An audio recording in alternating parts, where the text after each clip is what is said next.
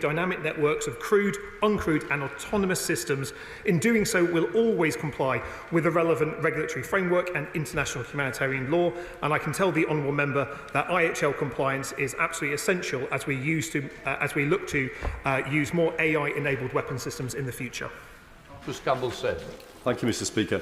The Strategic Defence Review rightly emphasised the importance of autonomous weapon systems in augmenting the UK's defence capabilities. But it also noted that the UK's competitors are unlikely to adhere to common ethical standards in developing and using these technologies. What specific measures is the government taking to help prevent and mitigate the potential harms of autonomous capabilities, both in the UK and abroad? Well, can I thank him for his question? It is absolutely right, Mr. Speaker, that we maintain a responsible AI systems in face of these adversaries using AIs in perhaps malign ways. The UK will adhere to our legal obligations and the values of the society that we serve. We're actively engaging through the UN and other processes in international dialogues on responsible AI, lethal autonomy and related strategic challenges, but all our activities will be in compliance with the international humanitarian law. We now come to topicals. Dr. L. Pinkerton. Number one, Mr. Speaker. Your state. Mr. Speaker, last week 32 NATO nations came together at the summit in The Hague, united in our collective deterrence and defence of the Euro-Atlantic area. I can report to the House that NATO is now bigger, stronger and more lethal than before. We signed a new defence investment pledge of 5% of GDP by 2035, with new capability commitments from each nation. It was a good day for NATO, it was a good day for British jobs, it was a bad day for Putin. Everyone at the summit agreed that Iran should never have nuclear weapons. We all also want the ceasefire now between Israel and Iran to hold, and we will work to support it. And finally, we also discussed this creating a new opportunity for a ceasefire in Gaza, a vital step on the path to peace. Dr. L. Pinkerton. Thank you, Mr. Speaker. I'm grateful to the Secretary of State for his response. Now that the Prime Minister has made a commitment, a cast-iron commitment, to match or to meet NATO's 5% defence spending target, I wonder if the Secretary of State will make a similarly welcome commitment to cross-party talks to establish a credible and durable path to meet that goal ahead of NATO's 2029 capability review. Well, I welcome the Liberal Democrat support for the commitment that we've made at NATO. The opposition leader was unable to do that at Prime Minister's questions last week, and if the honourable gentleman has ideas about how we should fund that in the next Parliament, I'd be perfectly welcome to hear them. Fergus. You, Mr. Speaker. Nothing matters more than home. So I welcome the huge progress made on forces housing, especially for forces families, in the last 12 months. But does the Minister agree with me that the half-baked reprivatisation plan from the opposition would actually be a huge threat to those in the armed forces and their families?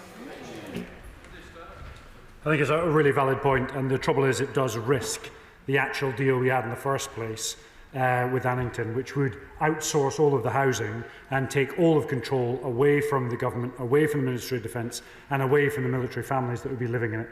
So we would argue that our housing strategy is going to come in after summer. It will be well thought through and delivered. So, Secretary of State James Cottage. Thank you. Does the Secretary of State support the action taken by the United States to bomb Iranian nuclear facilities? We're absolutely determined that Iran, as I said to my response to the topical question, should never have a nuclear weapon. We've been working along the diplomatic path with allies. Now that there is a ceasefire in place, the minds of all those NATO leaders, including President Trump, were to put our weight behind that diplomatic path. That's the way for a sustainable and verifiable end to any nuclear programme. It is extraordinary that a British Secretary of State for Defence is unable to give his explicit support to the military action of our closest ally, the United States. Mr. Speaker, isn't the real reason Labour can't back US military action against Iran the same as the reason they won't U-turn on Chagos or Northern Ireland veterans?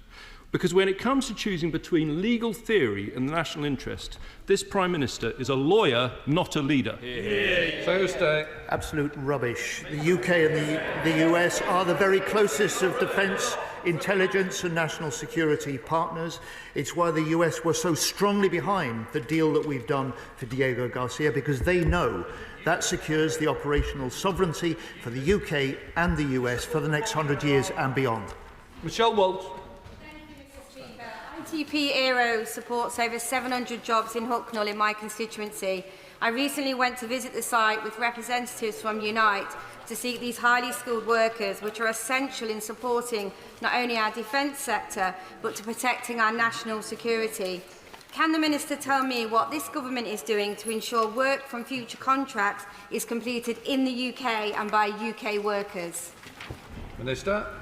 Well, I thank my honourable friend for highlighting the vital role of ITP Aero in some of our most important defence platforms, not least Typhoon and A400M. The Strategic Defence Review makes it clear that we'll back British-based businesses where possible, and ITP Aero are already helping to show that defence is an engine for growth in her community.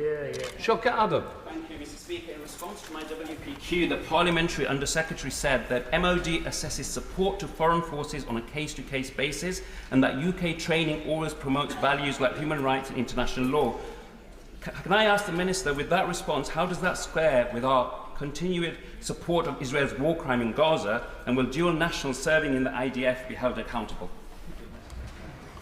Mr. Speaker, all actions of the UK government is in compliance with international humanitarian law. We want to see an immediate ceasefire in Gaza. We have fewer than 5 personnel from Israel on non-combat academic courses currently, but we keep all our training under review. Tristan Osborne. Mr. Speaker, many ministers will be aware of the recent launch of XV Excalibur in the south of England, an autonomous submarine and vehicle that is the future of naval capability. Can the Minister clarify what other investments the Strategic Defence Review is making in autonomous vehicles and unmanned submarine technologies and glider technologies? Minister. Can I thank him for raising that? Excalibur will be an incredible autonomous asset. And as the Street Defence View sets out, it's not only crewed, uncrewed and autonomous systems that will be standard across armed forces. It is the fact that at the heart of it will be investment in the people who will be manufacturing, standing behind it. And that's why when the Defence Investment Plan comes out later this year, there'll be more opportunities for SMEs, primes and businesses right across the country to invest in our uncrewed and autonomous future in a hybrid military. Rebecca Smith. Thank you, Mr. Speaker, last week I asked the Chief Secretary to the Treasurer what happened to the £4 billion earmarked for autonomous systems, including in Plymouth, that were written into the Chancellor's spending review speech but not actually delivered on the day, and he didn't know. So can the Secretary of State confirm that this funding does indeed exist, and would he like to accept an invitation to come to Turnchapel Wharf, where marine autonomy is being developed and is exciting? And Mr. Speaker, I can confirm the £4 billion is funded. I can confirm it's double what was planned before the election in autonomous and drone technology in this Parliament, and I confirm that we will spend it and invest it in this Parliament. And I always like coming to Plymouth, as my honourable friend, the Armed Forces Minister, drags me down frequently. Chris Bloor. Speaker, last week's historic NATO summit concluded with members laying the foundation for a strong and united NATO. With the changing nature of the threats we face, does the Secretary of State agree with me that working even more closely with our NATO allies is crucial to keeping the UK secure at home and stronger abroad? I do indeed, Mr. Speaker. NATO is bigger, stronger, more lethal than ever before. It is our guarantee that we will never fight alone, and that's why the leading contribution Britain makes to NATO deterrence and defence is a big part of keeping us safe for the future. Chris Colton. Speaker, does the government know if the US government is still providing technical military intelligence support, such as ELINT or imagery, for Ukraine? And if it were cut off by President Trump, would the Americans effectively restrict our British military technical intelligence support to Ukraine? I thank him for his question. He will understand that we can't talk about sharing military intelligence on the floor of the House, but as he has an interest in this, as do I'll be very happy having a conversation with him. Snell. Staffordshire Tri-Service Veterans Association does a wonderful job supporting veterans across Stoke-on-Trent, but all too often they find that the military covenant isn't working for them, and in Stoke-on-Trent in particular it seems to be failing. So could the Minister set out what action this government is taking to ensure that the covenant is actually worth the paper it's printed on in cities like mine? Absolutely, and I'd like to highlight the Prime Minister made the announcement about broadening the covenant and the duty of care that would deliver from 3 government departments to 14, and it will now be on other government departments to ensure that level of duty is adhered to across all of the local councils. Thank you very much, Mr. Speaker. 3,537 of my constituents in South Norfolk are veterans. Being a veteran in a rural community is very different to being in an urban community. So what action is the government taking to ensure that my veterans have the support they need? So, as mentioned several times today already, the Valour programme will accommodate that. It will not be a service that is a blueprint for everyone, but will take those geographical differences into place and make sure it's fit for purpose to make sure our veterans get the deal they deserve. Mr. Speaker, the SDR published this month clearly states the foundation of the UK's approach to deterrence remains a minimal, credible, independent UK nuclear deterrent assigned to the defence of NATO, and it goes on to say that the UK's nuclear weapons are operationally independent. Somehow, in the last 29 days, the UK government no longer sees its Trident nuclear missiles as a minimal, credible deterrent. Why was this major change in policy not announced in the SDR? Can I thank him for the question? It is very clear from this government that our support for our independent nuclear deterrent is solid. It is not changing. We're investing in new submarines. We're investing in the base in Faslane. We're investing in new nuclear reactors in Derby. And we're backing those people that keep our country safe with that ultimate guarantor of our security, that nuclear deterrent. For the rest object. Thank you, Mr. Speaker.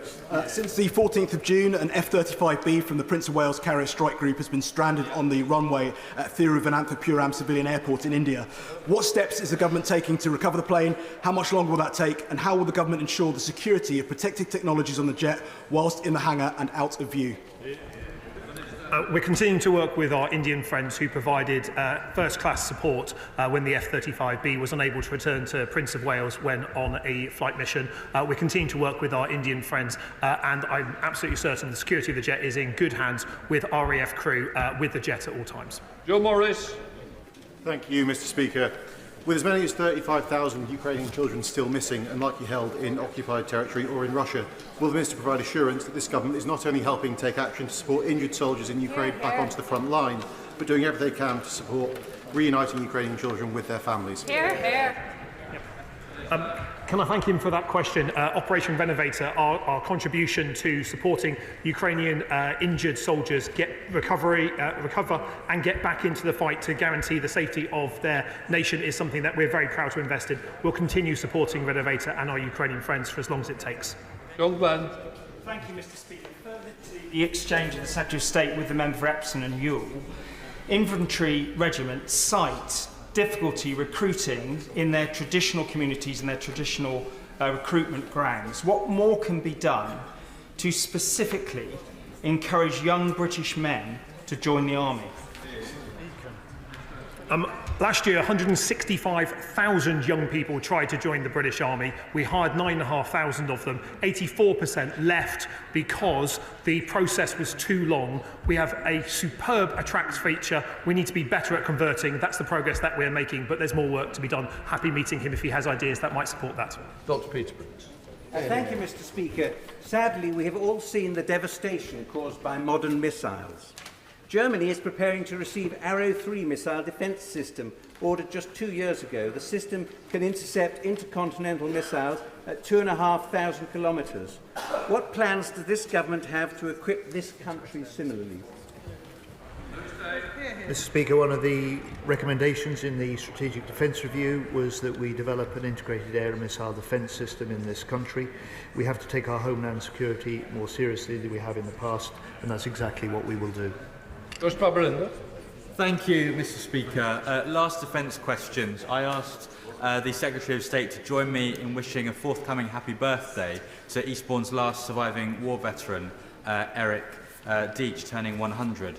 Unfortunately, tomorrow I shall be a pallbearer at his funeral. He didn't make it. And so will the Secretary of State, ahead of that funeral, join me in wishing one final tribute to Eric for his service and everything he did to fight for our country? Yeah. I'm grateful to the Honourable Gentleman. It needs no words. He heard the response of the House to Mr. Deach, his family and his friends and his comrades. We offer our deepest sympathies, and our thoughts will be with the Honourable Gentleman tomorrow as he bears that coffin into the crematorium or to the church for Mr Deitch's final journey. Andy MacDonald. Will the government raise with the F-35 Joint Programme Office or with the Joint Executive Steering Board the human rights breaches and the possibility of suspending Israel's access whilst also maintaining supplies to other customers?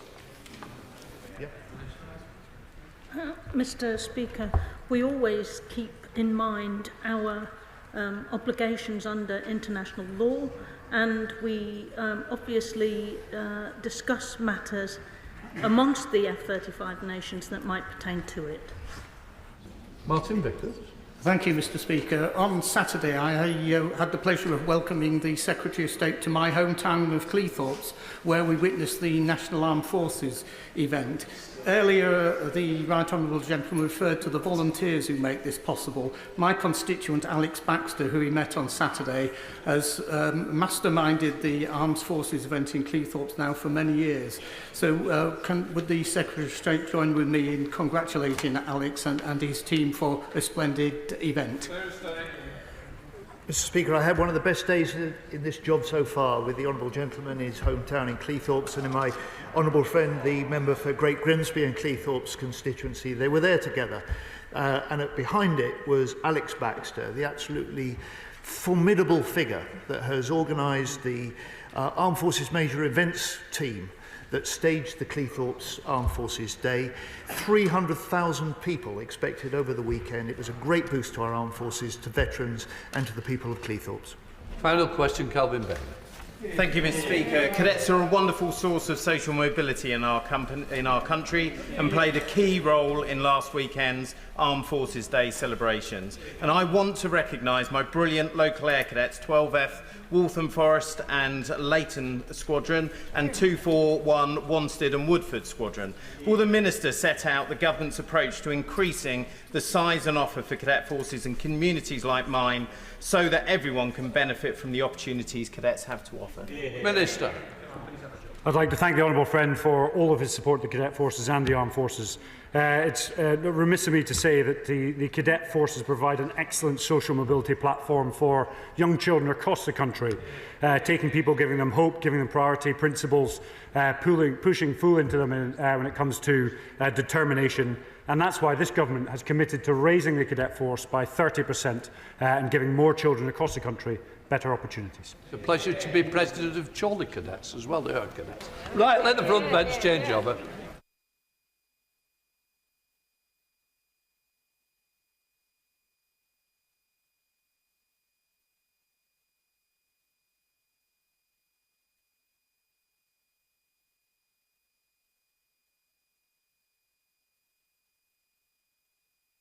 Right, we now come to the statement. Secretary of State for Works and Pensions, Liz Kendall.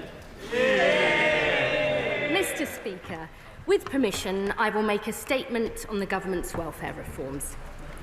This government believes in equality and social justice, and we are determined to build a fairer society where everyone has the chance to fulfil their potential and achieve their ambitions, no matter where they're born or what their parents do. We know, as all Labour governments know, that the only way of unlocking the potential of individuals and our country as a whole is when we collectively provide real opportunities and real support. I am proud of the steps that this government has already taken to deliver on our promise of a better future for all.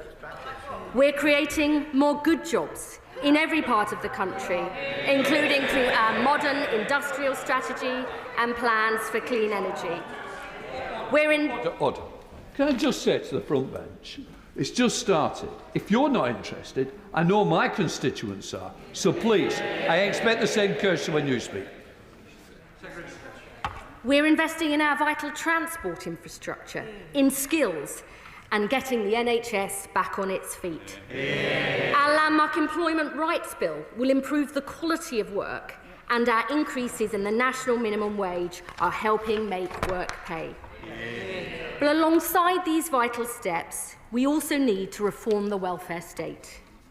The principles set out in our Pathways to Work Green Paper are rooted in values I know many MPs share. That those who can work must work, but often need proper support to do so. Those who can never work must be protected. And that the welfare state must be fair both for those who need support and for taxpayers, so it is sustainable for generations to come. But the system we inherited from the party opposite is failing on all these fronts. It incentivises people to define themselves as incapable of work just to be able to afford to live. It then writes them off and denies them any help or support. The result is 2.8 million of our fellow citizens now out of work due to long-term sickness.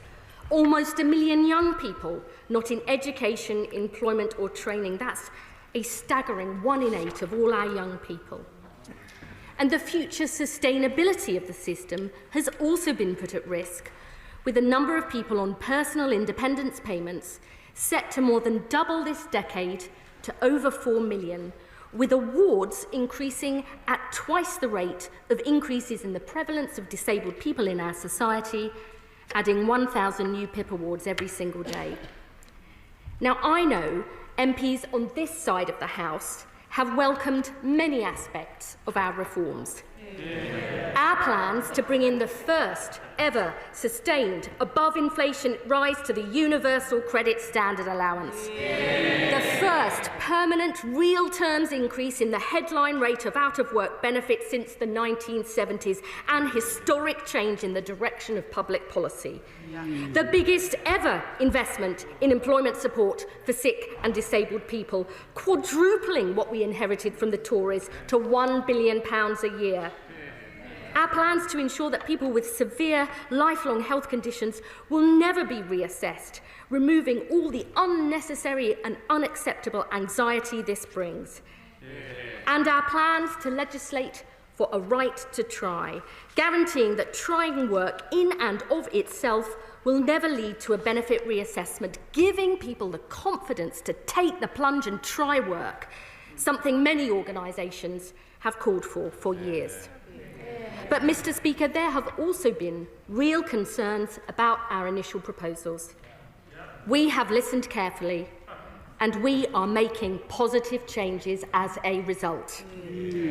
First and foremost, many members of this House, alongside disabled people and their organisations, have been very concerned about requiring existing claimants to score a minimum of 4 points on at least one activity to be eligible for the daily living component of PIP when they are reassessed after November 2026. And they've been concerned that the pace of change was too fast. I fully understand that even though 9 out of 10 people claiming PIP when the changes come in would be unaffected by the end of this Parliament, that this has caused deep and widespread anxiety amongst existing claimants, because they rely on the income from PIP for so many different aspects of their lives. So we will now ensure the new 4-point requirement will only apply to new claims from November 2026. This means no existing claimants will lose PIP because of the changes brought forward in this bill, and existing claimants of passported benefits like carers allowance will continue to get them too. Now, some people have said they're concerned it will create a two-tier system. But I would say to the House, including members opposite, that our benefits system often protects existing claimants from new rates or new rules, because lives have been built around that support, and it's often very hard for people to adjust. For example, some people still receive the severe disablement allowance, which was closed to new claims in 2001.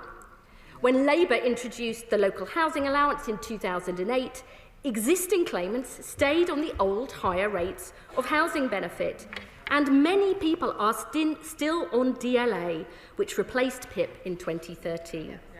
So we believe protecting existing claimants whilst beginning to focus PIP on those with higher needs for new claimants going forward, strikes the right and fair balance.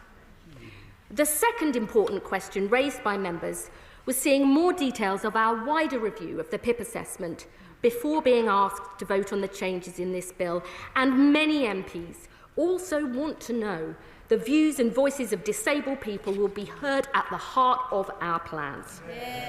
So we have today published the terms of reference for our wider PIP review, led by the Minister for Social Security and Disability, to ensure this vital benefit is fit for the future, taking account of changes in society since it was first introduced. The review will look at the role of the PIP assessment, including activities, descriptors and the associated points, to ensure these properly capture the impact of long-term health conditions and disability in the modern world.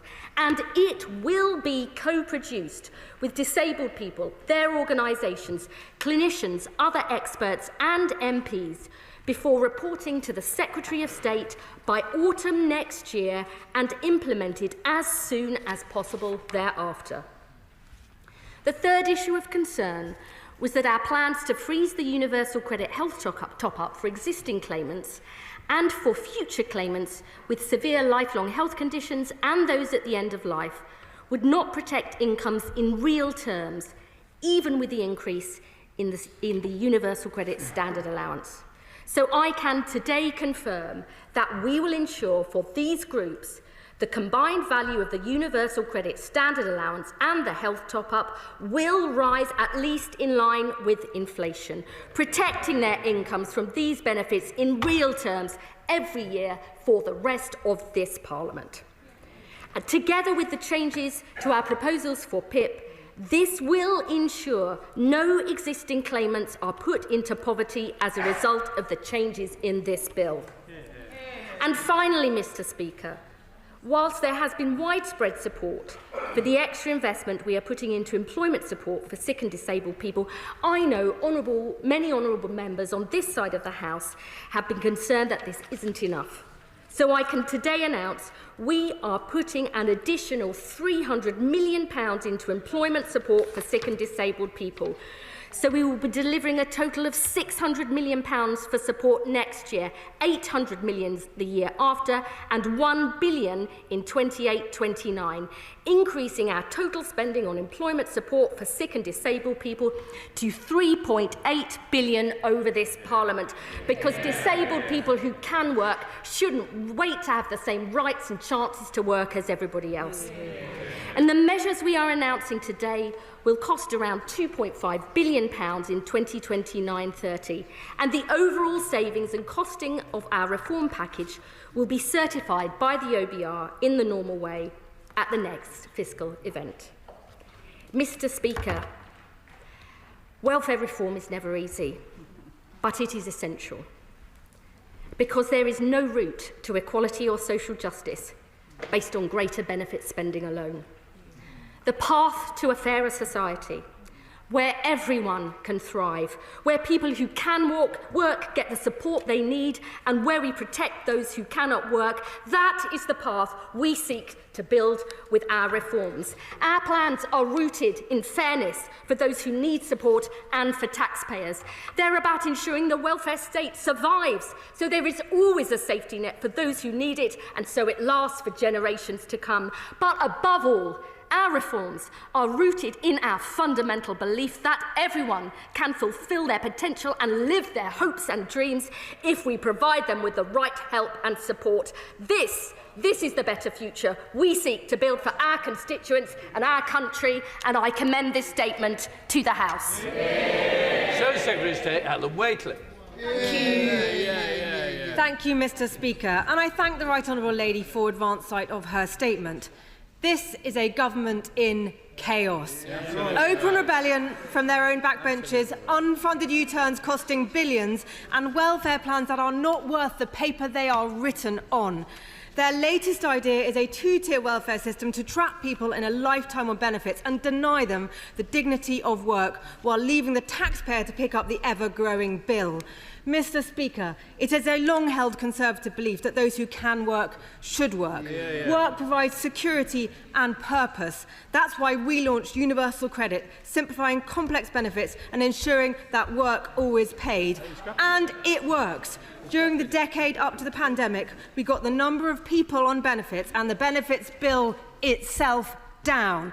800 jobs were created for every day that we were in office, giving millions of people the dignity and security that work brings. But then, during the pandemic, we saw something new. The health and disability bit of our benefit system started to break. The bill is forecast to hit £100 billion by 2030. £1 in every £4 of income tax will be spent on health and disability benefits, more than the entire defence budget. This is not fair for the taxpayer, not fair for people who are written off, and certainly not sustainable for the country. Yet, despite Labour having 14 years in opposition and now a year in government, they still don't have a plan to bring down the welfare bill or get people into work.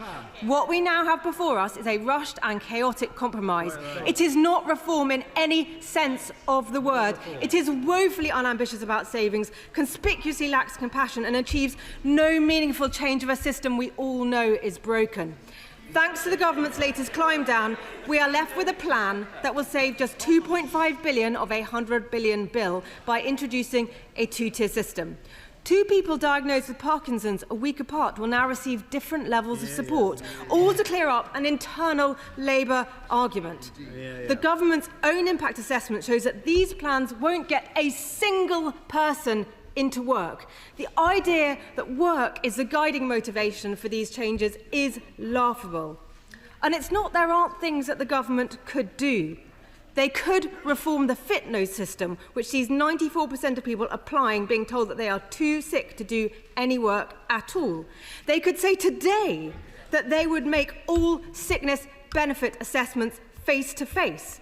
And they could get a grip of the rising claims for common mental health problems like anxiety and depression. Claims for these and neurodevelopmental conditions like ADHD are the main reason for the steep rise in the number of people in sickness benefits and make up more than half of all new claims. Absolutely. The Centre for Social Justice have found that you could save up to £9 billion by reforming these benefits.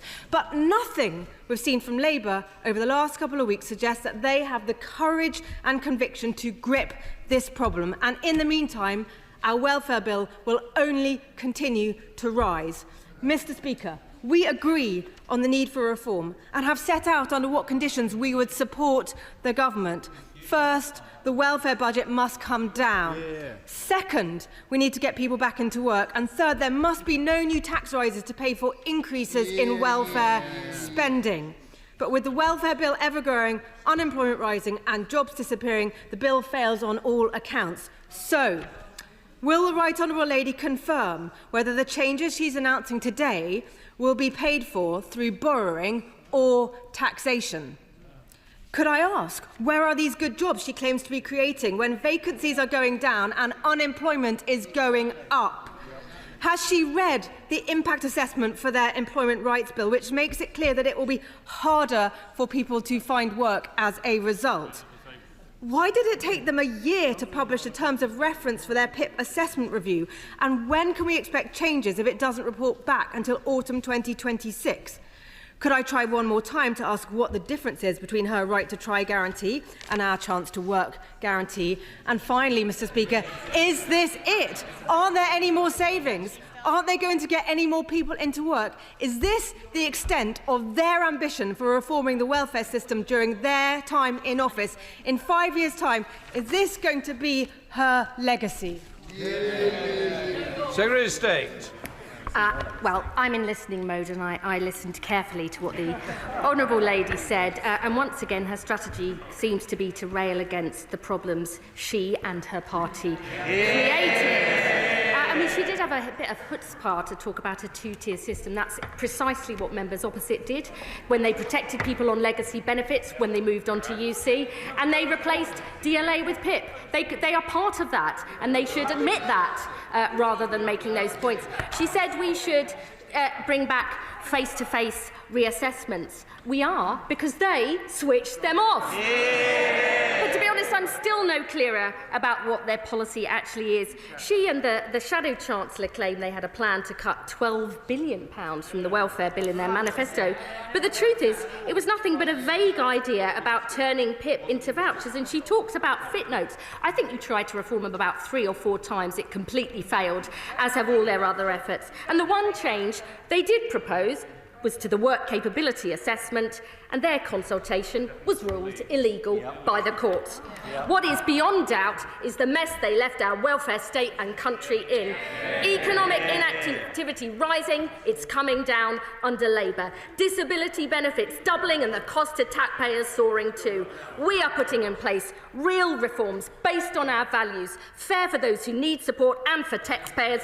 That's the leadership this country deserves. I'm now coming to the chair of the Select Committee, Debbie Abrahams. I'm very grateful to my right honourable friend for her statement, and I absolutely agree. We must reform our social security system. Under the previous government, it neither supported or protected disabled people. I'm also very supportive of the principles that the government has set out. But can I just query some of the points that she has said, particularly about a new PIP assessment process under the PIP review that my right honourable friend, the Minister for Social Security and Disability, will be undertaking. She said that 4 points won't apply until November 2026, and that the review will report in November 2026. But surely the PIP review should determine the new process. If this is being truly co-produced with disabled people and their organisations, the review should determine both the new process, the new points and the new descriptors, and we shouldn't predetermine it at 4 points at the moment. Secretary of State. I thank my honourable friend for her question, and I'm obviously looking forward to coming and giving evidence about our overall proposals to the Select Committee. The bill brings forward a 4-point requirement for all new PIP claims after 2026. I've been very clear this will only apply to new claimants. We are also committed to this wider review of PIP, so it's fit for the future. That will include considering the assessment criteria, the activities descriptors and the associated points to ensure they properly reflect the impact of disability in today's world. The review will conclude by autumn 2026, and we will then implement any changes arriving from that as quickly as possible. I would say that we have to get the right balance here, because we do seek to, I've been a long-standing champion of co-production, including when I was the Shadow Minister for Social Care. We have to do that properly, but the 4-point minimum will be in place for new claimants as we look to make changes for the future. Liberal Democrat spokesperson Steve Dunn.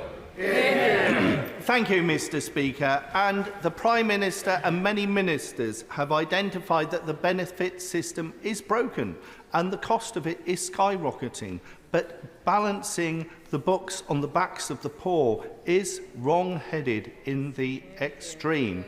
The proposals today are a leap into the dark. Colleagues, Liberal Democrat colleagues, and I are really concerned that these proposals are rushed proposals, and legislation that is rushed is often wrong with unintended consequences. As Liberal Democrats and the Member of Parliament for Torbay, we're really concerned about disabled and long-term sick, their children, their families, and also carers. There are some root causes here. Our broken NHS and social care system needs to be resolved so that there is the support for those who are most in need. Our access to work scheme is broken and needs resolving as a matter of urgency. There are some real challenges there, and so I hope the Minister will give some genuine answers around what consultation has the Minister undertaken with carers, and also what cost shunting have you identified for our care and social needs system with any proposals. And finally, will the Minister consider withdrawing these proposals so there is adequate consultation and scrutiny to avoid any bystanders being hit by these proposals? The honourable gentleman for his question. I do know he cares passionately about these issues. He raises the urgent need to make sure that our NHS is back on its feet, and we are beginning to make a difference with waiting lists down for the first time in 2 years, creating 4 million more appointments in our first year, when that's more than double we promised. He talks about the failings of access to work. I absolutely agree. That is why, as part of the Green Paper, we are looking to reform it so it's available to more people in future. And we passionately care about family carers. And as I said in my statement, existing benefit claimants will be protected as a result of the changes announced today, and all those carers who get their carers allowance because it's a passported benefit. I would say to him too, we are looking at the future of social care with the review by Louise Caseby. The reason we are bringing these changes forwards is we do not think that it is acceptable that the UK has one of the widest disability employment gaps in Western Europe at 28%, much higher than Germany, France and Sweden. We think that's unacceptable. We want to change it, and that's why we're making these reforms. Can we try and speed up question and answers? It's not your fault. I'm just thinking of the numbers. Everybody wants to make a comment. I understand why. Joanna Baxter is a good example. Thank you very much, Mr. Speaker. I welcome my honourable friend's statement and the additional £300 million for employment support, and also that the PIP review will be co-produced with disabled people and their representatives. But many of my constituents in Paisley and Renfrewshire South are relying on the Scottish Government for employment support and also for getting waiting lists down to help them back into work. So can she outline for me what discussions she is having with the Scottish Government to address those concerns? Well, our new Jobs and Careers Service applies in all parts of the UK, including Scotland, to help get more people back into work with personalised support. And I would simply say the spending review has delivered an additional £9 billion for Scotland, the biggest ever settlement in the history of devolution. And I just hope that the SNP matches our ambition to get more people into good work instead of cutting the employability budget as they have done in recent years. John Glenn. Thank you, Mr. Speaker. I think the vast majority of people in this country believe in a welfare system that is compassionate to the vulnerable and particularly the disabled. But that they can no longer understand why so many people in this country, in contrast to other similar countries, have so many in this situation where they're not working.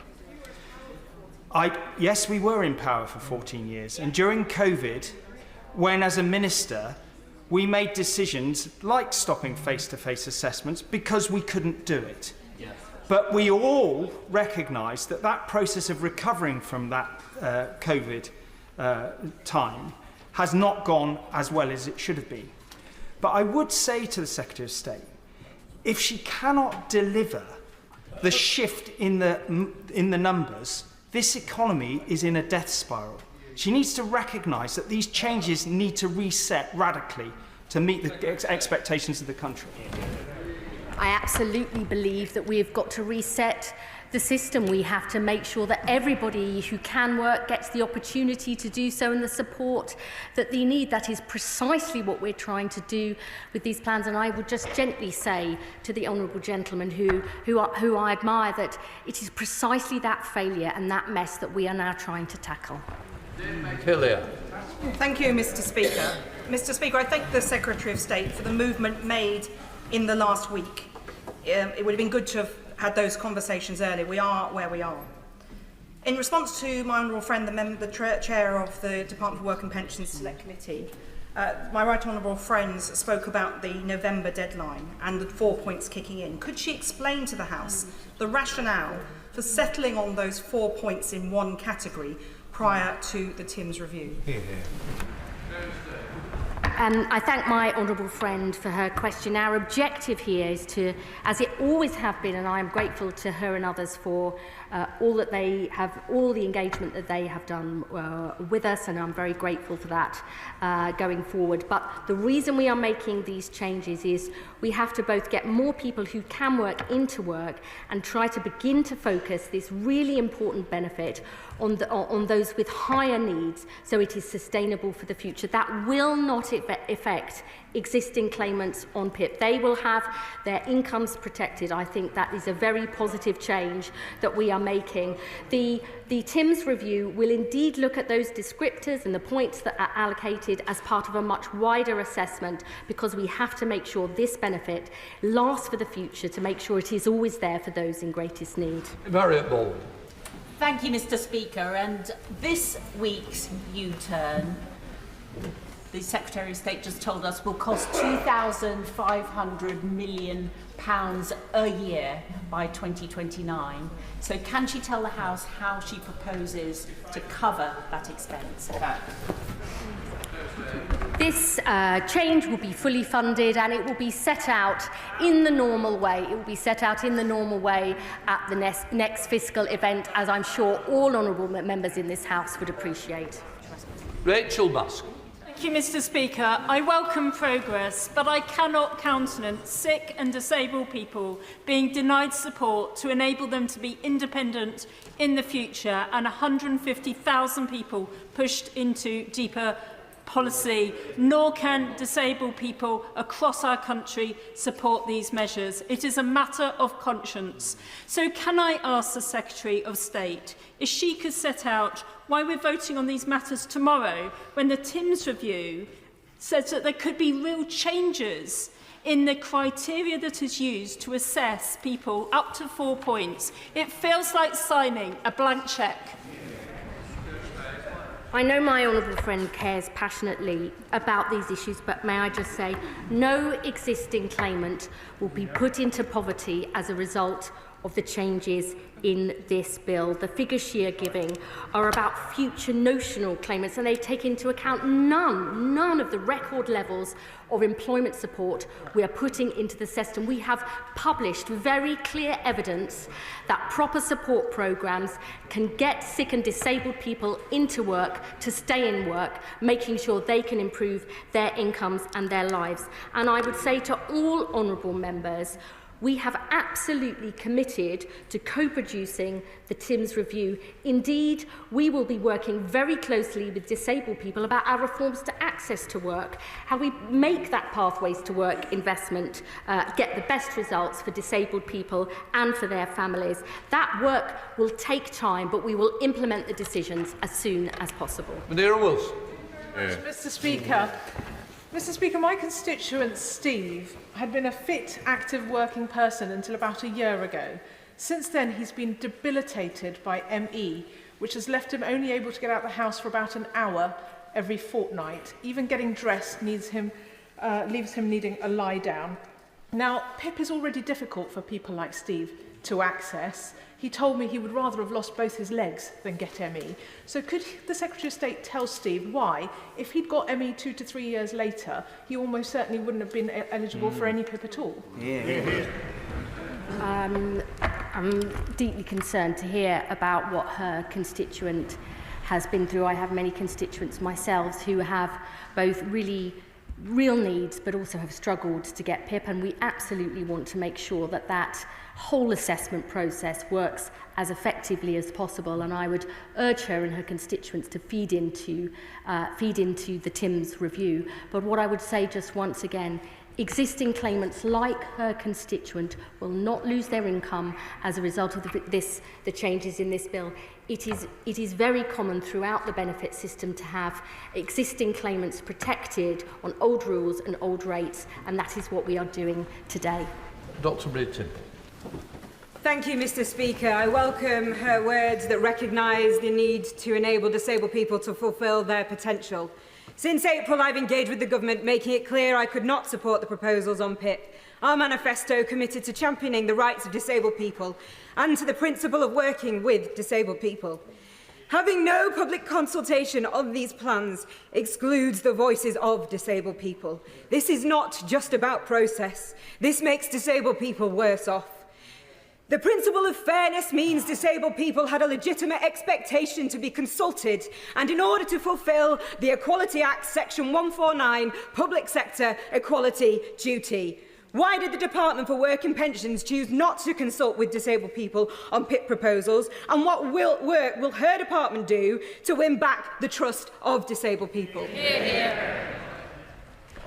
My honourable friend is a powerful voice, and I know she will always remain that in this House. We are absolutely committed to co-producing this PIP review led by Sir Stephen Timms. She may know we are also setting up collaboration committees on access to work and on pathways to work to make sure we really get this right. I look forward to meeting with her and many other disabled people and their organisations to absolutely make sure we get this right as we go forward. Sir Desmond Swade. To describe it as fair and equal, to treat people with identical conditions differently purely on the basis of whether they are an existing applicant, an existing recipient of benefits, is Orwellian newspeak on stilts, isn't it? So why did his party do it for 14 years? Vicky Foxcroft. Thank you, Mr. Speaker, and I thank the Secretary of State for her statement.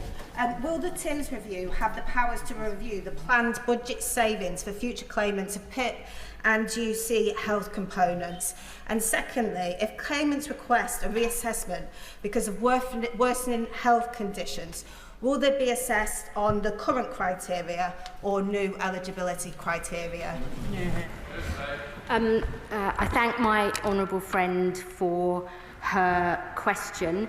The PIP review is not driven by an objective of making savings. It's about making sure that this really vital benefit is fair and fit for the future.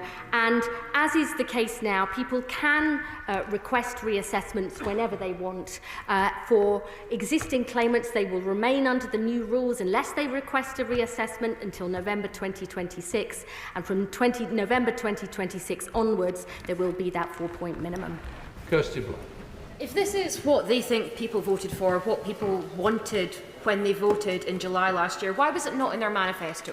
Why did they not put in their manifesto that they were going to cut the winter fuel payment, that they were going to keep the two-child cap, and that they were going to push 150,000 more disabled people into poverty?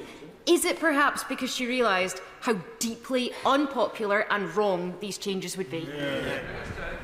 I mean, it was, I don't expect her to have read every line of our manifesto, but reforming the benefit system was in our manifesto, and so too is our commitment to tackling child poverty. And I would say I am beyond proud that the Chancellor invested the resources we need to extend free school meals to all families on universal credit and lift 100,000 children out of poverty, a down payment on our child poverty strategy this autumn.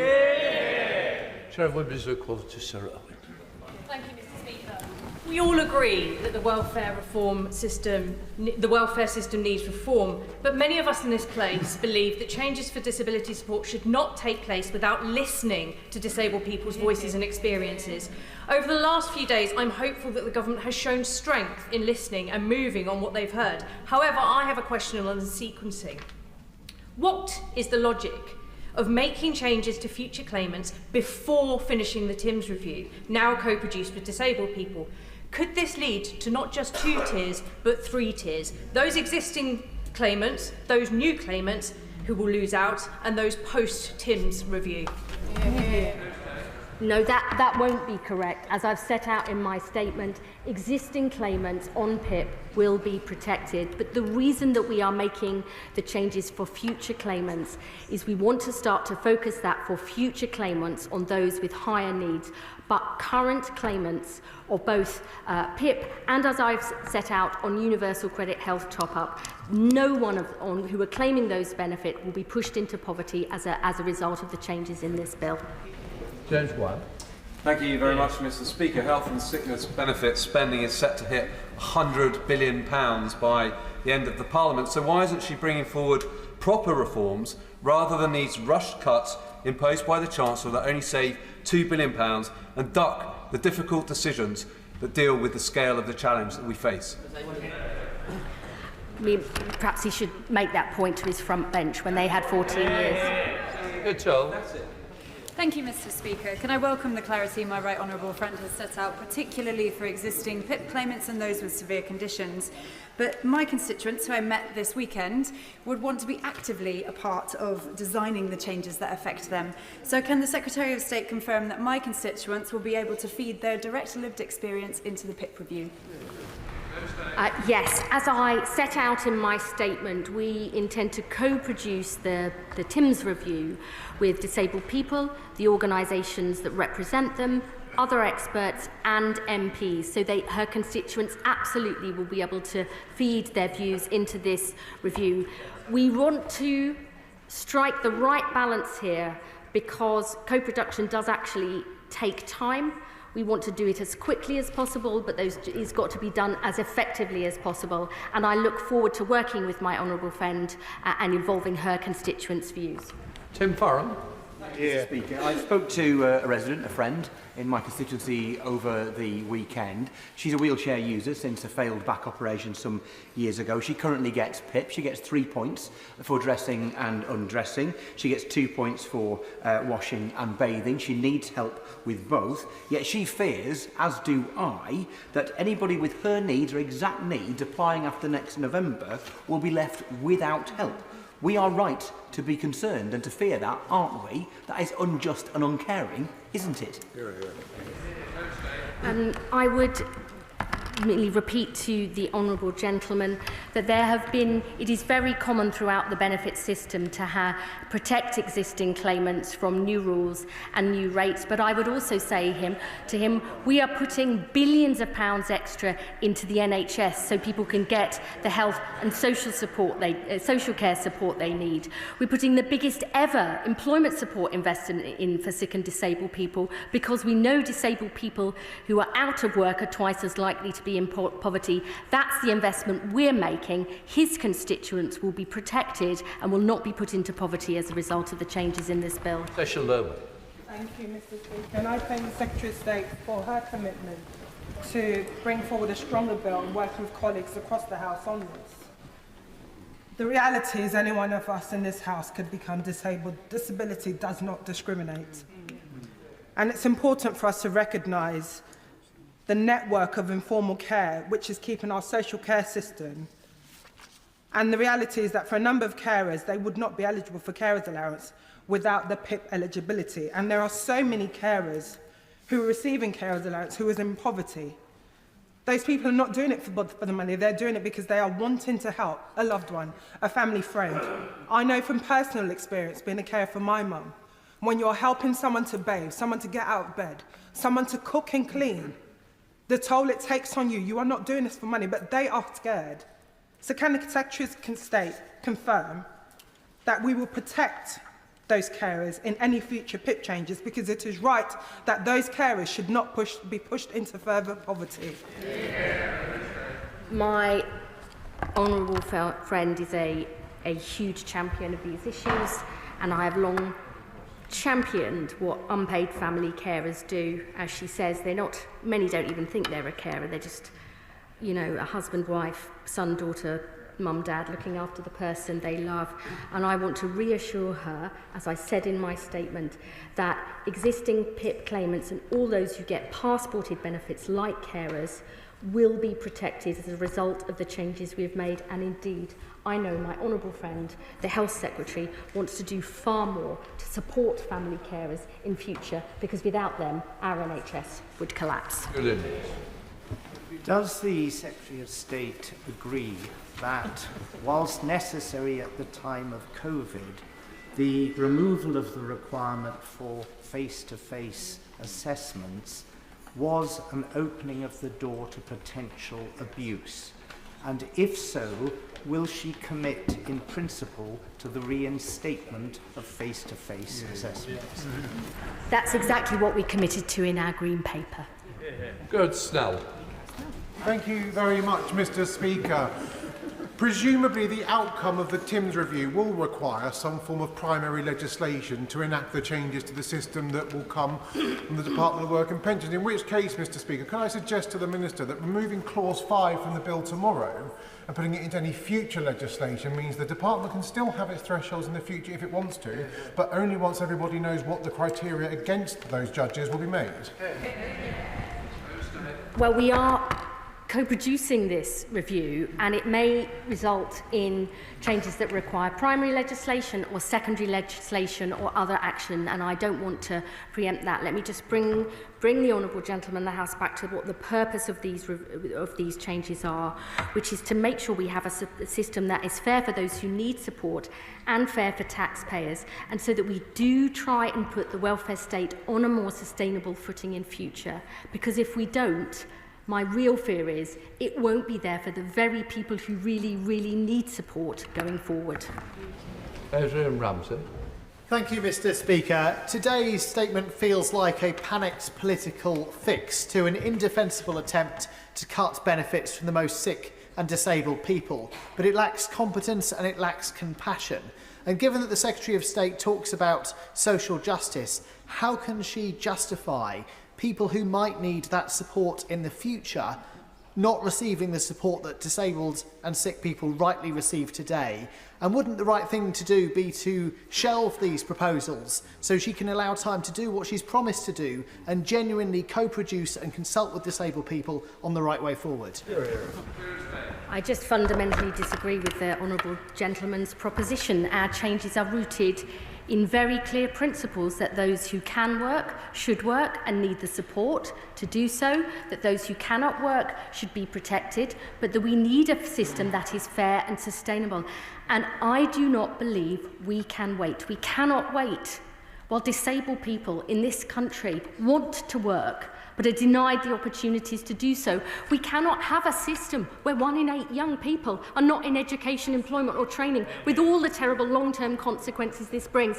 And we cannot see 1 in 10 of our fellow citizens trapped out of work, economically inactive, because that is not a good future for them or for our country. Derek Twin. Thank you, Mr Speaker. Mr Speaker, we already know that the bill as published was flawed. We know that because the changes that have been announced today and have been made over the last few days. So while I welcome, of course, the wider review of PIP and the consultation with disabled people, their organisations and clinicians, I do have to put the question to the Secretary of State. Given this wider review, given the Timms review is yet to report, why are we pushing ahead at this stage? Because we have to begin to reform the welfare state to help those who can work to do so, to protect those who cannot, and to begin to put our welfare state on a more sustainable footing in future. This protects existing claimants. They will not be affected by the changes in this bill. It ensures that people have a right to try. It ensures those with severe lifelong conditions never face reassessment. It comes alongside the biggest ever employment support for sick and disabled people. I think that together, this is a fair and balanced package that meets the needs of existing claimants and reforms the welfare state for the future. David Hunt. Thank you, Mr Speaker. There were almost 1 million fewer workless households in 2024 than there were in 2010. And one factor behind that was universal credit and reducing the barriers and the perceived risks of going back into work if you weren't sure how it was going to work out. Now, notwithstanding the right to try, if there are in future going to be 2 different levels of health component outside of the severe conditions criteria, isn't that going to raise those barriers back up and do the exact opposite of her stated intent? Fundamentally disagree with the honourable gentleman, who I have great respect for. I actually think that universal credit, some of this actually locked people out of work because they had to define themselves as incapable of work, unable to afford to be able to live. Fewer than 1% of people on UC Health, fewer than 1% move into work every single month. That is not good enough for them, their incomes and their life chances, and it's not good enough for the taxpayer either. Yuan Yang. Mr. Speaker, and I thank the Secretary of State and her colleagues in the department for their tireless work over the last week, and I very much welcome her commitment to co-production with disabled people in the Thames Review. The atrocious handling of the pandemic by the previous Conservative government has left the economy and disabled people paying the cost. I would like to ask the Secretary of State to confirm then whether the Thames Review funding model will have the fiscal baseline of the 4-point system inherited, and if that is the case, how can that be meaningful co-production with disabled people? I thank the Honourable Lady for her question, and I agree with her comments about the state of the economy. As I said in my statement, the 4-point minimum will not now relate to existing claimants. It will come in November 2026 for new claims. But the Thames Review and the co-production will indeed look not only at the activities and the descriptors, but the points given to them. It is really important that we don't set up a process of co-production and then overrule that. We want to have a benefit system that enables disabled people to have dignity and independence and the same choices and chances to live the life they want as anybody else. It's a really important process, and I hope that she and many other honourable members in the House will work with us to get this right. Helen Miller. Thank you, Mr. Speaker. I recently met with a support group in my constituency of Bristol Woodstock of those who suffer from ME, chronic fatigue syndrome or long COVID. And their description of the devastating impact of these variable conditions was very affecting. I want to ask the Secretary of State today if one of those people were to have an improvement in their condition, such that they were no longer eligible for PIP, and then to re-present for assessment, would they be entitled to return to the PIP level they were on previously, or would they be treated as new applicants under the terms that she has described today? The honourable gentleman raises a really important point, which is precisely what we want to look at in the PIP review, because it doesn't take into account fluctuating conditions. That is a really important issue moving forward, and I hope that he, his constituents and organisations that represent those with fluctuating conditions, we will be absolutely determined to involve them in the process of this review. Patricia Ferguson. Thank you, Mr. Speaker. I'm very grateful to my colleagues in the Labour front bench for listening to what backbenchers have been saying for months now and for making so many changes. However, I didn't see any changes that affect young people, particularly care-experienced young people. So I wonder if the Secretary of State could cast some light on what discussions are ongoing with young people about the processes involving them. I really thank my honourable friend for her question. I would say a couple of points in response. As part of the process of the Green Paper, we're establishing a youth panel to make sure that young people's voices are heard in our future reforms. And actually, many of the youth guaranteed trailblazers that we're putting in place as part of our £240 million Get Britain Working Plan are looking to provide extra support for young care leavers because they're in different circumstances and need extra help. I'm sure there's far more that we can be doing in future, and I urge her to work with us to make sure their views are heard at the heart of our plans going forward. Sammy Woods. Thank you, Mr. Speaker. There are many on these benches who want to support the government in achieving the objectives of getting people back to work and being fair to those who can't work. But does she realise how difficult her actions make it for us to give support? Last week, the Deputy Prime Minister stood at that box and said, these proposals will go before Parliament this week, they're fair, and if they don't go, there's a black hole in the economy which we can't fill. And this week, we're now told that, well, actually, there's lots of people who were vulnerable, and it's not fair, and they rely on the income, and we will find the money. And the only thing that's changed in the week is that 120 backbenchers signed letters that wouldn't support these proposals. Does she realise how cynical this appears? And this is not about well thought out proposals, but simply a way of buying back the backbenchers who were rebelling. It may astonish the House that I think leadership is about sticking to your principles and values and listening to make sure that you get things right. I believe listening is a strength, not a weakness. I believe that in politics as well as in life. Gregory Poynton. Our welfare system must do much more to support and reward work. and also support people who are looking to re-enter or enter work. So what difference does you believe the right to try guarantee will help and achieve that?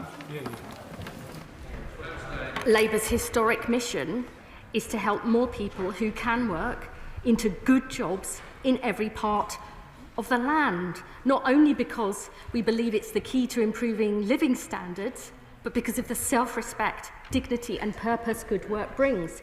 The right to try is a really important step because we know around 50% of sick and disabled people say the reason they aren't trying work is because they fear they'll be reassessed for their benefits. We've got to put that right. But we have also got to put in place the employment support. We've got to create the good jobs in every part of the country. We've got to get those waiting lists down so people can get back to health and back to work. We are taking action on all those fronts, and I look forward to working with my honourable friend in his constituency so more of his constituents can benefit. Thank you, Mr. Speaker. Mr. Speaker, it seems to me entirely reasonable that a government should want to control the amount it spends on welfare, and entirely reasonable to want to focus it on the most in need. But I do not understand why they brought out such rushed changes which have done nothing but cause anxiety and distress, and left them in a worse position where now they've U-turned, they're neither making the savings nor reforming the welfare. So could you, Secretary of State, please explain to me what the rationale is for the 4-point limit that she's brought in? For new claimants, it's because we believe we need to begin to focus this vital disability benefit on those with higher needs, because I am really concerned that a doubling of the number of people on PIP over this decade, from 2 to 4.3 million, with claims and awards rising at twice the rate of the increase in the number of disabled people in society. I am deeply concerned that that risks the sustainability of the future, the system in future, and we have to make sure it's there for those who really need it, providing that vital safety net going forward. And she talks about things having a reasonable approach. I really do believe that this is. I believe protecting existing claimants, beginning to make changes for future claimants, backed by the changes for the right to try, stopping reassessments and investment in real employment support. I think that is the fair and right balance for the people who need support and for taxpayers. Thank you, Mr. Speaker. I thank the Minister for her statement and her engagement. My question is about the co-production proposal. By what mechanism will that be given effect, and how is co-production here different to consultation? Will disability groups have any entitlements or powers beyond simply giving their views? I thank the honourable gentleman for his question. We are not setting out the precise detail of how co-production work. I think that goes against the very essence of it. We are already in discussion with disabled people and their organisations. On our green paper, we've already set up what we call collaboration committees on our reforms to access to work and our pathways to work investment in employment support, because we want to get this right. We look forward to those discussions to make sure people have a proper say and are fully engaged and involved, because we want to make sure we get this right. Mr. Speaker, in her statement, the Secretary of State recognised, I quote, that existing claimants rely on the income from PIP for so many different aspects of their lives. One aspect, of course, for many is work. Why does she think that new claimants won't have the same need, and what aspects of their lives does she think they should curtail? The Honourable Lady raises a really important point, and access to work is precisely there to support people who have needs over and above the legal requirements on employers to make reasonable adjustments. We need to fix that system because the backlogs are too long, not enough people are getting that support, and that is precisely why we're consulting on the future of access to work, and we will make the changes that people need so they can get the help they need to get good, meaningful work and stay in work and deliver that as soon as possible. Thank you, Mr. Speaker. Despite the changes, isn't it the case that over 400,000 disabled people are constituents who need assistance to cut up their food, wash themselves, go to the toilet, dress themselves, will be denied PIP from next year when they currently would have got it? And isn't the reality that Labour MPs will have to deal with this week after week after week in their constituency surgeries? And wouldn't it be better if rather than trying to save political face, the government pulls this artificial politically imposed deadline of tomorrow. It's important, not that we save face, but that we get it right. Many honourable members have understandably raised concerns because their constituents on PIP right here, right now, are extremely anxious, even though 9 out of 10 of them who are on PIP by the time these changes come in would not have been affected. They will be protected in future. The TIMS review will look at this vital benefit going forward, the activities, the descriptors and the points it gets, and I really hope the Honourable Gentle will engage with us throughout this process to make sure we get it right. Ann Davies. Diolch yn fawr, Mr Llafaridd. The UK Government's amendments to the Universal Credit and the Personal Independent Payment Bill weren't included in the initial statement on the bill's compatibility with the European Convention on Human Rights. Discrimination is a real concern given that two people with the same condition could receive different support based on when they become sick or turn 18. So will the Secretary of State now make an updated statement on compatibility and also confirm that the Department has complied with a public sector equality duty under the Equality Act 2010? I can indeed confirm that we have complied with all of our legal requirements. Stella Creasy. Thank you, Madam Deputy Speaker. I don't doubt the commitment of the Secretary of State to getting this right. And she will be very, very aware that as it stands, the legal advice we've had is that these proposals will breach our obligations under the UN Convention on the Rights of People with Disabilities, something the previous government did, and we rightly challenged them on it. So that we do not make the same mistake, will she give a commitment to write into a bill that these proposals will be compliant with that commitment to make sure that persons with disabilities have social protection and the enjoyment of that right without discrimination on the basis of their disability? I would simply say to my honourable friend, who knows I have deep respect for her, that I would not be making any changes that I believed were incompatible with the law. Paul Holmes. Thank you, Madam Deputy Speaker. I'm sure the Chancellor will be delighted that the flip-flopping of the Prime Minister has meant that she has to find another £2.5 billion in taxation on people in this country. But does the Secretary of State think that it is fair that a two-tier system has been created? Because why would anybody on the old rate seek work when they know that if they go into work and it doesn't work out and they claim again, they'd get a reduced rate under her government? Because PIP is not an in-work benefit. Chian Wara. Thank you, Madam Deputy Speaker. The North East has the highest rate of disability in the country, 31%, and over a quarter of those of working age are living in poverty. So the Secretary of State is absolutely right to say that welfare reform is hard, it is essential, and it must reflect Labour values and disabled voices. So could she set out to us how the co-production of the new system with disability groups will ensure that it is a fairer system, and whether how North East disability groups will be able to be involved? We will absolutely ensure that the views and voices of disabled people right across the country, including in the North East, are fully involved in our process of co-production. She is a powerful champion of this. I hope she too will get involved with our plans. The Minister for Social Security and Disability, Sir Stephen Timms, will be developing the process of co-production in close conduct with disabled people and their organisations, and I am sure that he will update the House shortly as these plans progress. Jeremy Corbyn. Madam Deputy Speaker, on page 3 of her statement, the Secretary of State asked herself the rhetorical question about a two-tier system. Can she simply confirm that somebody now eligible for personal independence payment gets it, somebody with a similar condition, whenever this bill has become law, suffers the same kind of condition, will not be eligible for the personal independence payment, and their support will be either from friends or family or no support at all? Is she really happy that we're deliberately creating a two-tier system for people with profound needs and disabilities who quite rightly expect the community as a whole to recognise and support them? Absolutely.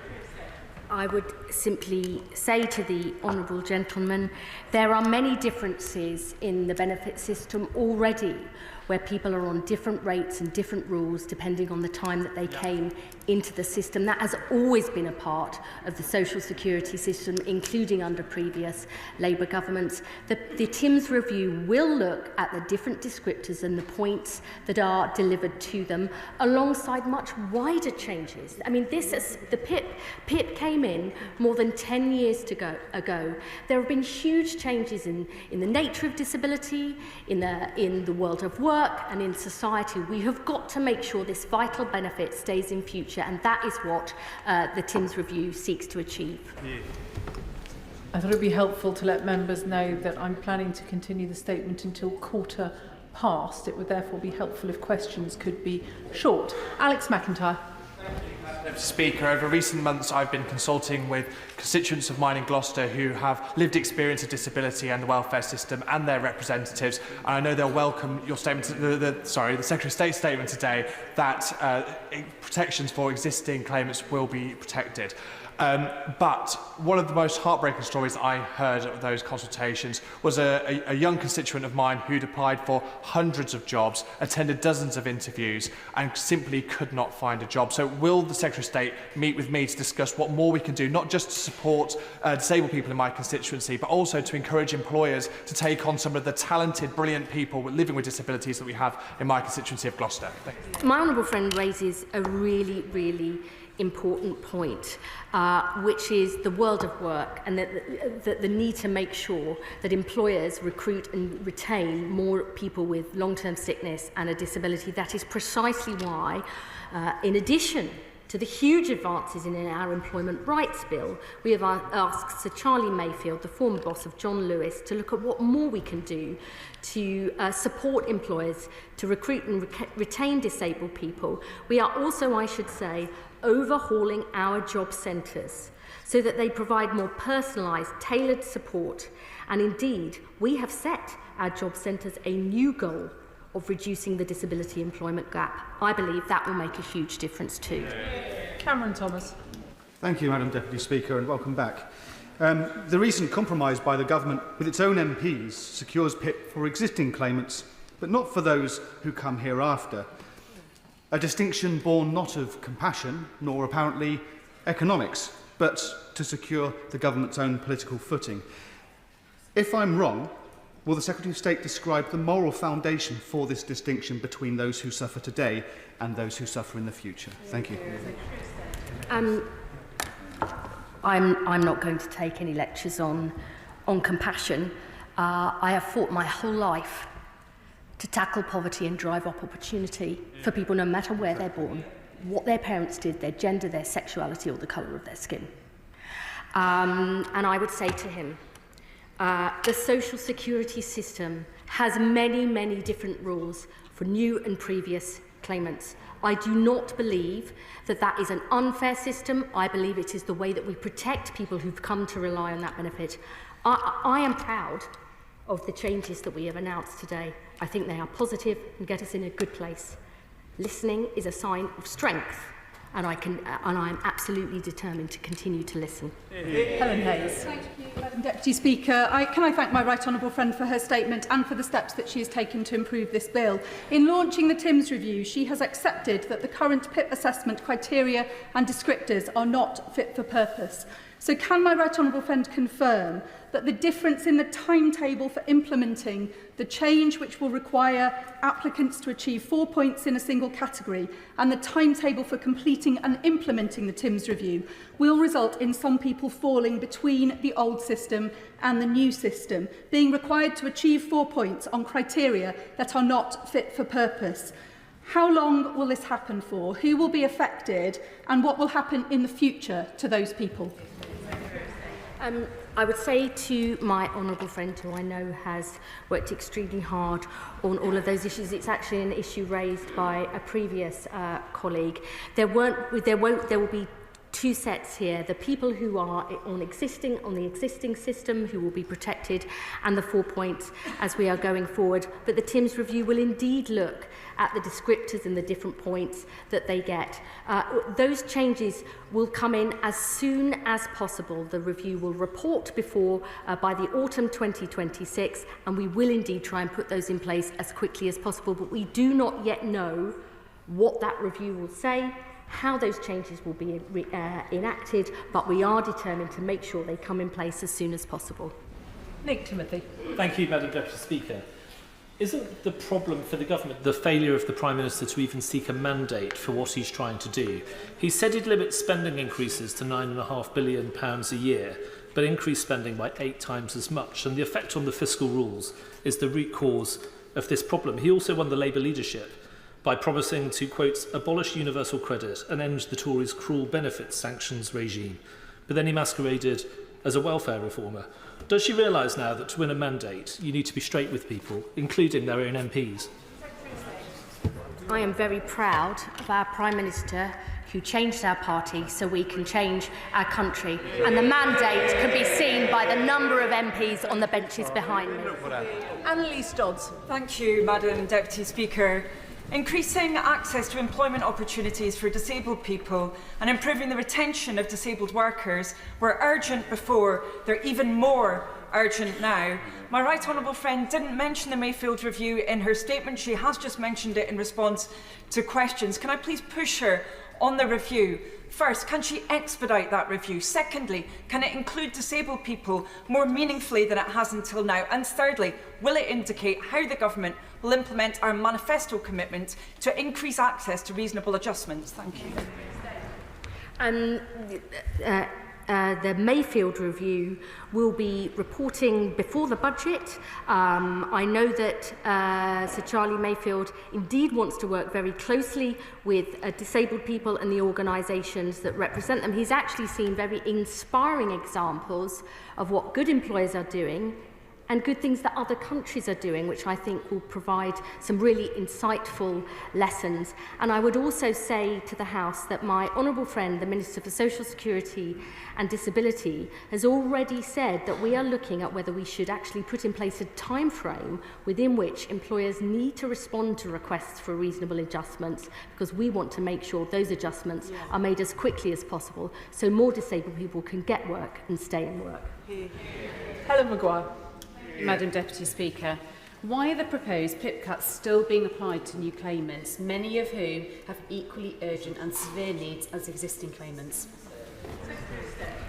The reason we are protecting existing claimants and beginning to focus PIP on those with higher needs in future is because we want a system that actually is sustainable and lasts. And I do not believe it is sustainable to have a doubling of the number of PIP claims every decade, adding 1,000 people a day, rising at a faster rate than the increase in prevalence of disabled people in this country.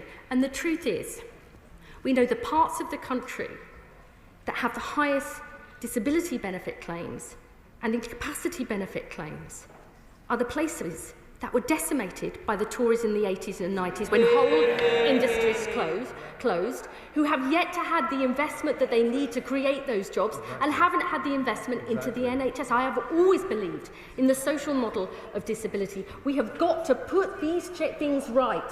We need to do that urgently because disabled people deserve a better life than they had under members opposite. Darren Paffy. Madam Deputy Speaker, and I thank my right honourable friend for her work on this and for coming to make the statement today, though I do share honourable members' concerns that actually changes before a review remain putting the cart before the horse. I must just press her, while I welcome the changes that bring immediate security and protection for existing claimants, can she please confirm that if an existing claimant or someone on a legacy benefit is reassessed, will they be treated under the new measures or the existing ones? And for carers, future applicants will have that eligibility increased. So can she confirm if carers are going to be included in the co-production review carried out by Minister Timms? Yes, absolutely. Indeed, myself and the my right honourable friend, the Minister for Social Security and Disability, met with carers organisations the day after we published the Green Paper and many other disability organisations. I want to be crystal clear on this. People who are currently on PIP and are on PIP by the time these changes come in November 2026 will remain on that benefit under those old rules. Jim Allister. Thank you. In the first lines of her statement, the Secretary of State affirms that this government believes in equality. Where is the equality in evaluating one person's eligibility for the daily living component of PIP on the practical consequences of their disability and evaluating another according to the date of their application? I mean, this is a really common issue within the benefits system, and if we could never change it, we wouldn't make the reforms to make it sustainable for the future. Existing claimants will remain on those rules even if and when they are reassessed. The changes will come in for new claimants from November 2026, but our review will look, as I've said many times before, at the different activities and descriptors and the points that they will get, because we need to make sure this vital benefit is sustainable for the future. Ruth Jones. Madam Deputy Speaker, and I thank the Secretary of State for coming this afternoon, and I welcome her announcement that the TIMS review of the PIP process will be undertaken in partnership with people with disabilities, because this is critical, because we know that currently over 70% of appeals against PIP outcomes are overturned in favour of the claimant. We need to get the assessment process right first time and every time for all applicants. Does she agree? Yes. Josh Babarindi. Thank you, Madam Deputy Speaker. I decided to go into politics because I believe that luck plays too great a role in shaping people's respective courses and qualities of life. But unfortunately, the system that has been announced today leaves the fate of many disabled people in our country down to luck. Were you applying before November 2026, or were you applying after November 2026? I hope that the Secretary of State will reverse her decision and drop this bill tomorrow. But in case she won't, will she commit to engaging with Kathy, a disabled person in my constituency, who runs a Facebook group of 44,000 people advising on PIP and disability-related matters, in order to ensure that her voice and their voice is at the centre of their plans going forward? I mean, I will absolutely commit to making sure her views and voices are heard, and I'm sure as a strong champion for his constituency, he will ensure that. But I don't believe it's about luck. I believe that parts of this country and different types of people have been repeatedly neglected and denied opportunities and support. Exactly. There is nothing about luck here. It's about people and places that have been written off and denied opportunities for so long. Governments, if they're determined, can make a difference, and that is what we intend to do. Tonia Antoniazzi. Thank you, Madam Deputy Speaker. Regarding welfare reform, I've surveyed my constituents and submitted the findings to the consultation. I've met with disability groups across Swansea and disabled constituents to hear their concerns. But the problem that I've seen most prevalent in Gower has been the incompetence of capita and the inconsistencies of DWP decision makers. And this is why, Madam Deputy Speaker, I really do genuinely welcome the TIMS review. So what reassurances can she give that the TIMS review will address this and give confidence in the decision-making process? She should 100% send me these findings and concerns in detail. One of the reasons that we are not only bringing back face-to-face assessments but recording them as standard is because precisely we want to get to the bottom of this and make sure we put it right. Jim Dixon. Thank you, Madam Deputy Speaker. Over this weekend, I was privileged to be able to have a number of in-depth conversations with people and families living with disabilities. I'd like to thank the DOT for the kindness community for bringing that event about. One of the things that the people I talked to said to me again and again is how poor the health service has been at helping disabled people manage their conditions over many years. Could the Secretary of State set out how the DWP and the Department for Health are going to work together to make sure disabled people are properly supported into work?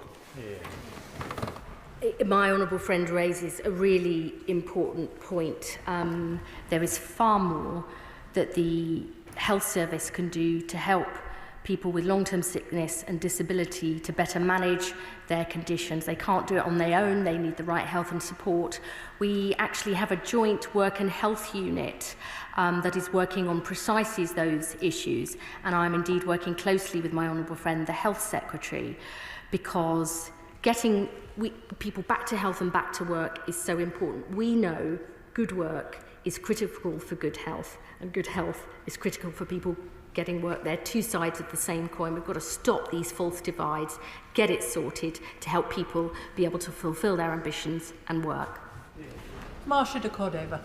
Thank you, Madam Deputy Speaker, and can I thank the Secretary of State for her statement this afternoon. It is vital that we have a social security system that protects the most vulnerable, the ill and the disabled. So can she clarify one thing that's set out in the bill as to whether the standard element and the health element of universal credit will both be increased along the lines of inflation, so they both will rise with inflation, as if that is not going to be the case, then disabled people will be pushed further into poverty and hardship? Thank you. I want to be really clear about this, that the combined rate of the standard allowance and the health top-up will indeed rise in line with inflation, so that existing claimants are protected in real terms, and for those with severe lifelong conditions and those at the end of their life, their incomes will be protected through the combined universal credit standard allowance top-up in real terms too. Andy MacDonald. Thank you, Madam Deputy Speaker. The bill still leaves over £3.5 billion in cuts falling upon disabled people and unpaid carers, with hundreds of thousands of new claimants set to lose thousands each year.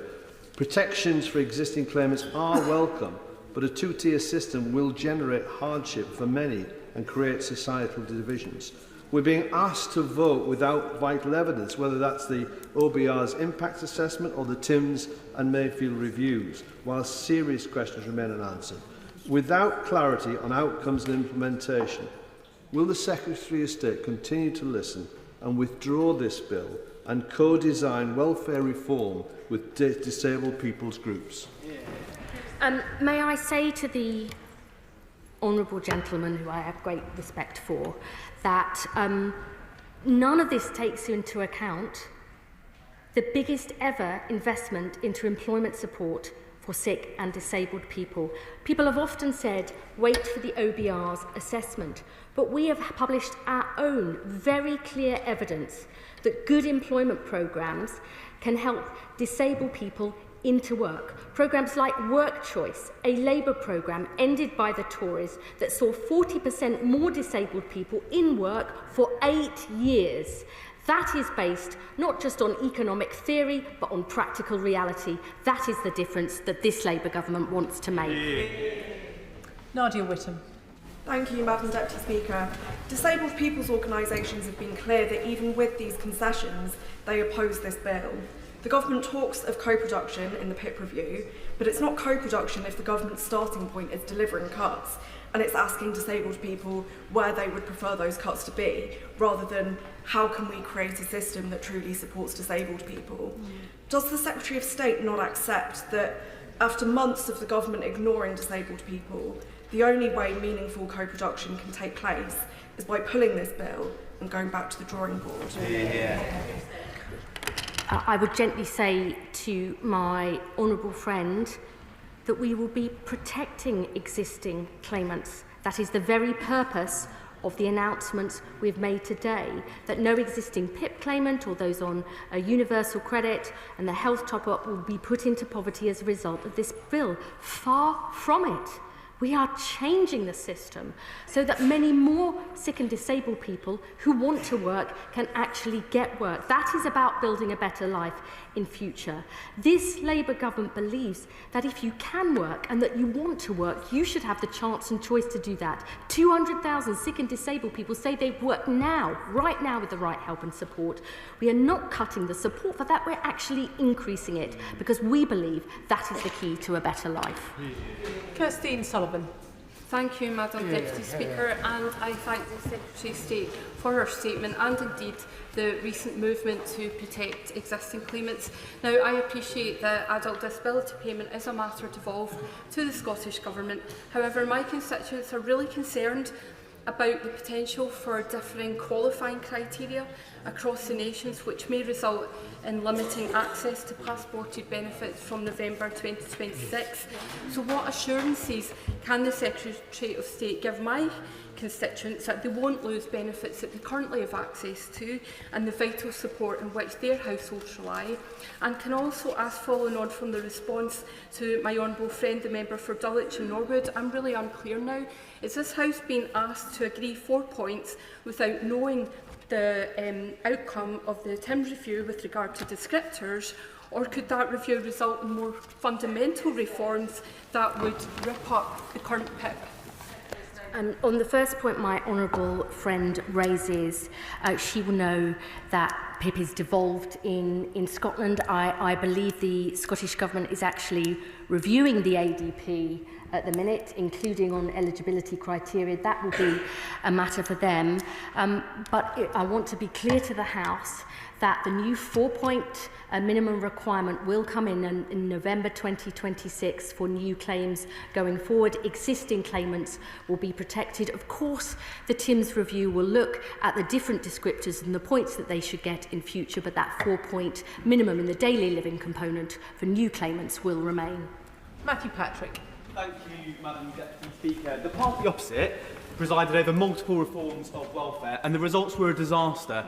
But perhaps cruelest of all was adults who have an irreversible health condition, who could never work, being forced to go through reassessment after reassessment, jumping through hoops. So can my right honourable friend please confirm that with these Labour reforms, that cruel legacy will be ended once and for all? Yes, I can, because I believe the unnecessary and unacceptable stress that created was not right, and we will fix that with these reforms, with this bill going forward, because people need to live in dignity and security.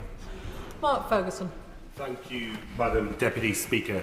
The Labour Party is defined by work, defined by the dignity of work. So is my community in Gateshead and Wickham. The belief that you should be able to work to provide for yourself, your family and your community. Too many people in my community have been let down by successive governments of all sides by not creating the jobs that we need. And with a failed system, not one person who's spoken today, not one has defended the existing indefensible system. So what will the Secretary of State do to ensure that communities like mine, where work and a lack of work is the problem, receive the support we need? My honourable friend speaks powerfully about Labour's historic mission to help people who can work to do so, and the fact that his constituents have been denied that support for so long. We want to transform that. We believe that in an ageing society where more of us will be living with a disability and with 1, 2 or more long-term chronic conditions and caring for people, that we have to change the welfare state. We have to provide more support to help people work. The world of work needs to change too.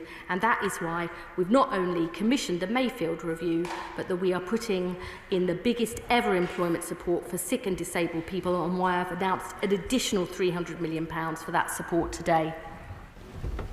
Can I please encourage members to keep their questions short, or you will not all get in? Harpreet Uppal. Thank you, Deputy Madam Speaker. Having met with disabled constituents over the last few months, there's no doubt the initial proposals caused anxiety, so I do welcome the changes for existing claimants and also the TIMS review, but can I urge the Secretary of State to look at the sequencing to make sure that review does happen before we assess new claimants. And just one final point, Deputy Madam Speaker, is the assessors themselves. There's no doubt the involvement of private companies has caused problems with the use of Capita and Maximus, and also having assessors who don't understand health conditions. Can we make sure we look at that properly? Yes, we are absolutely committed to looking at that. In fact, we announced in our Green Paper that we are overhauling our entire safeguarding process, including the training of assessors. We want to get this right. We're also going to be not only bringing back face-to-face assessments, but also recording them as standard. Together, I believe this will make a real difference in the whole process to make sure we get the decisions, the right decisions, right first time. Ian Byrne. Thank you, Madam Deputy Speaker. These so-called concessions go nowhere near far enough, and tomorrow I'll be voting against these cruel cuts. But I want to ask, could the Secretary of State name a single disabled person-led organisation that supports this legislation? I understand why disability organisations are making the points that they do. That is their job. Our job is something different. Our job is to take the right decisions that we believe are fair, to make sure we have a system that works for people who need support, but that is also sustainable for the future. Yeah. That is not easy. I mean, that's a statement of the obvious. Yeah.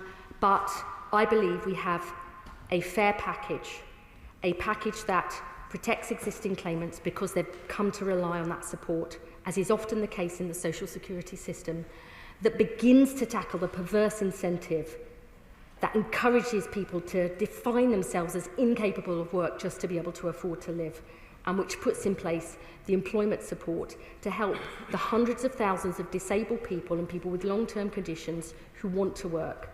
That is the right way forward, and I hope that he and his constituents will get involved in the TIMS review to make sure future changes make sure this vital benefit is fit for the future.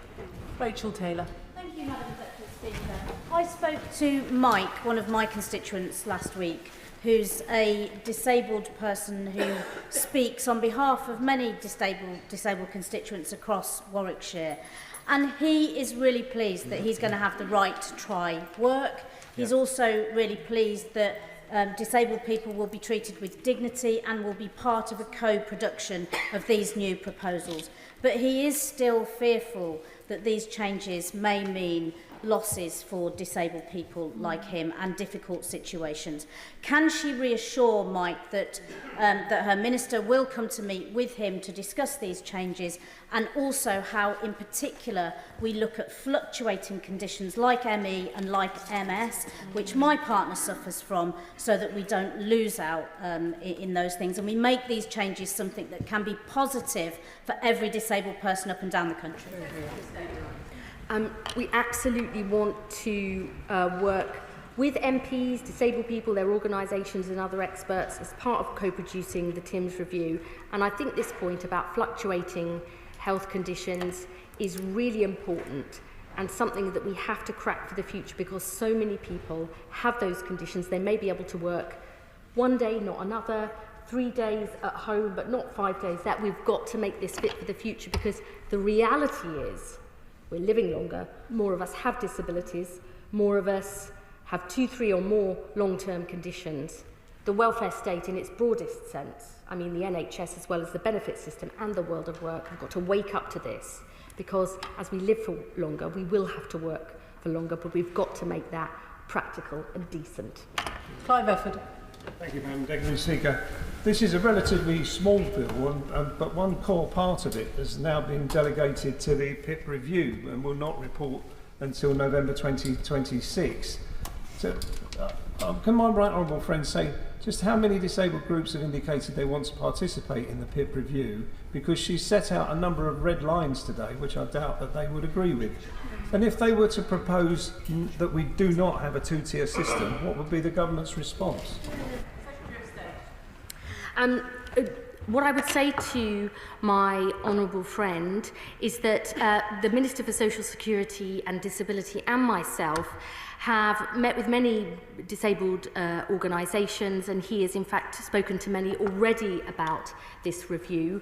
We will continue to discuss with them precisely how the system of co-production will work, but I want to assure him that it is serious, that we want to make sure people's views and voices are heard, and I would encourage him as a Member of Parliament to get involved in that process too. Josh Fenton-Glynn. Thank you, Madam Deputy Speaker. As a signatory to the reasoned amendment, I welcome the listening that's gone on, because a lot of people with disabilities will sleep more soundly in their bed knowing that their benefits are protected. However, can you ask on this specific point, it is for someone who currently receives PIP, but their condition is getting worse, will they, and they ask for a reassessment for the level of their PIP, will they be assessed under the old system or under the current system or under the new one? They are an existing claimant and they will be assessed, let me be really clear about this, under the existing rules. Lauren Sullivan. Thank you, Madam Deputy Speaker. I thank the Secretary of State for her statement today. PIP, of course, is a passport to freedom for many other things, such as carers allowance, but many local authorities use PIP for blue badges and bus truck passes. Has the Secretary of State have a plan to mitigate the impact of these potential changes to the eligibility for PIP on blue badges and bus passes for disabled people? As I said in my statement, existing PIP claimants will continue to have that benefit. It won't be affected even if they have a reassessment, and so too will all those passported benefits. Carers allowance is the best known, but all of those passported benefits will be included in that protection. Graham Downey. Thank you very much, Madam Deputy Speaker. Earlier this morning I met with Parkinson's UK, who are very concerned with the changes to both PIP and universal credit, and it will not take account of those with variable conditions. Can she commit that Parkinson's UK will be involved in the co-design of the changes to PIP, universal credit and other welfare benefits, and that any welfare change will fully consider those with Parkinson's and other variable conditions? I mean, I am absolutely sure Parkinson's UK will be involved closely in the PIP review. Alice MacDonald. Thank you very much, Madam Deputy Speaker. 2 weeks ago I held an in-person consultation on the welfare reforms, and many of my constituents were deeply concerned about the proposal, so I do welcome the changes that the Secretary of State has announced in terms of existing claimants. I wanted to just ask about the employment support, and I welcome the additional support being brought forward. When will we get more detail of how that will be allocated to schemes across the country, and will the people most affected who need it also be involved in the co-production of those schemes so they work effectively? Yes, we already do have what we're calling a collaboration committee on the pathways to work funding to make sure it really meets the needs of sick and disabled people. And I would say, as I've said in this House before, you know, it really is about a pathway to work. For some people, just getting out of the house, well, getting out of bed is a huge achievement. Others, going along to a group, beginning to speak to other people, getting their confidence back. So it really is a pathway to success. We will obviously be setting out precise allocations of the pathways to work funding in due course, but I want to reassure members this will be really available in every single part of the country. Tom Hayes. Madam Deputy Speaker, I grew up caring for 2 disabled parents. As a kid, I saw firsthand the harms that happen when the British state routinely lets down disabled people. It's why disabled civil rights activists have a phrase, "nothing about us without us," and it's why I'm looking for genuine and meaningful co-production. On Friday, I brought together 7 Bournemouth support organisations and people with lived experience, and they wanted me to raise 2 issues. The first is continuing concern about eligibility criteria. The second is, will the mental health support that this government is rolling out be there in place in sufficient quantity to support potentially new claimants by November 2026? My honourable friend raises a really important point about mental health support. This government is absolutely determined that there is parity of esteem between physical and mental health. We have already recruited 6,700 of the 8,500 additional mental health workers we promised in our manifesto. We're putting in place new emergency mental health services. We're bringing new Young Futures hubs, which will include mental health support. But I know that my honourable friend, the Health Secretary, is determined to make sure that support is available in every part of the country. And I'm sure we'll be hearing more in the coming weeks and months. Chris MacDonald. Thank you, Madam Deputy Speaker. Can I thank the Secretary of State for acknowledging at the dispatch box the anxiety of disabled people. I'm also grateful for the time of the Disability Minister in listening to my concerns about the PIP assessment process, concerns that I now see reflected in the TIMS review. But I'm sure the Secretary of State will be disappointed to hear that on a consultation event in the North East recently, some of my constituents found that the venue was not fully disability compliant. Can she assure me that the participation in the TIMS review will ensure full accessibility? That's unacceptable, and I will sort it. Neil Duncan-Jordan. Thank you, Madam Deputy Speaker. And can I thank the Secretary of State for her statement. I wonder if she will reflect on whether the bill we have before us tomorrow is the best way of making welfare policy. And wouldn't it be better to withdraw the bill and wait for the TIMS review to complete its important work? Welfare touches on the lives of millions of people in this country every single day, and making changes is never easy, and perhaps particularly for a Labour government, because tackling poverty and inequality is in our DNA. But I believe we must begin to make these changes, to make sure those who can work get the support they need, to protect those who cannot, and to begin to slow the rate of increase in the number of extra people going on to sickness and disability benefits.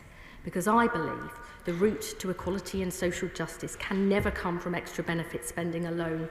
It has to come from putting in place the good jobs, the decent health service, the skills, the transport infrastructure, the good world of work that we know is the key to bringing in a better life. Imran Hussain. Thank you, Madam Deputy Speaker, and it's clear that the central issues for many on this side of the House remain. Rushing through legislation without full and meaningful consultation with disability groups is the wrong way round. You don't build policy first and ask questions later. The government's arbitrary deadline is not a necessity, it's a political choice, and it's forcing through decisions that risk pushing hundreds of thousands of more disabled people into poverty. Therefore, I say to the Minister with absolute sincerity on behalf of many members, do the fair thing, more importantly, do the right thing, withdraw this bill and listen to disabled people. I believe we are doing the fair thing and the right thing. We are beginning to make reforms to put our welfare bill on a sustainable footing so it lasts for generations to come.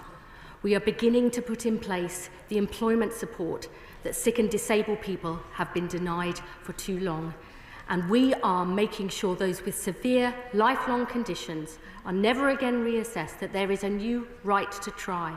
Together, I believe this is a fair and balanced package, and above all, I believe it is the right one. Tom Rutland. Thank you, Madam Deputy Speaker, and can I welcome my right honourable friend's statement and the government's work to ensure that help is there for those who need it now and in the future. Many in this House will be worried that the progress on closing the disability employment gap stalled under the party opposite at 28 percentage points. So will the Minister confirm that this is one of the metrics the government is focused on through this strategy, and that this gap must and will close under this government? We are absolutely determined to achieve that. I do not believe it is acceptable that in this country the disability employment gap is 28% and is one of the widest in all of Europe. In France, Germany and Switzerland, I think it's around 22 to 23%. We have got to tackle that, because if we believe in the equal rights of disabled people who can work to work as anybody else, we have got to start making a difference. The package we are putting forward today, I know that this is an issue of deep concern for many members across the House, but I believe it is a fair package and the right package. I will continue to listen to members in this House, but I would say we cannot wait to reform the welfare system. People need us to make changes and our country demands it. Jenny Riddle-Carpenter. Thank you, Madam Deputy Speaker. If my voice allows, can I thank the Secretary of State for listening to concerns of backbenchers to make some real and meaningful improvements based on the concerns that we had raising privately. Can I also thank her for confirming explicitly a moment ago that my constituents who are reassessed post-November 2026 will be reassessed under the current system. Can I gently encourage her to go further to overhaul and radically rethink the role of job centres? Far too often they hold people back rather than break down the barriers to people progressing into work. Yes, and I really thank my honourable friend, and indeed our Minister for Employment is indeed overhauling our job centres so that they provide personalised, tailored support for people to get into work, not this sort of endless tick box process, that they are much more linked to the wider system in local areas, to the local NHS, to skills providers, and above all, to employers. I do not think it's acceptable that only one in 6 employers has ever used a job centre to recruit. That's why we're overhauling our strategy with single account managers for employers to fully involve and engage them, because we need their involvement if we're going to help more people get work and get on in work. Final question, Sarah Coombs. Thank you, Madam Deputy Speaker. My borough of Sandwell has one of the highest rates of young people not in education, employment or training in the entire country. This generation of young people has been let down by years and years of system failure by the party opposite. So as we go through this necessary piece of reform, but we must do it carefully, will the Secretary of State commit to working with the Department for Education and the Department for Business? Because in order to give these young people the jobs which will transform their life chances, they need the right qualifications as well as those jobs being available in order to do that. I absolutely agree with my honourable friend. Let's be honest, today's economy is brutal for people without skills. We're already setting out our plans to reform the system of apprenticeships. We want to see new foundation apprenticeships. We're bringing in new SWAP, sector-based work academies, 6-week programmes that give people guaranteed work experience and a guaranteed interview, which I think will make a real difference to young people. There's much more to do, that we need to do, but our commitment to a youth guarantee, so every young person is earning or learning, I think is the key to a better future for young people and for our country as a whole. Can I thank the Secretary of State for her statement this afternoon, and I'll allow a few moments for the front benches to swap over.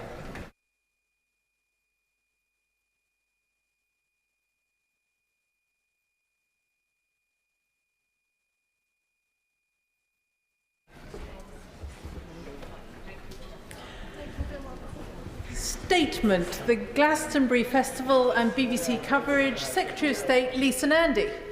With permission, Madam Deputy Speaker, I would like to make a statement about the events at Glastonbury this weekend. Members of Parliament will have seen, as I have, the appalling and unacceptable scenes at Glastonbury on Saturday, where chants of death to the IDF and river to the sea, amongst others, were broadcast to the nation. I've been in touch with my right honourable friend, the Home Secretary, as to whether there has been any criminal offence committed. The House will know that decisions relating to specific cases are an operational matter for the police. Avon and Somerset Police have confirmed that video evidence is being assessed by officers to determine whether any offences may have been committed. They have just announced in the last few minutes that this has now taken the form of a criminal investigation. So, as I hope members will appreciate, it therefore would not be appropriate for the government to comment on an ongoing investigation at this stage. But let me be clear that this government will not tolerate anti-Semitism. It has no place in our society. It is a poison and a cancer that must be rooted out, and we will be relentless in our work to do so. This government works closely with the police and with community partners to ensure the safety and security of Jewish communities, and we will continue to do so following the enormous impact that these events have had on them over the weekend. Let me turn now to the role of the BBC. On Saturday afternoon, just after the broadcast, I called the Director General to ask for an explanation and what immediate steps the BBC leadership intended to take. As the Prime Minister said yesterday, it is essential that the BBC explains how these scenes came to be broadcast. The BBC has rightly apologised and took the immediate decision not to put this content on iPlayer. I welcome that.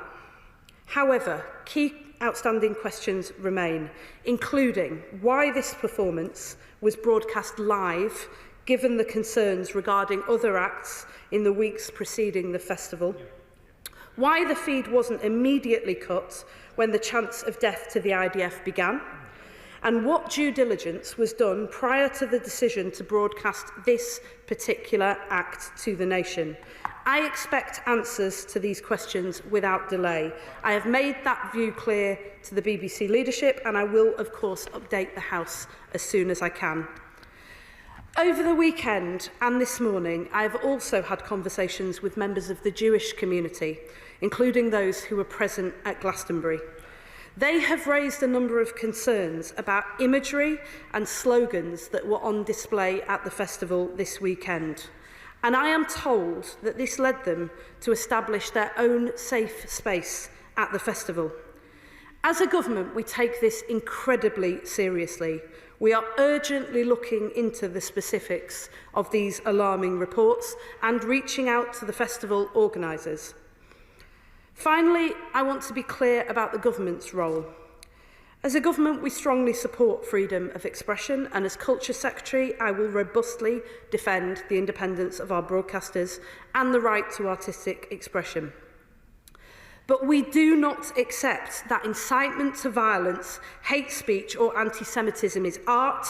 There is a clear difference between speaking out for Palestine, which is the right of everybody in this House and everybody in our country, and anti-Semitism, which is not and which will never be. When the rights and safety of people and communities are at risk, and when our national broadcaster fails to uphold its own standards, we will intervene. In the coming days, I will be having further conversations with the BBC and festival organisers to ensure that lessons are learnt and action is taken. And I commend this statement to the House. Shadow Secretary of State, Stuart Andrew. Thank you very much. I would like to thank the Secretary of State for her statement and for advance sight of it, and for her tone. Madam Deputy Speaker, I have always been a strong advocate for the BBC. It is a cornerstone of British public life with a proud history of cultural contribution. The events of this weekend, however, have made this incredibly difficult.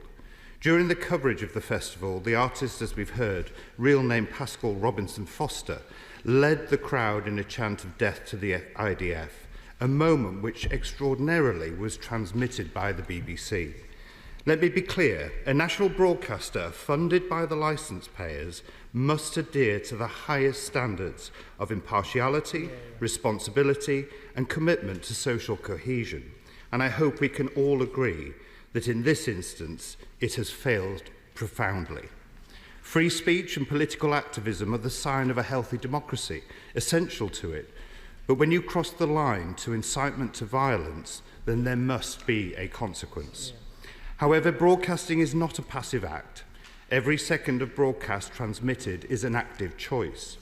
Airing Robinson Foster's hateful rhetoric wasn't just a lapse in editorial judgment. It was a disgraceful affront to the Jewish community and a violation of the BBC's own public charter and to entertain without undermining the fundamental values of our society. As the Secretary of State said, let us be clear that hateful rhetoric should never be cloaked as artistic expression. But it also raises fundamental questions about the BBC's institutional culture.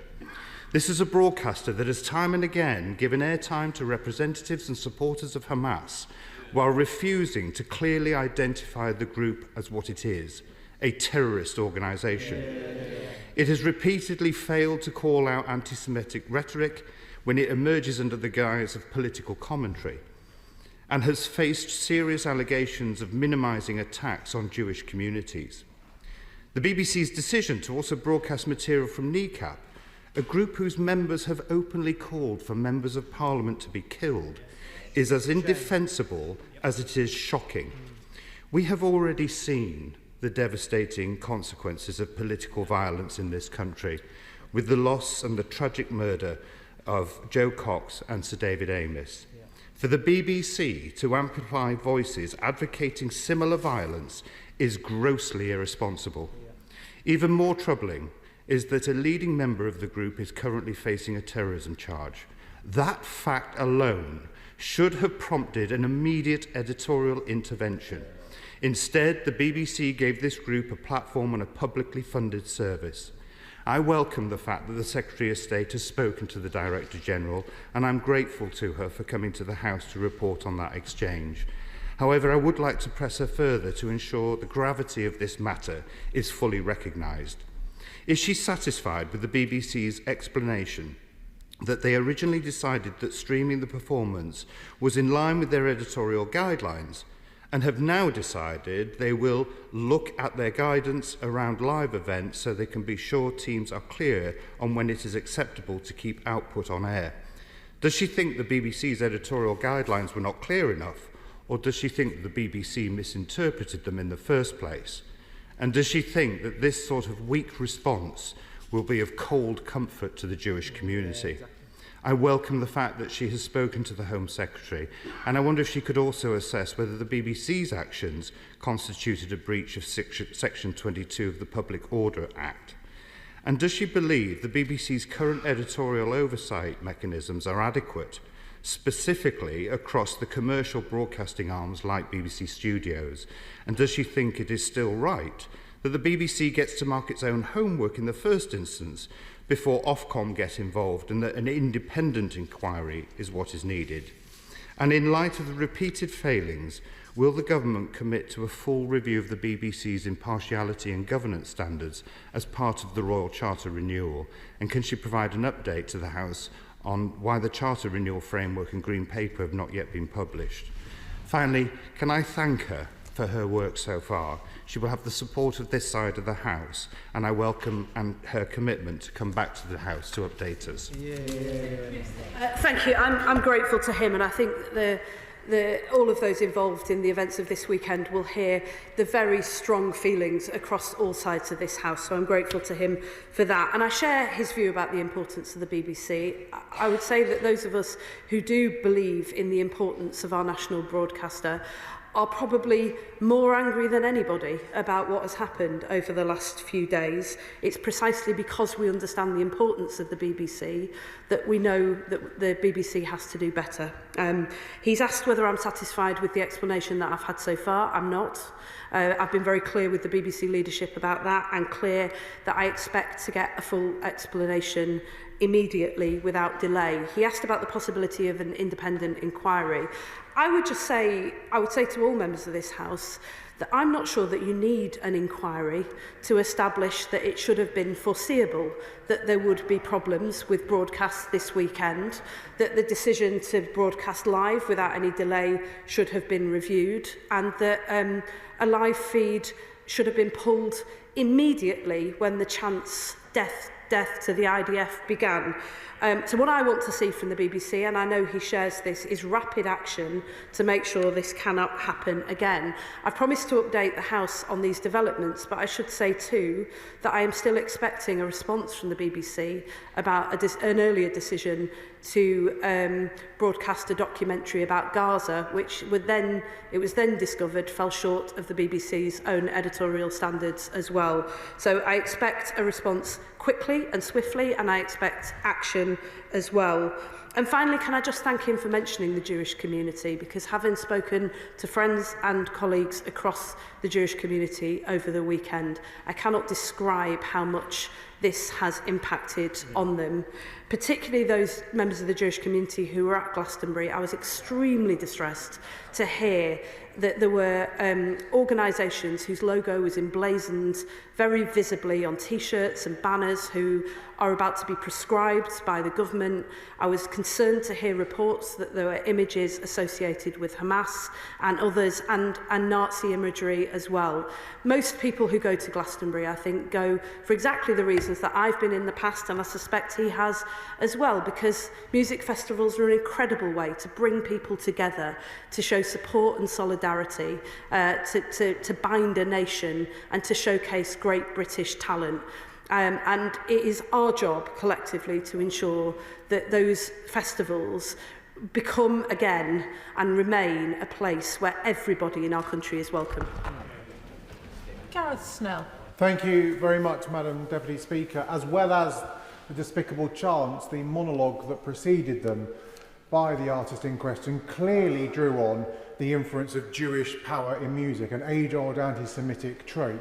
So could the Secretary of State say a bit more about what conversations she's going to have with the BBC on not just what they broadcast, but what was allowed to happen at Glastonbury? And will she also agree that those age-old anti-Semitic tropes, whether they're in Parliament, on stage, or in public life, should be a red line for all of us? Yes, and he has a very long history of standing up to anti-Semitism, including when it stained and sullied our own party, and I'm grateful to him for his leadership on this. I think those questions about what happens at Glastonbury are not for the BBC. There are serious questions for the BBC about what they broadcast and the decisions that they took. But I think there are wider questions about the sort of things that we want to see in our country. And I've been very clear as the Secretary of State that it is not for the government to try to determine what can be seen and what can be heard. But I do have a view about this as an individual. I don't want to see that sort of thing. I don't want to hear it, and I take great exception to it. And I think the Prime Minister was very clear on that point as well. It causes harm to people in the real world, and I have felt that very strongly this weekend. That's why this government is determined that wherever we see that form of anti-Semitism, including the appalling comments that he referenced that were targeted towards an individual in the music industry simply because they were Jewish, we will always stand up to that, and we will not hesitate to take action. Liberal Democrat spokesperson Max Wilkinson. Thank you, Madam Deputy Speaker, and we welcome the statement made by the Secretary of State. Sadly, Madam Deputy Speaker, rather than devoting our attention today to how this House can push for a just and sustainable resolution to the horrors of the conflict in the Middle East, we are talking about something else. On this occasion, and there have been past occasions too, this is deeply inappropriate language used by a shock jock, attention-seeking musician and a public service broadcaster's apparent failure to fulfil its responsibility to uphold its own editorial standards. Bob Vylan's chants at Glastonbury this weekend were absolutely appalling. We can never accept hate-filled chants of death to anyone in our society at a music festival or anywhere else, and whatever the subject. It's right that there has been widespread condemnation, including from the organisers of Glastonbury Festival, and I associate myself and my party with those words.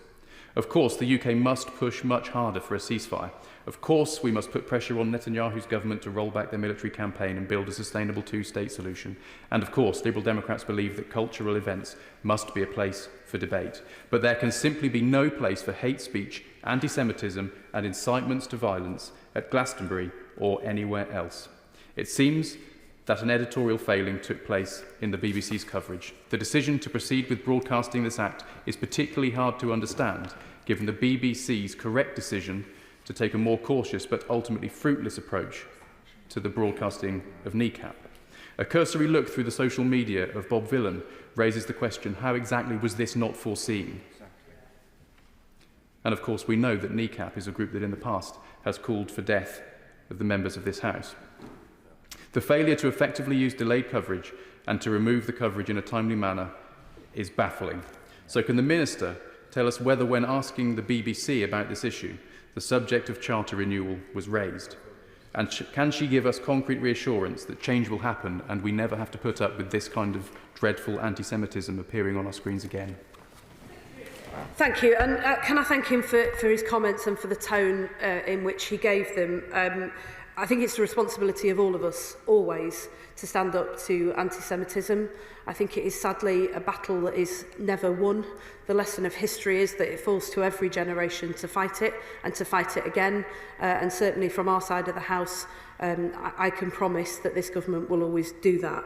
But in relation to the specific question about the BBC and the subject of charter renewal, with apologies to my honourable friend for not addressing that earlier as part of his question, I haven't discussed charter renewal in the context of NECAP and the other acts that were broadcast from Glastonbury this weekend. We have, of course, discussed charter renewal, and and it is absolutely right to say that editorial standards must be part of that discussion. When we release the terms of reference, which we're due to do shortly, that you will see that everyone in this House will see a very clear commitment to that as part of the ongoing conversation that we will have about charter renewal. And can I finally say to him that I really welcome what he said about the death to anyone. And chance of death to anyone is not welcome in our society. But there was something particularly pernicious about chanting death to the IDF. Many colleagues will know that in Israel there is a conscription model. Every young person is required to serve in the IDF, which means that chanting death to the IDF is equivalent to calling for the death of every single Israeli Jew. That is one of the many reasons why we take this so seriously and why it cannot be argued that this did not cross a very dangerous line. Deputy Speaker, I thank my honourable friend for her statement, and I share her concern that whilst freedom of expression must be protected, this incident raises serious concerns about the editorial standards and judgments exercised. And as a long-standing supporter of the BBC, I'm so deeply disappointed in it. So can I ask the Secretary of State what conversations she's having with the editorial team to ensure that a serious incident like this can never happen again? Can I thank her for that, as well as speaking to the Director General of the BBC on Saturday. A number of my officials have been in touch with the BBC's senior leadership team. We have put to them a series of specific questions which we expect immediate answers on, and we will continue to press very hard to make sure that they are forthcoming. I will, of course, update the House at the earliest opportunity, and I expect to be speaking to the Chairman of the BBC in coming days. Chair of the Select Committee, Dame Caroline Dinage. Thank you very much, Madam Deputy Speaker. I refer you to my register of members' interests. Can I first of all thank the Secretary of State for that very strong statement, a very welcome statement on her behalf. The BBC editorial guidelines are actually on live streaming are actually quite clear. They say the level of monitoring should be appropriate for the likely content. A producer should normally be in a position to cut the feed from a live stream should it be necessary. So I wonder if the Secretary of State could say what explanation the BBC has given for why this live stream wasn't cut. Now, it can't be for lack of staff on the ground. They took a reported 400 people to Glastonbury at the weekend. What were they all doing? Absolutely. But for such a vast operation with simultaneous live shows all going out across various different parts of the site, I wonder if she's had the opportunity to ask the BBC, who has the final say on what bands are deemed suitable for live broadcast and why on earth they chose this one? And who makes the final decision when it becomes necessary to cut a live stream? She asks typically a series of very important and relevant questions, some of which I have put to the BBC directly, but I will make sure that I ask all of those questions of them with a response expected as soon as possible. I think she's right to raise the question of what the number of staff who were present at the Glastonbury Festival or working on the broadcast were doing.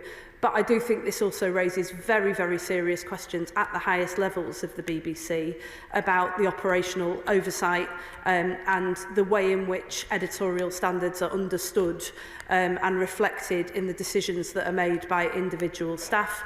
This is a conversation that I've already had with the BBC board in relation to a previous documentary into Gaza, but it is a conversation that I will expect to be having with the board in the coming weeks as well.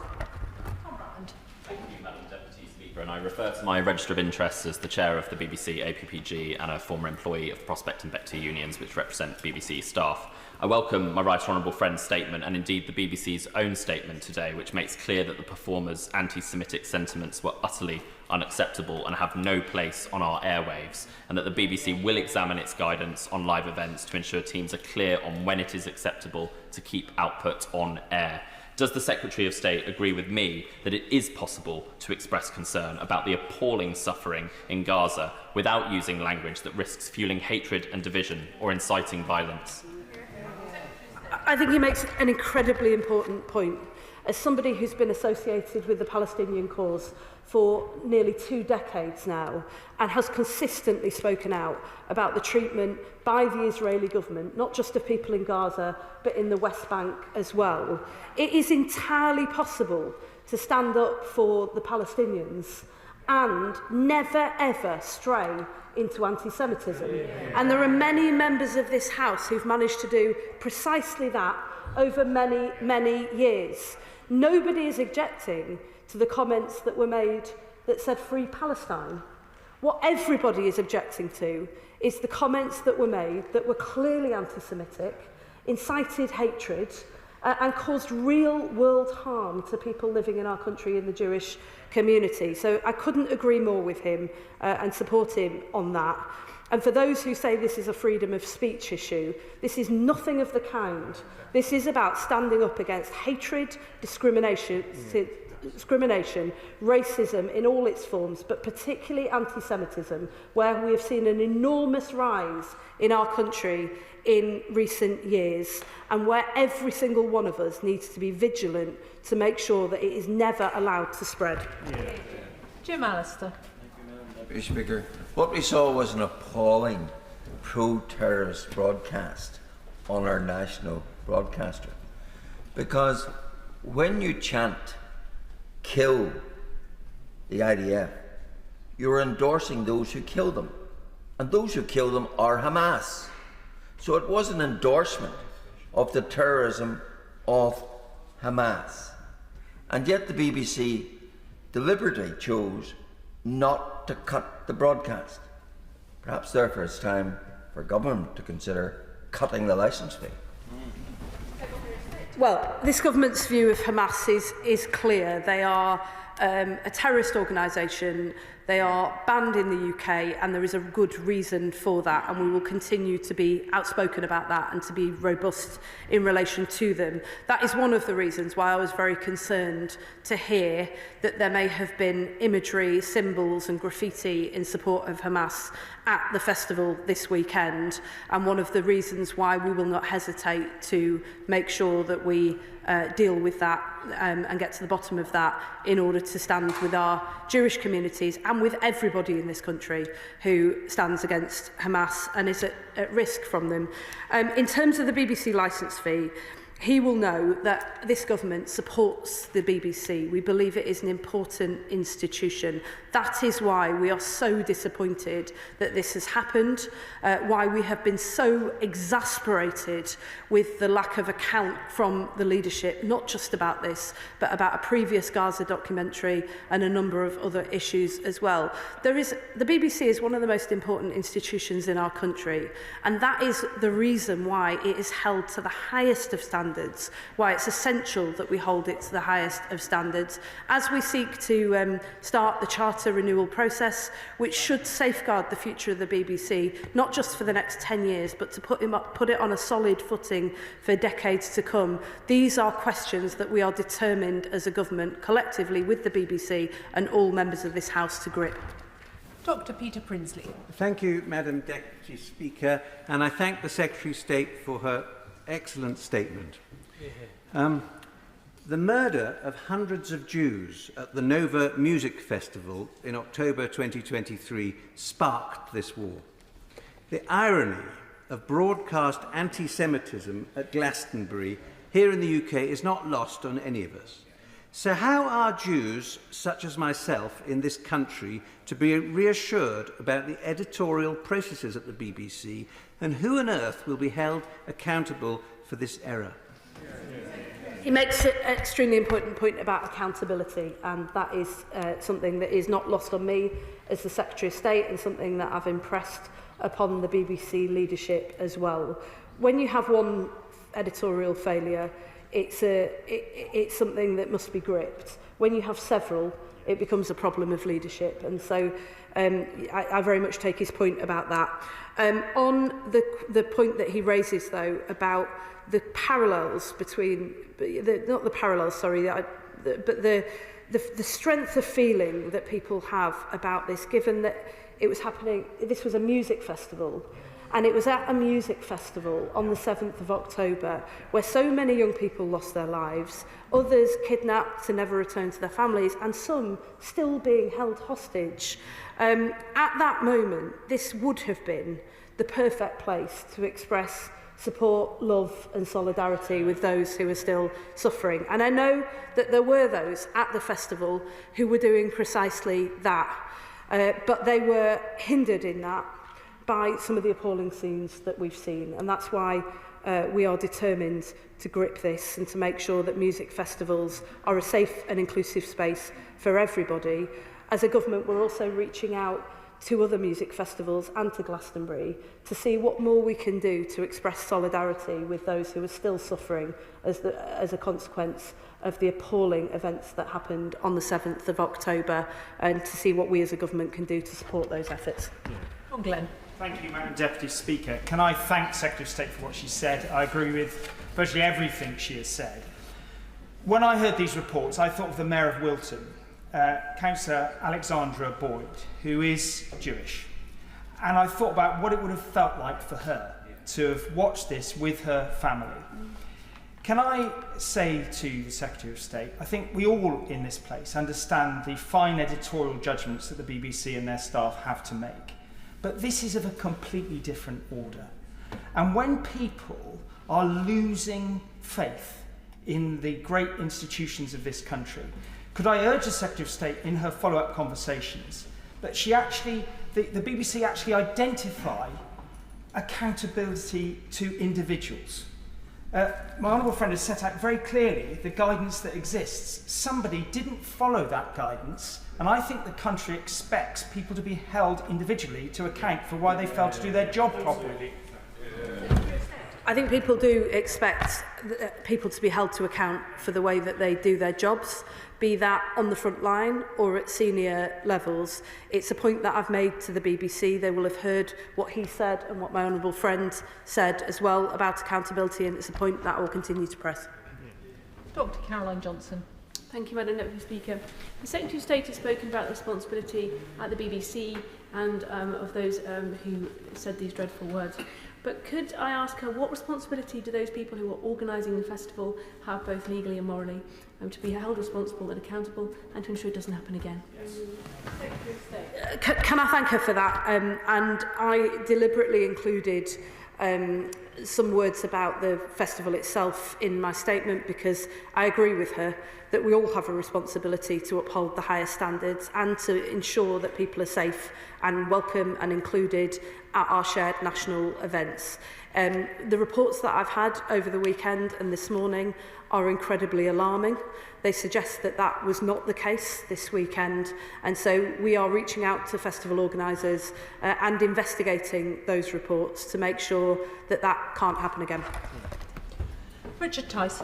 Thank you, Madam Deputy Speaker. So another week, another month, and once again the BBC has got it horribly wrong with their Glastonbury broadcast with regard to Hamas and with regard to anti-Semitism. And once again, another grovelling apology. How long, Secretary of State, must this go on before, regrettably, many in the Jewish community and millions of the British people conclude that the BBC is institutionally anti-Semitic? Well, I was going to thank him for that suggestion, but I think his views about the BBC are very clear. Those of us who support the BBC, who believe it's an incredibly important institution, however, will know that it should and does, in some instances, play an important role for all communities to be heard and feel valued as part of our public life. That is the standard that we expect the BBC to be held to. That is the standard that this government will hold them to, and we will not hesitate to take the action that we need to make sure that it does rise to meet those standards. Yeah. Andrew Murison. Thank you, Deputy Speaker. Congratulate the Secretary of State on her statement. Normalising, condoning, tolerating, the kind of things that we saw at Glastonbury over the weekend, history tells us never ends well. It ends extremely badly indeed. As a neighbouring MP, I have written twice to Worthy Farm with my concerns about kneecap, following reports of one of its members advocating the killing of MPs. No reply, none expected. Instead, it schedules Bob Villan, who we heard also advocates killing people, this time Jews. Does the Minister agree that it is no good Glastonbury's very wealthy organisers banging on about their festival being a safe space for everyone, whilst it continues to facilitate operations like this?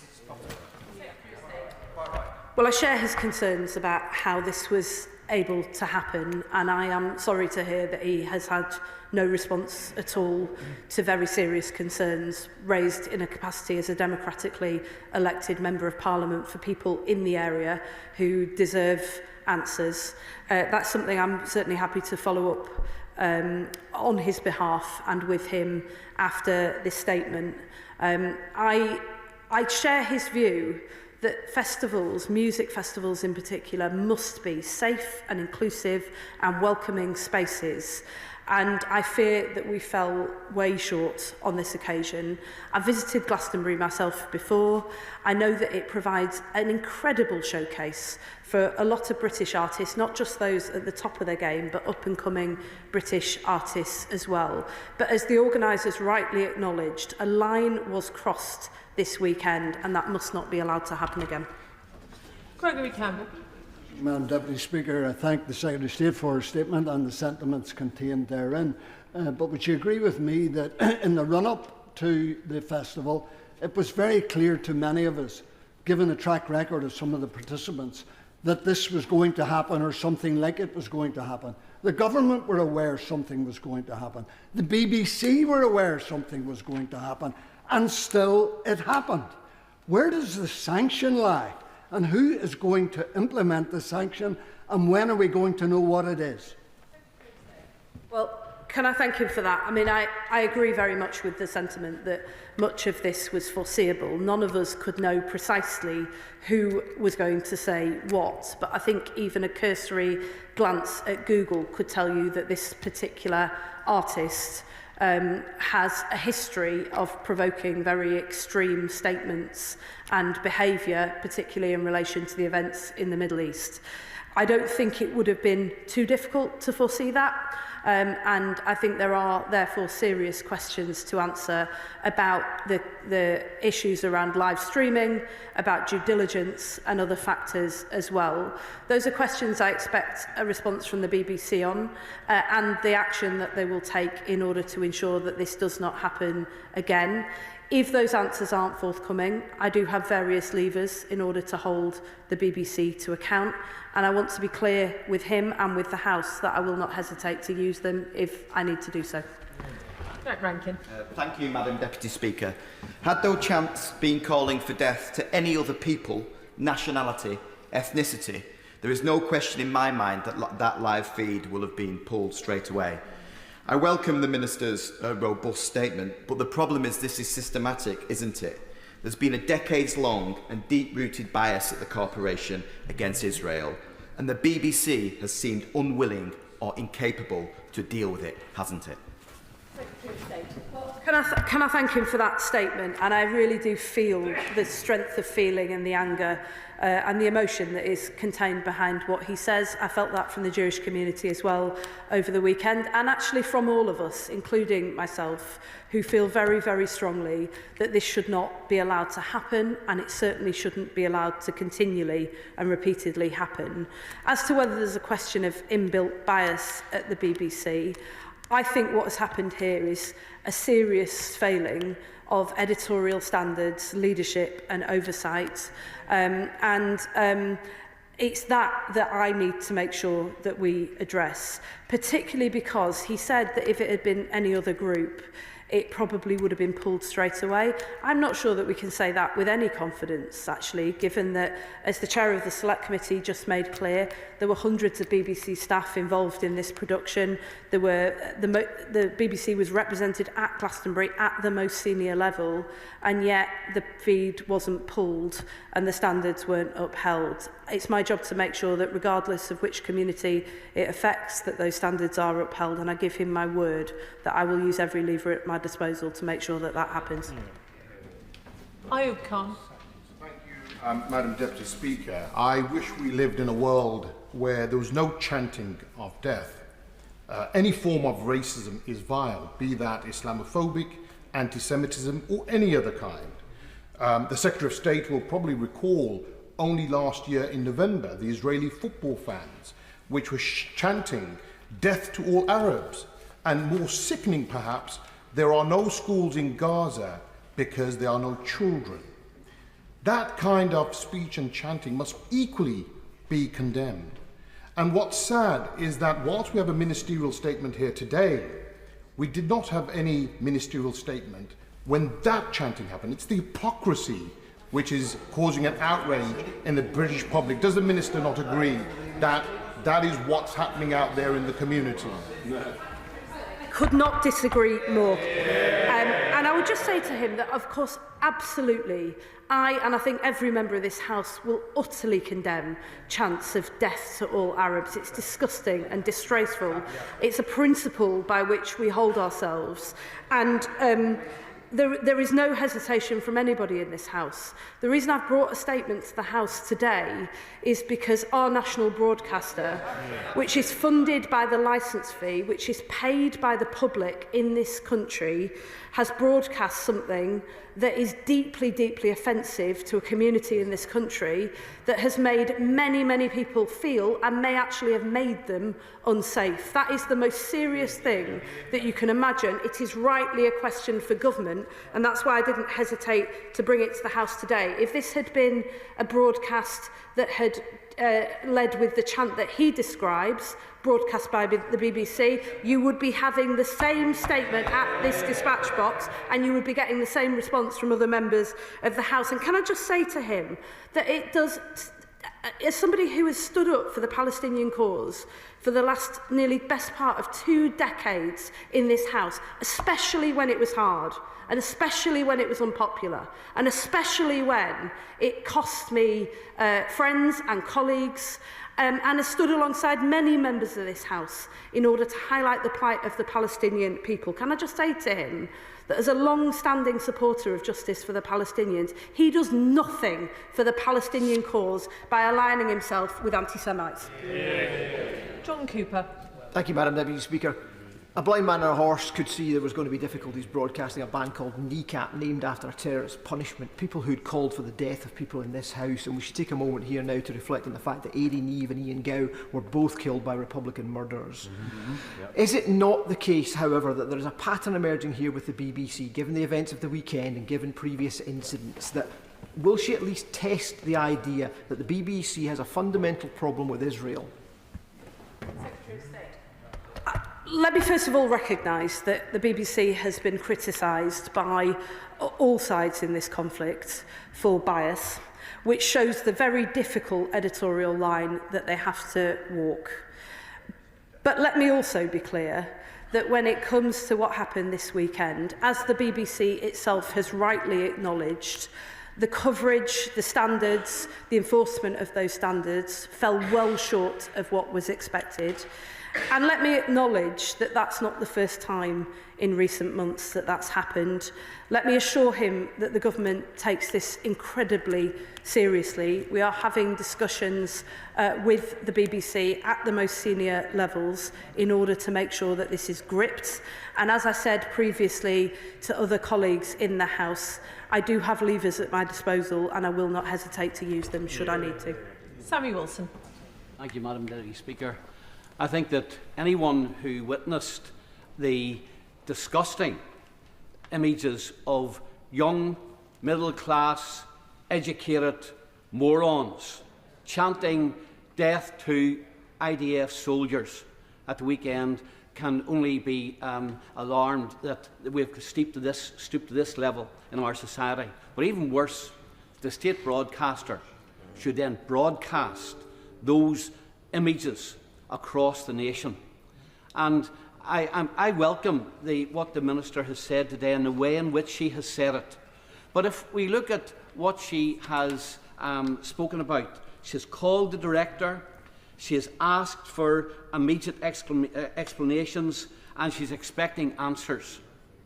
But given that the BBC has already ignored calls from this House to explain its bias, does she really expect that she's going to get any satisfactory answers from an institution which is anti-Semitic, I believe, at its very core? And does she have any confidence in any police investigation, given that the police have already decided not to prosecute the member of NECAP who called for the killing of Tory MPs? Well, the police have just announced in the last few minutes before we came into the chamber for this statement that there is now an ongoing criminal investigation. I think it's important that we allow the police to do their work. I, of course, wouldn't hesitate to call the Director General of the BBC and ask for an explanation. I do expect that explanation to be forthcoming. I expect it to be satisfactory, by which I do not mean that I expect excuses about what has or has not been done in this instance.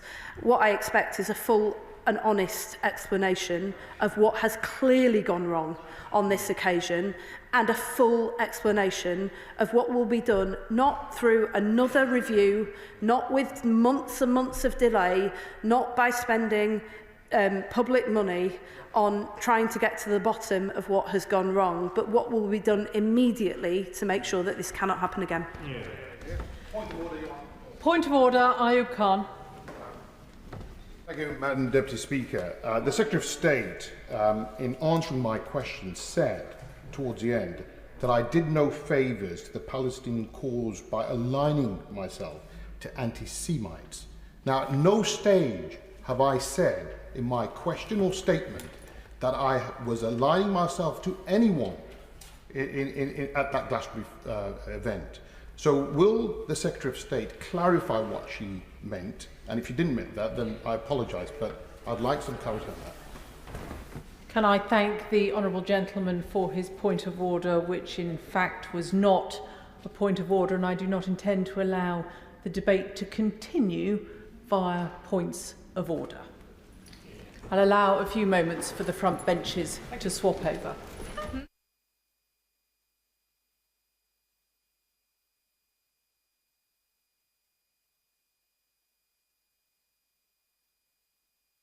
Come now to a statement on the Prax Lindsay oil refinery. Minister Michael Shanks. Thank you, Madam Deputy Speaker. With permission, I'd like to make a statement about the Prax Lindsay oil refinery. Today, its owners have declared insolvency at the refinery. The Government is urgently acting in response to this deeply concerning news.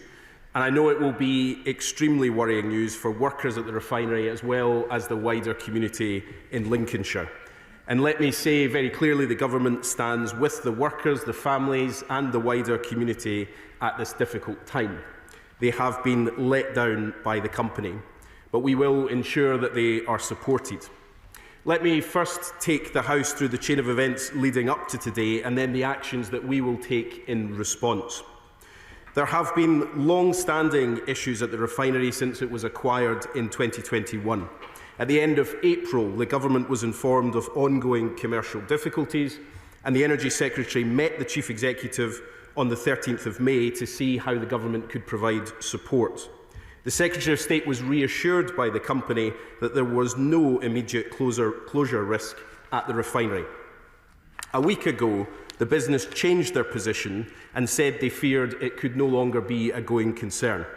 We repeatedly asked them at official and ministerial level what the financial gap was to work out whether the government could help bridge that gap.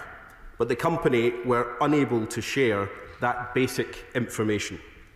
As a result of today's decision by the company, an official receiver and administrators have been appointed to take over different parts of the business. And the government will ensure supplies are maintained, protect our energy security and do everything we can to support the workers, including engaging with trade unions and industry bodies. Let me update the House on the government's response. First, we will work with the official receiver over the coming days and weeks to manage the situation at the Lindsay oil refinery site and determine the next steps. The official receiver will take immediate steps to ensure safe operations at the site, ensure continued fuel supply and explore all credible options for a sale.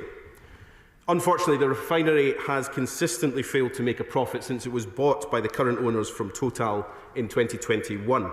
It's recorded a total of around £75 million worth of losses between its acquisition in 2021 and the financial year ending in February 2024. This has left the refinery in a situation in which it is in very bad shape, and the company has left the government with very little time to act. We are supporting the official receiver to carry out their statutory duties, including managing the situation on the site to determine next steps. This will include urgently reporting back on the steps, including all potential uses of the site, prior to wind down of the refinery. As to the wider business, there are extensive operational and financing interdependencies within the Prax Group, which mean that the refinery's parent company, State Oil Limited, has also been placed into administration today, along with a small number of other group entities. However, other parts of the group, including its UK retail business, have not gone into administration. The retail business will trade as normal while the administrators look to secure a sale in due course. Second, there are questions that now must be answered about how the owners allowed this situation to happen. That's why my right honourable friend, the Energy Secretary, has today written to the Insolvency Service to demand an immediate investigation into the conduct of the directors and the circumstances surrounding this insolvency. Third, as we engage in this work, our immediate priority is to ensure that affected workers at the Prax Lindsay refinery are supported through this difficult time. The government believes the business's leadership have a responsibility to the workers and the local community, and we are calling on them to do the right thing and provide support to the workers through this difficult period. The wealthy owner cannot wash his hands of his obligations to the workers and their families, and that's why we are calling on him to put his hands in his pockets and deliver proper compensation for the workers. The government will now urgently work with the company and trade unions to explore what further support can be offered for the workforce. And that will include the maximum possible help to ensure workers can pursue new job opportunities if the refinery cannot be sold. Fourth, more widely, we are committed to securing the long-term future of the UK's refinery sector. It's important to say that the UK has a refining sector with a number of well-run operators. I met the refining sector earlier this month for a ministerial roundtable, and they told me that they hadn't had such a meeting with government for 13 years. The reality is the previous government left the UK's refining sector facing significant long-term challenges. And we know there are global challenges too, including competition from larger refining operations in the Middle East, India and Africa. We've already seen the effects of years of negligence from previous governments, and this government has been left to pick up the pieces. For our refining sector as a whole, the UK government is determined to work with industry, workers and trade unions to ensure we safeguard our refineries for the future. That's why we're reviewing the methodology for the energy-intensive industries compensation scheme that we inherited from the last government. The refinery sector is not covered by this scheme, and this review will help assess whether sectors like this should be covered in the future and whether more can be done to help their competitiveness. And that's not all, Madam Deputy Speaker. In less than 12 months in office, we've invested in CCUS, which can help key refineries such as Phillips 66 and Stanlow through Viking and Hynet. We've funded Project Willow at Grangemouth, a project that can help all refineries meet future challenges. And we're driving forward with the Sustainable Aviation Fuel mandate to help refining sectors maximise the opportunities created by the clean energy revolution. Madam Deputy Speaker, from the moment we were informed of these issues, the Government has been focused on securing the future of the Prax Lindsay oil refinery site and supporting its workers. Today, those workers have been badly let down by this company, but we are committed to supporting them and the wider community during this difficult time. And the Government is absolutely committed to a long-term future for the UK's refinery sector. We will provide further updates on the steps that I have set out in this statement over the weeks and months ahead, and I commend this statement to the House. Shadow Secretary of State Andrew Bowie. Thank you very much, Madam Deputy Speaker. I would like to thank the honourable gentleman for advance side of his statement and for taking the time to speak with me on this issue earlier today. Today, hundreds of jobs are at risk and a strategically significant asset is in jeopardy. The refinery has a capacity of roughly equivalent to 35% of British petrol consumption and 10% of British diesel. The refinery supplies aviation fuel to Heathrow Airport via a pipeline. Refineries represent a core strategic interest for the United Kingdom. We are reassured that the oil and gas fields to the west of Shetland are not at risk, nor are the network of petrol stations affected by the announcement today, and I would like to reiterate that that side of the operation is not at risk. The Lindsay oil refinery has been loss-making since acquired from Total Energies in 2021, and we are aware of long-standing financial issues with the Prax Group, including being unable to provide accounts to government. As such, we support the government in ordering an investigation into the conduct of the directors and the circumstances surrounding this insolvency. But it is clear, despite any individual management issues facing the specific company, and these, as the Minister has said, are multiple, that the refining industry as a whole is being driven into the ground by the high cost of energy in this country. In the late 1970s, Great Britain had 17 oil refineries. If the Lindsay refinery in the Humber does close its doors, only 4 will remain. Energy is the single largest cost of operating a refinery. The sky-high cost of energy to industry in the UK is pushing manufacturers and energy-intensive industries like refineries out of business. And as Sir Jim Ratcliffe of INEOS has said, the chemical sector is facing extinction because of enormously high energy prices and crippling carbon tax bills. Industry in the United Kingdom is uncompetitive. 2 oil refineries closing within 6 months. It's quite clear we have to have a rethink. If our route to lowering emissions in the UK is at the price of deindustrialisation of jobs, livelihoods and economic growth, if it means impoverishing the UK and increasing dependency on imports and a fragile supply chain for fuel and essential oil products, then we must rethink. If the Secretary of State brings refineries into the scope of the Energy-Intensive Industries Compensation Scheme, he is providing only a sticking plaster response. Exempting specific industries from policy costs, the renewable obligation, the feed-in tariff, the cost for contracts for different subsidies and capacity market payments, does not fix the foundations. This piecemeal approach simultaneously accepts the devastating consequences of green levies on the industry whilst abdicating responsibility for fixing the root problem. We are already seeing the real impact on working people, on their livelihoods and communities if action is not taken. 400 jobs lost at Grangemouth, 60 at Moorcroft Pottery in Stoke, over 1,000 at Vauxhall and Luton, 250 at Electric Grass Fibre in Wigan, and now Prax at Lindsay with 440 employed at that oil refinery. Unite the Union have warned the government that its policies have placed the oil and gas industry on a cliff edge. This government is driving up the cost of energy, increasing reliance on imports and offshoring our carbon emissions. It's not good for the climate and it's very bad for Britain.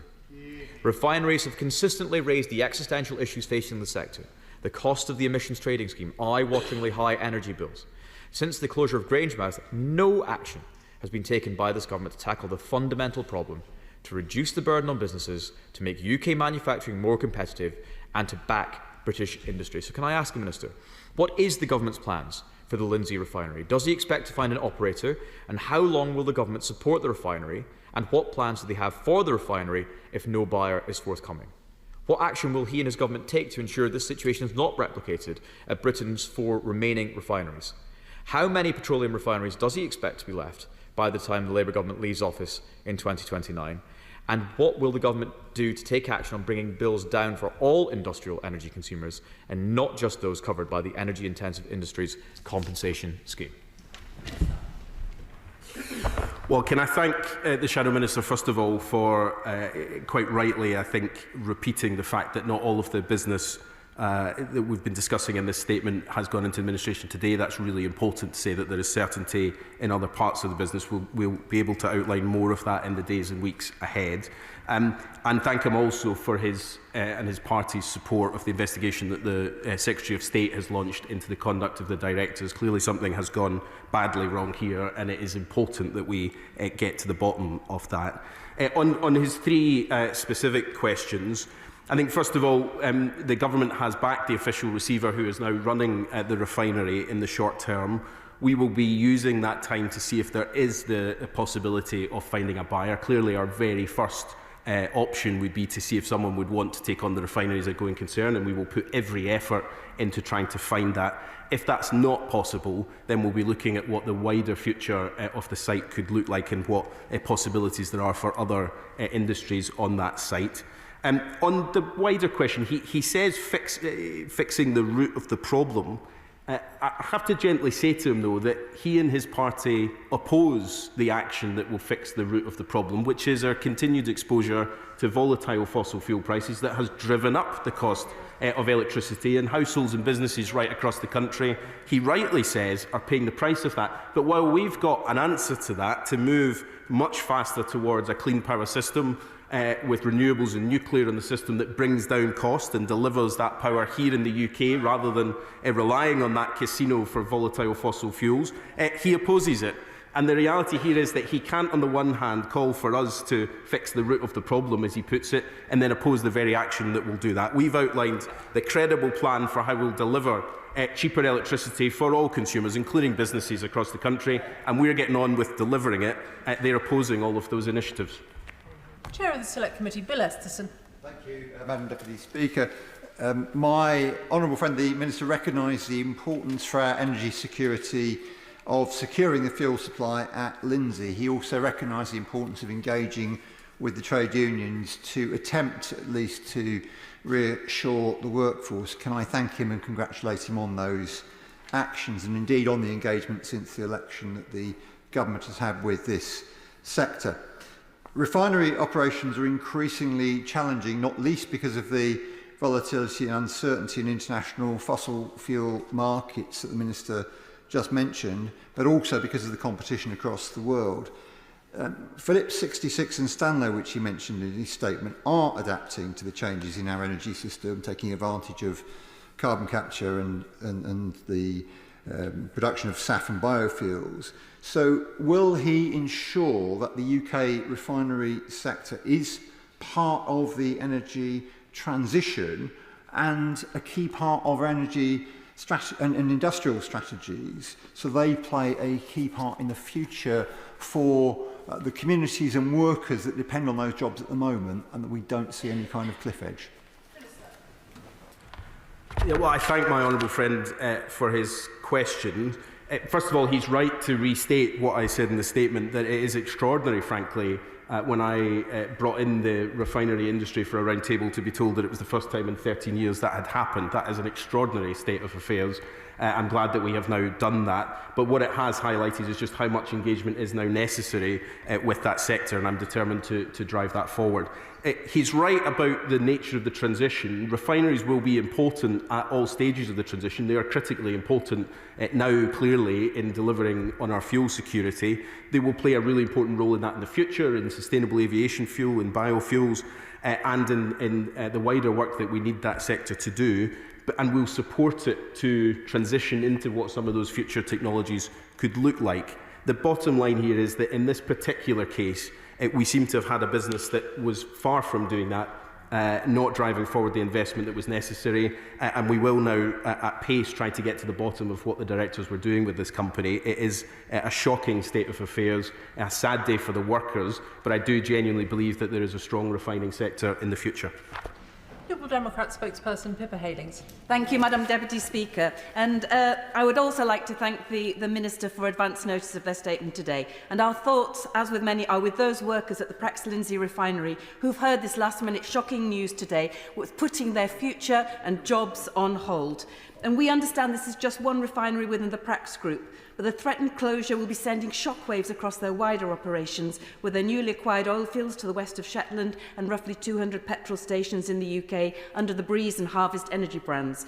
While these facilities are outside the insolvency process as things stand, workers in these upstream businesses and the wider community will understandably be very worried about the impact of the insolvency on their jobs in future. And there are indeed questions to be asked, Madam Deputy Speaker, of the company bosses in both State Oil and the Prax Group, and it's good to hear the Secretary of State's announcement of an investigation into how they have let workers down.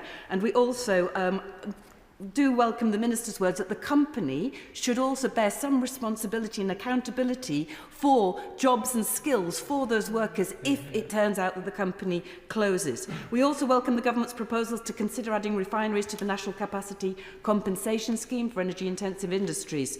Once again, as we've heard, we see UK industry buckling under soaring energy costs, some of the highest in Europe, with workers left to pay the price. However, many in this House will feel a troubling sense of déjà vu following on from the Grangemouth job losses. We've heard from the Minister about the state of the refining industries and the fact that you've seen them for the first time in 13 years. Situations such as this make it yet clearer that the Government must set out a comprehensive and strategic plan for workers in the oil and gas industry to support the redeployment of skills and training as part of a just transition. The recent report by Robert Gordon University warned that the UK risks losing tens of thousands of offshore energy jobs by 2030 unless urgent and coordinated actions taken immediately, rather than the irresponsible and reckless race backwards to volatile fossil fuel dependency that we've heard today from the Conservatives. Their report calls for honest dialogue to settle on a common UK policy framework. The Honourable Lady will know that the time limit for responses to statements is 2 minutes for the Liberal Democrats. I'm sure she has finished her comments. In conclusion, many thank you, Minister. I think I got all of the key points down anyway, and importantly, I agree with many of them. Look, first of all, I would just echo the point that she makes, that this will be shocking news for the workers, as it always is, but I think particularly given how quickly this has happened, it has been as much a surprise to us with how quickly the company has come to terms with some of this, but for the workers it will be particularly shocking news. I do want to just reiterate two things that the Honourable Lady said, just to be really clear. On the upstream business that she mentioned, west of Shetland, that's not filing for insolvency. And on the petrol forecourts point, these will continue to operate as normal, and the administrators are exploring the prospect of a sale of those retail operations. So there's no need for anyone to be concerned about any of that.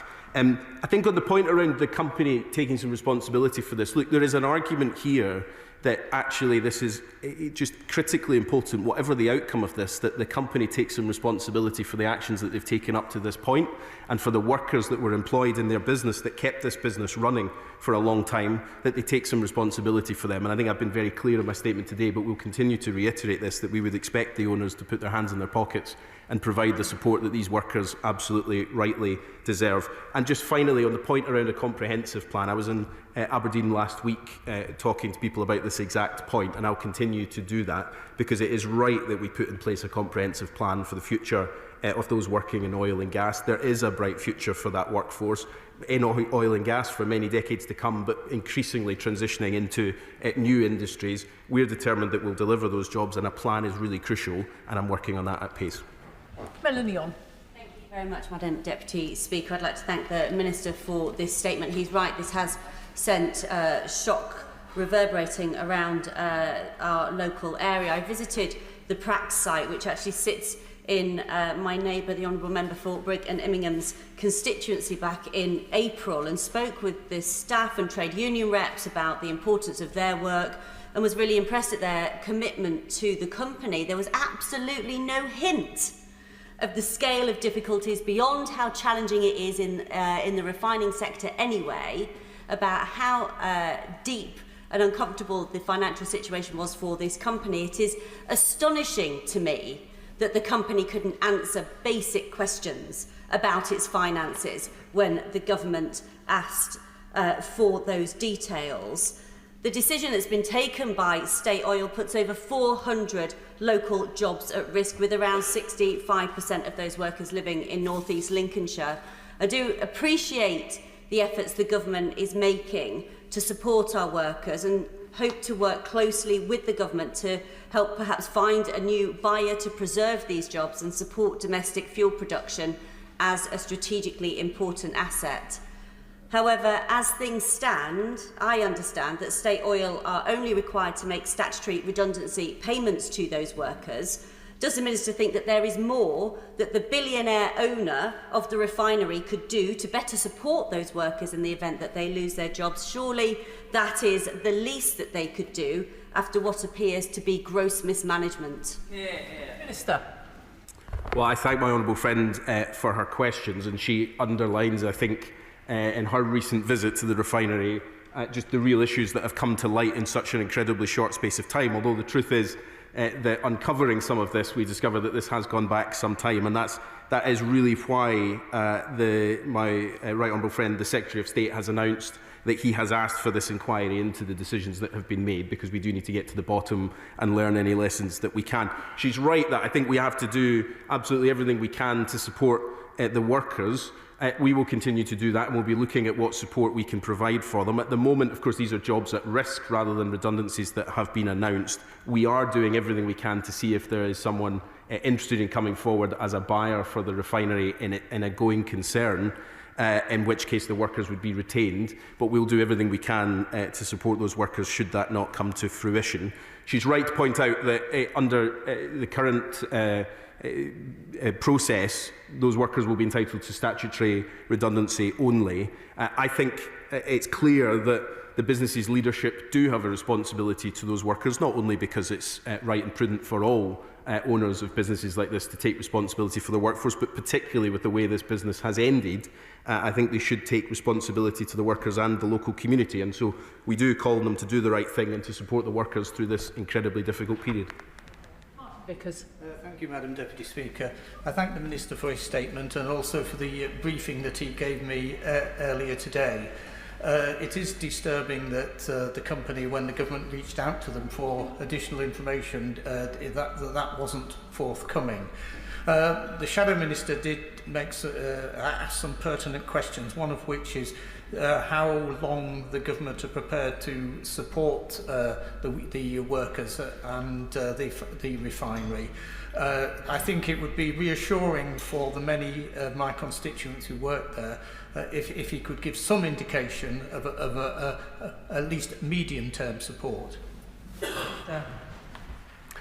Well, I'm grateful to the honourable gentleman for his time earlier today. Obviously, this will be a distressing issue in his constituency, so it was good to have the chance to speak to him about it.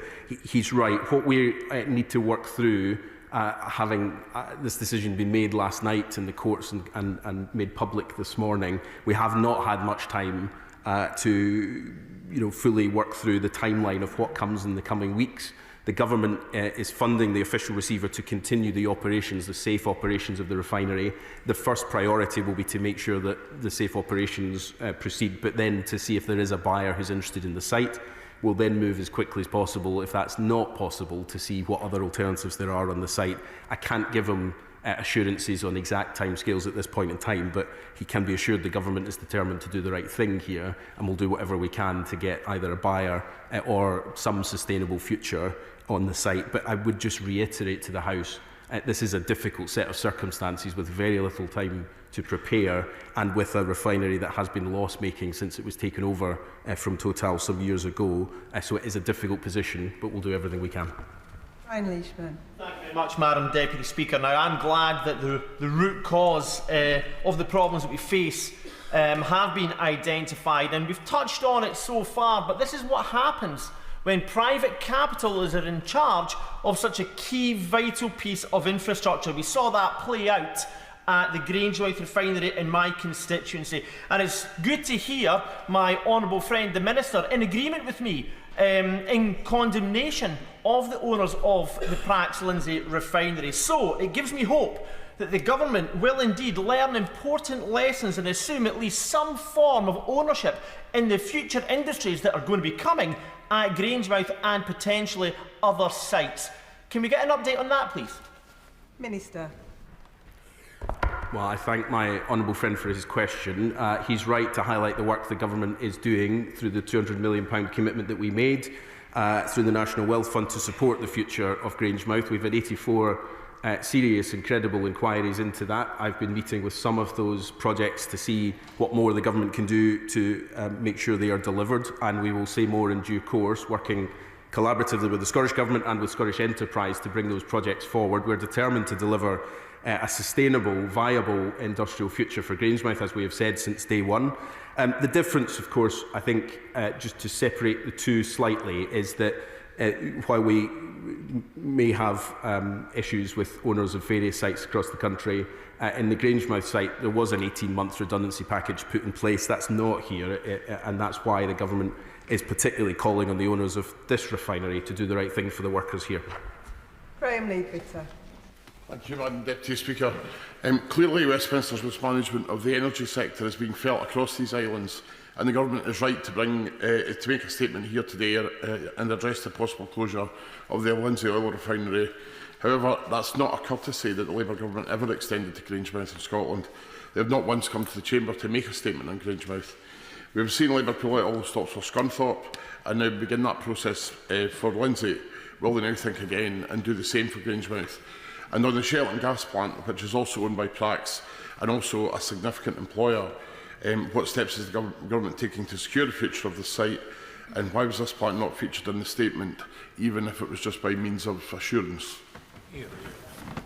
Well, on two fronts. First of all, we have repeatedly come to this House to talk about Grangemouth, and I've had meetings with a number of MPs over the past year, in fact probably more than on any issue whatsoever, and I have weekly meetings with Scottish Government ministers or businesses or others to discuss the future of Grangemouth. I don't think no one wanted the outcome that we got from Grangemouth, but we have done everything in our power to turn that around and to deliver a viable economic future for that site. And so I don't quite take that criticism, which I think is misplaced.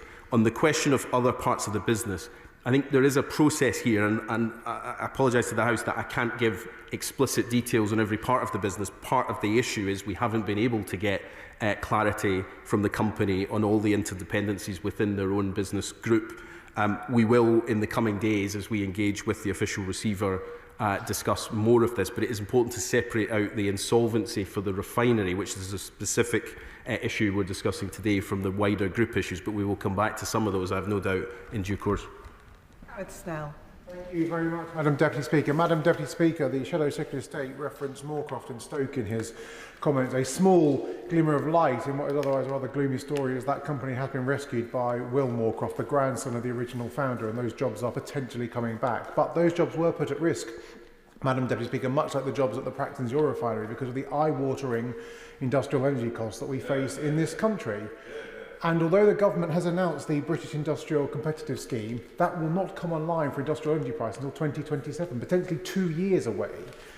I thought I heard the Minister say that they're going to look at the potential for changing the criteria for the energy-intensive industry compensation scheme to bring in new sectors to offer some immediate help and the respite between now and when that scheme comes in. If that's the case, could he be clearer at the dispatch box? And if he's able to look at the EIIC criteria, could he also look at the existing energy supercharger scheme that would allow ceramics companies in my constituency to access the help and support they need to continue to thrive? Minister. Well, my honourable friend is right, of course, to raise the impact that high costs of electricity have right across industry. That's why we have been doing everything possible since we came into government. First of all, through the industrial strategy and another work that my colleagues in the Department for Business and Trade have been doing to try and drive down energy costs. But secondly, of course, through the wider work that we're doing across the energy system to deliver clean power by 2030 and bring down bills and the volatility in bills that are faced by too many households and businesses across the country. We're looking at all of the options that are possible, and I've said to the refinery sector that we're willing to look at all of these particular schemes on a case-by-case basis. There's no easy answer to many of these things, but for example, the eligibility for the Industrial Competitiveness Scheme we will look at following consultation, which will open shortly, and it will be reviewed in due course. Now, I understand the question is around how fast we can move on some of these things, but we do need to make sure that we get this right, and we are doing everything we can, where we can, to move faster on some of these decisions. Thank you, Madam Deputy Speaker. The government stood in to secure British Steel, citing national security and protecting jobs. And now they are also standing in to support Prax Lindsay and again have cited protecting energy security and workers. As he knows, there are tens of thousands of jobs and many companies in North East Scotland who are nearing a cliff edge because of the government's policies. To stop another need for another 11th hour standing in by the government, will he now support the North Sea by ending the EPL and allowing new licences in the North Sea? Well, first of all, I should avoid straying into taxation policy, which is not in my brief. I would say that we are doing everything we can to issue a speedy response to the consultation on the future of energy in the North Sea, which is all about how we strategically plan the future of oil and gas in this country to ensure that we are building up the future industries at the same time as supporting existing oil and gas supply chains and jobs, and we're moving that work forward. Just to be really clear on the issue of what the official receiver does, the official receiver is in post with statutory duties. That is not in the same bucket as nationalising an industry. It would not be right for the government to underwrite failing businesses, but we have a responsibility here with an active refinery to make sure that it is wound down in a way that is safe, or that we can find a buyer to continue it. Madam Deputy Speaker, I stand in solidarity with the workers in the oil industry who are facing this uncertainty and fear. This incident outlines and illustrates perfectly exactly why a carefully managed worker-led transition away from oil and gas is so desperately needed to avoid a chaotic collapse where workers pay the price. So will the Minister agree to implement my Energy and Employment Rights Bill, which includes publishing a plan for redeployment and retraining of oil and gas workers, with oil and gas companies paying for it across the industry, rather than piece by piece, crisis by crisis? Minister. Well, I don't agree with her proposed piece of legislation, and so no, I won't be supporting that. I think it is the wrong approach, although she does highlight the right problem. And that is why we are moving as quickly as possible to plan that transition properly. The truth is we should have been doing this when the transition started many years ago, and as a result we've lost a third of the workforce in the past 10 years, more than 70,000 people losing their jobs because we've failed to plan for this. So I recognise the problem that she outlines, but I think the answer to that is for us to do two things. It's first of all to manage the existing fields and to support that industry for the lifetime of those fields, but secondly to build up at speed the investment in the industries that come next, and that's why the government supported in the spending review industries around carbon capture and storage, hydrogen, and of course significant investments in the supply chain through Great British Energy to make sure that we are building infrastructure in this country again and getting the jobs that come with it. The transition is important, and we're doing everything we can to make sure that workers are at the heart of that. Charlie Maynard. Thank you, Madam Deputy Speaker. I appreciate your words of support for the workers and the horror that they are facing now and the shock. And certainly as Liberal Democrats, we will work hard to hold you to those words. Two questions for you. The Carbon Border Adjustment Mechanism leaves UK refineries at a disadvantage in the trade of international fuel. Will the government now consider including the trade in international fuel to be included inside CBAM to get our UK refineries on a level pegging with the rest of the world? One. Second, we now only have one refinery left facing the North Sea. How many refineries is okay for the UK to have in terms of maintaining fuel security? Could you be precise in terms of giving how many more can fall after Grangemouth and this one here? Thank you. Minister. Okay. I thank the honourable gentleman for his questions and his promise of holding us to account, which I look forward to.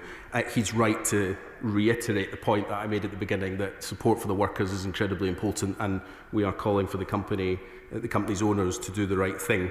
On the question of the carbon budget adjustment mechanism, we've looked at three factors in this question: the UK ETS scheme, carbon leakage risk, and the feasibility and effectiveness of including.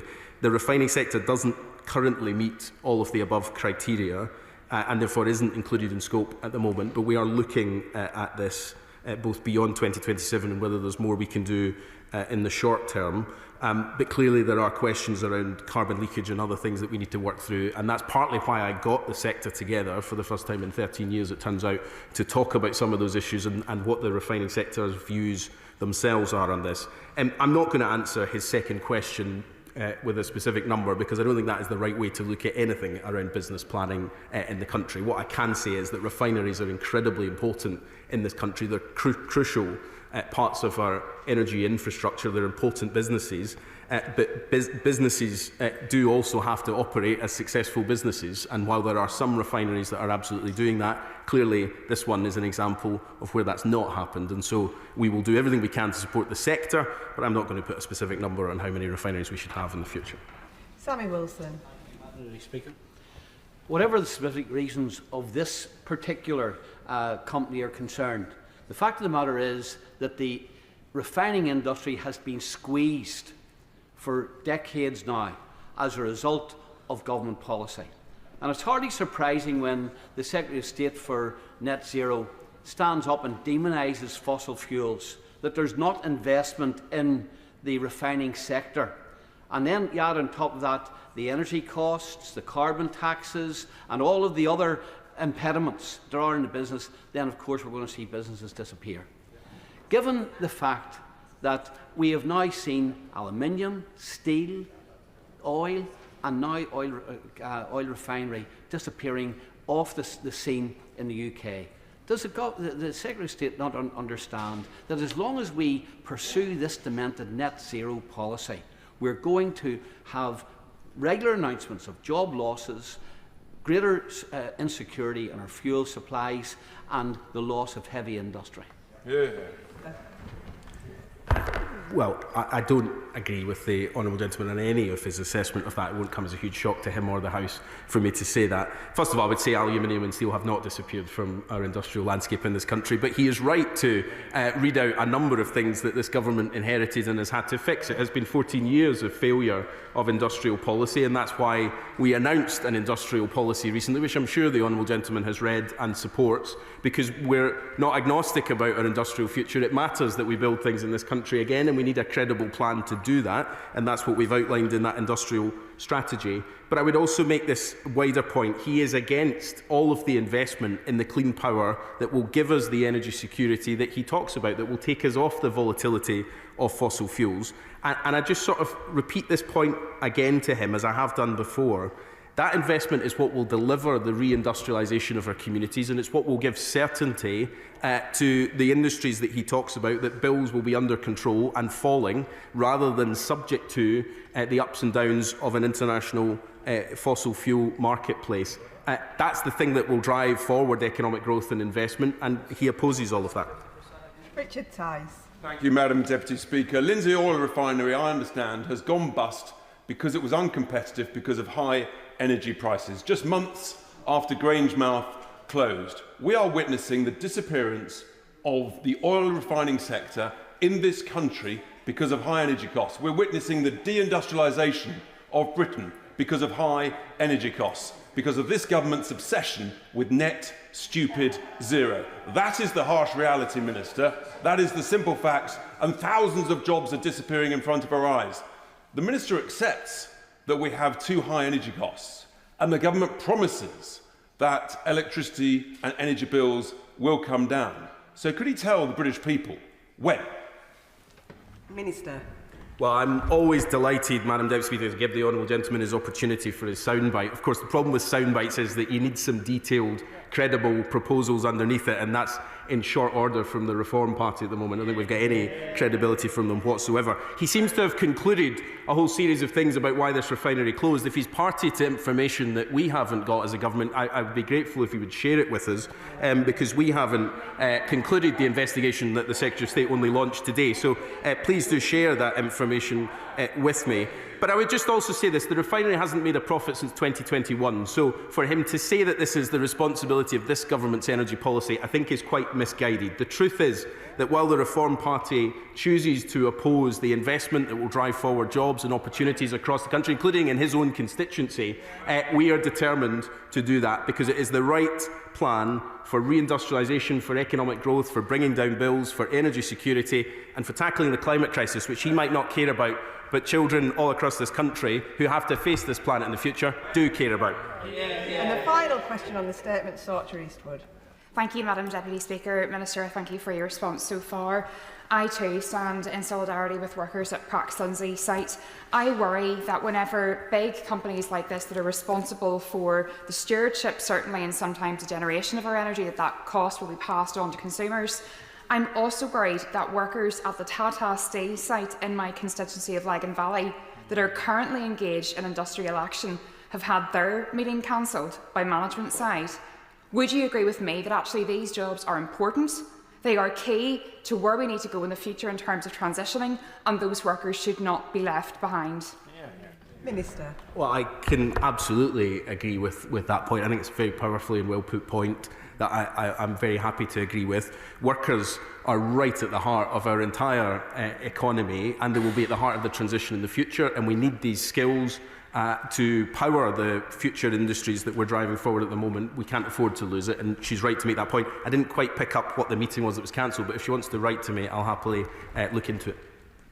And that concludes the statement. I'll give the front benches a few moments to swap over.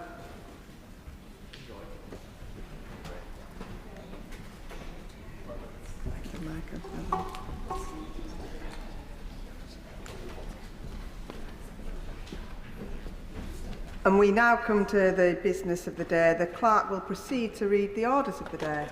Deprivation of citizenship orders effect during appeal bill, second reading. Now, Minister to move second reading, Minister Dan Jarvis. I beg to move that the bill be now read a second time. Madam Deputy Speaker, of all the duties of government, none matters more than keeping our country safe. It is an awesome task and one to which we attach the utmost significance, as this House and the public would expect.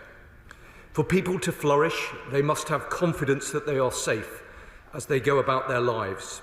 For a society to excel, its values must be protected from harm and its laws upheld. For a nation to thrive, its leaders must be unrelenting in the pursuit of these critical aims. That is why the Prime Minister has made national security a foundation of the plan for change. And it is why, with our partners in policing and the security services, we work around the clock to keep the United Kingdom and its people safe. And in the face of a complex and evolving threat picture, it is essential that we keep the powers, tools and measures available to us under constant review. Where steps are needed to maintain the safety and security of our country, this government will not hesitate to act. It is with this intention that we have brought forward this bill, which, while narrow in its scope and intent, is vital to our ongoing efforts to protect the United Kingdom. Madam Deputy Speaker, before I come to the detail of the bill, I will provide a little bit of background. The British Nationality Act of 1981 provides for the removal of an individual's British citizenship. This is also known as a deprivation of citizenship. Deprivation is an important and effective tool to maintain public safety and preserve national security. It is used in two different situations: where citizenship has been obtained by fraud, or where deprivation is conducive to the public good. which means that it is in the public interest to deprive a person of British citizenship because of their conduct and or the threat that they pose to the United Kingdom. Happy to give way. Yeah. I thank the Minister for giving way, and I accept his point that it's a very narrow bill. I do wonder, though, whether he's able to give any numbers to the House as to how many individuals are currently pending an appeal that has not yet been heard who have been deprived their citizenship, to whom this bill would ultimately apply. Minister.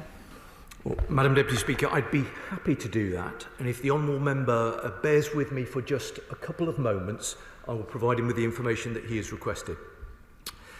Madam Deputy Speaker, I was saying, in the latter category especially, deprivation is used against some of the most dangerous individuals, including terrorists, extremists, and serious and organised criminals.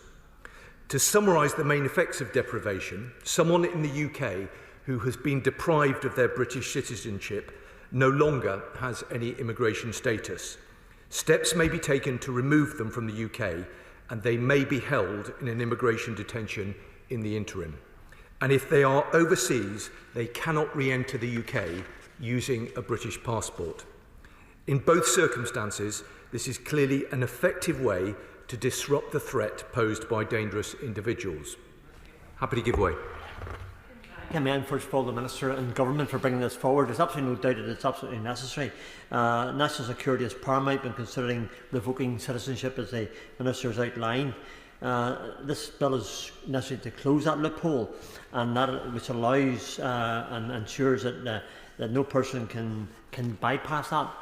In Northern Ireland, Madam Deputy Speaker, there are many people who claim both citizenships as they're able to, Irish and UK. While this bill, I understand, will make sure that the UK citizenship can be revoked, they still have a right, as an Irish passport holder, to travel to Northern Ireland. So it's a very peculiar case. I'm quite happy if the Minister wants to come back to me on this, but I want to make sure that no one can get round it by any other, whatever it may be, an alternative passport like an Irish passport or whatever it may be, and to ensure that Northern Ireland will be under the same laws as the rest of the United Kingdom. Thank you so much. Well, I'm grateful to the honourable member, as I always am, for his intervention, and he's absolutely right. It is necessary to close this particular loophole, and that is the purpose of this bill. He's raised, I think, a very interesting example, and I'm grateful to him saying that he's happy for me to come back to him. Let me reflect on it further, and I will respond to him when I make my concluding remarks at the end of this debate. Yes, I will give way.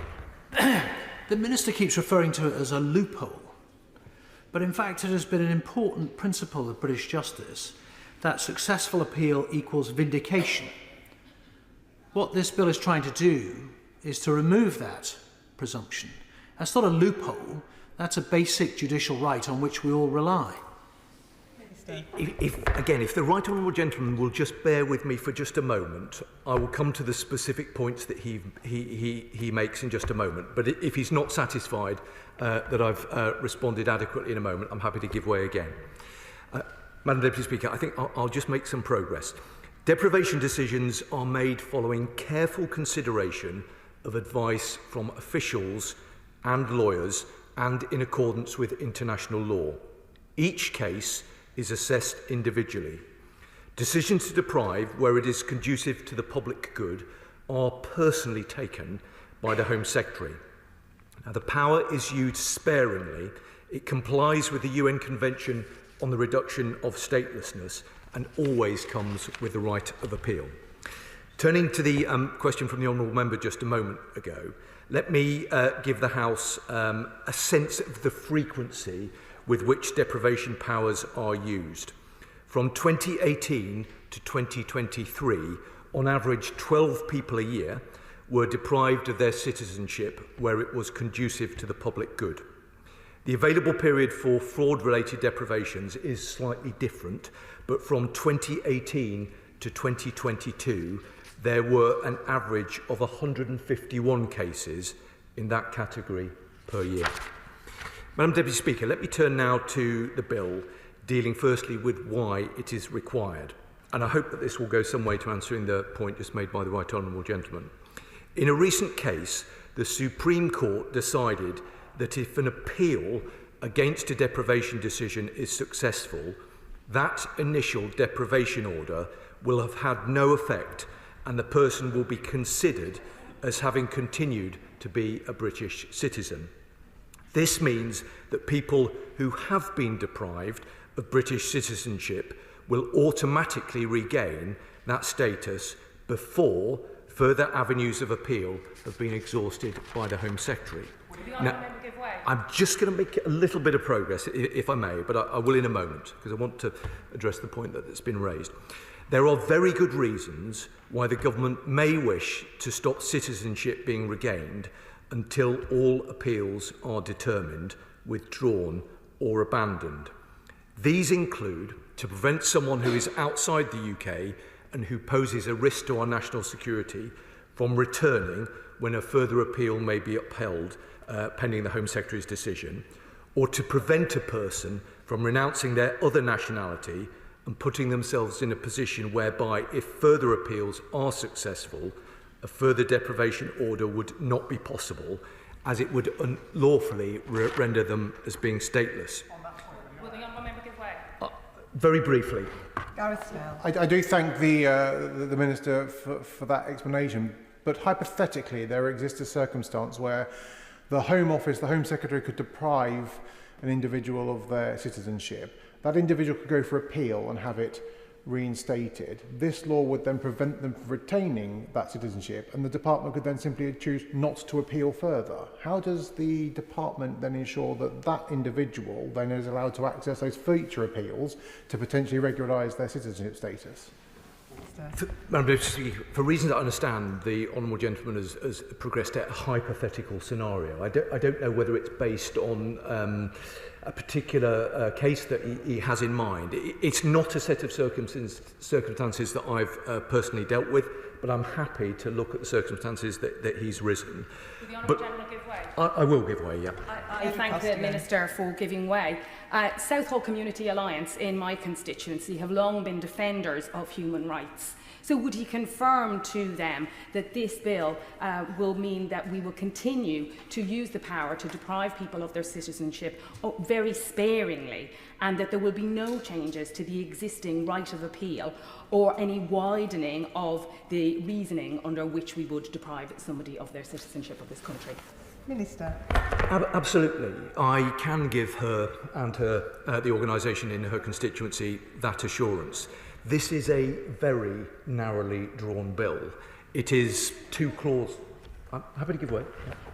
I thank the Minister for giving way. I'm confused.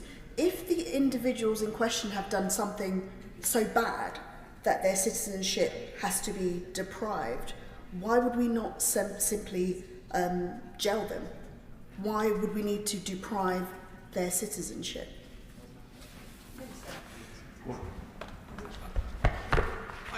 I hope the Honourable Lady heard the point that I was making just a moment ago, that the reason that the government has brought forward this legislation is in response to a recent Supreme Court decision where an appeal against deprivation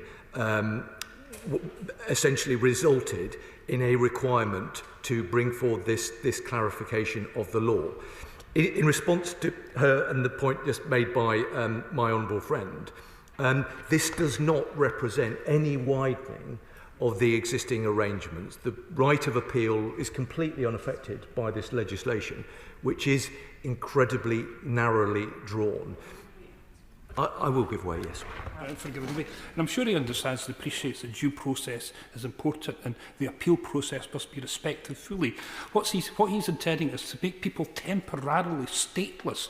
So can he guarantee that the appeals process will be speeded up and people will have an opportunity to have their case heard in a timely manner so they can have this resolved and not hanging over them for a long time? The Honourable Member is absolutely right about the point of due process, and I can say to him and the Honourable Lady whose point I was responding to is that these are powers that are used very sparingly. So each and every individual case is decided upon by the Home Secretary. I know this Home Secretary, and I'm sure previous Home Secretaries, have taken these responsibilities incredibly seriously. Decisions are made carefully and on advice and in accordance with international law, and I'm happy to give him and others that assurance. Let me just make a bit of progress, and then I'm happy to give way further. The key point, Madam Deputy Speaker, is that deprivation of citizenship on conducive grounds is rightly reserved for those who pose a threat to the UK or whose conduct involves very high harm. We're talking about some of the most serious cases handled by any government. So, where a loophole is identified in the processes underpinning it, it is the job of any serious and sensible government to close it. And that is precisely what this government will do. Now, let me turn now to the substance of the bill. The House will note its brevity and narrow scope. The bill contains just one substantive clause focused solely on addressing the specific issues that have already been discussed. Its primary objective is to protect the United Kingdom from dangerous people, which includes those who pose a threat to our national security. The bill will achieve this by preventing those who have been deprived of British citizenship from regaining that status automatically when their appeal is successful, until further appeals have been determined. This will replicate the approach taken on asylum and human rights appeals, where the effect of an appeal is suspended up to the Court of Appeal, and extend it to appeals to the Supreme Court. To be clear, the bill does not change any existing right of appeal or widen the reasons for which a person could be deprived of their citizenship. Should an appeal mounted on behalf of the government prove unsuccessful, then where there is no possibility of further appeal, British citizenship would be reinstated with immediate and retrospective effect. Happy to give way to the right honourable gentleman if he still wishes to intervene. Yes, the right honourable gentleman keeps referring to it as a loophole and just isn't, and I just don't understand why he can't see that the presumption of innocent until proven guilty should apply in these cases as it should in any other. And the idea that if I don't win an appeal, somehow that doesn't mean I'm automatically innocent, which it does in every other case, seems to me to breach a fundamental tenet. And he's also not correct to say that this power is used sparingly. Since 2010, dozens and dozens of people have been denied on the say-so of the Home Secretary, despite there being nothing proven in court.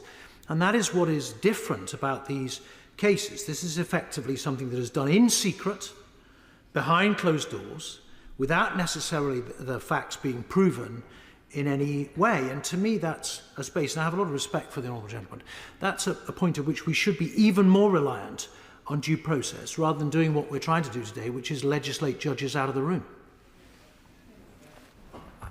I know that the right honourable gentleman will understand and appreciate from his own time as a minister in the Home Office the huge responsibility that government invests in the Home Secretary. The Home Secretary of the day has to make some incredibly difficult judgments. They have to make some very fine, balanced judgments. But I hope that he would agree that we have to ensure that the Home Secretary, whoever it is and of whichever political party they are, have the necessary powers in place in order to make decisions that safeguard the security of our nation. I'm certain that he and I agree on that. And this bill essentially is ensuring that this government continues to have the ability to do that in precisely the way the government that he served under did as well. Will the Minister give way? I will give way, yes. I thank the Minister for giving way again. Perhaps again, I'm completely confused. I still do not understand his very specific example at the beginning aside, why if these individuals posed such a huge threat, other pieces of legislation would not deal with them in terms of keeping the public safe. And you did also point to the fact that somebody could actually win their appeal and you still wish to deprive them, and I want to understand under which circumstances someone's appeal could be upheld by a judge and you would still wish to deprive them of their citizenship. Forgive me, I don't think I did say that. I think the opposite of that. But very happy to discuss this matter with her further. I hope that she understands, and as I hope that I have made clear, this bill is incredibly narrow in its scope. This bill seeks to take us back to the legal position that we were in a matter of months ago, prior to the judgment of the Supreme Court. This doesn't in any way undermine the right of appeal. If she has further concerns about it, I'm very happy to speak to her further, but I can give her an assurance, and she's very welcome to look at the bill. It won't take her very long to read it. It is 2 clauses, a single substantive clause, specifically designed to take us back to the legal position that we were in just a few months ago. So I hope that she will be reassured by that. Madam, I will, yes. I've come into this debate without any prior knowledge of what is proposed, so I'm making this point as a result of what I've heard so far. Am I right in thinking that what the Minister particularly has in mind is people who might, for example, have gone abroad to fight for a terrorist organisation like ISIS, and who have got dual citizenship, and that there is therefore no requirement that forbids us from removing their British citizenship, and that if they came back, even if they could be convicted of anything at all, they would be imprisoned only for a relatively short time, if at all, and then the security services would probably have to spend many years monitoring them. Is that the sort of scenario that the Minister has in mind? Minister. Well, I'm always grateful to the right honourable gentleman. It is, and perhaps he didn't hear me make that point earlier, but specifically I said that amongst other reasons that this would include to prevent someone who is outside of the UK and who poses a risk to our national security from returning when a further appeal may be upheld by the Home Secretary's decision. So he's right, that is a potential scenario that we have to guard against. And this bill will enable us to do that in the way that governments previously would have been able to do that prior to the ruling of the Supreme Court. I hope he finds that reassuring. Madam Deputy Speaker, as I've set out, deprivation is one of the most powerful tools we have in our ongoing efforts to protect the United Kingdom and its citizens from harm. For it to remain an effective part of our armoury, we do need to legislate. But before I finish, I do want to take the opportunity to pay tribute to our world-class law enforcement and intelligence agencies. In turbulent and uncertain times, their tireless work to maintain stability and security here at home has never been more crucial. They must be supported at every turn, because, Madam Deputy Speaker, the safety of our country stands apart from everything else that we do. It is the cornerstone of our society and the primary purpose for everyone involved in public service, including in this House. It is a responsibility not just borne by those of us on the government benches, but by parliamentarians of all particular parties. It is in that spirit, therefore, that I urge members to support this bill, which is required to preserve our national security, and I commend it wholeheartedly to the House. The question is that the bill be now read a second time. I call Shadow Minister Katie Lamb. Harriet. Thank you, Madam Deputy Speaker. Keeping our country safe is and must be the first duty of any government. That comes with decisions and choices that governments must take to keep their citizens safe, our country safe, and our way of life safe. That is why we on these benches support this bill. It is much needed to close the recently created loophole that should be agreed across the House, and it must be addressed. The issue tackled by this bill arises from the Supreme Court's decision in N3 versus Secretary of State for the Home Department 2025. The court held that if a person successfully appeals against a deprivation order, or if the order is withdrawn, they are considered never to have lost their British citizenship. That means that even where the Secretary of State intends to challenge such a decision through further appeals, the person's citizenship is automatically restored in the interim. In practice, this could allow individuals to return to the UK or announce another citizenship or nationality before the Home Office has exhausted the appeals process. The Supreme Court judgment created two vulnerabilities: an unlocked door through which dangerous individuals can return, and an escape route allowing terrorists to regain citizenship, fly back to Britain, then renounce other nationalities to become untouchable. The government's own assessment identifies specific risks. Firstly, the immediate re-entry attempts. Second, terrorists becoming stateless to block future action. And thirdly, foreign states interfering in our security measures. Madam Deputy Speaker, the Supreme Court's interpretation has created a situation which is unprecedented amongst our allies.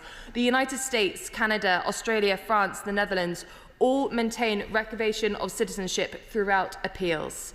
Until this February's ruling, Britain's framework worked effectively. But now, because of this judgment, we face a unique vulnerability that no other comparable democracy tolerates. Removing citizenship is, quite rightly, considered as a serious step and one that is not taken lightly and without thorough consideration.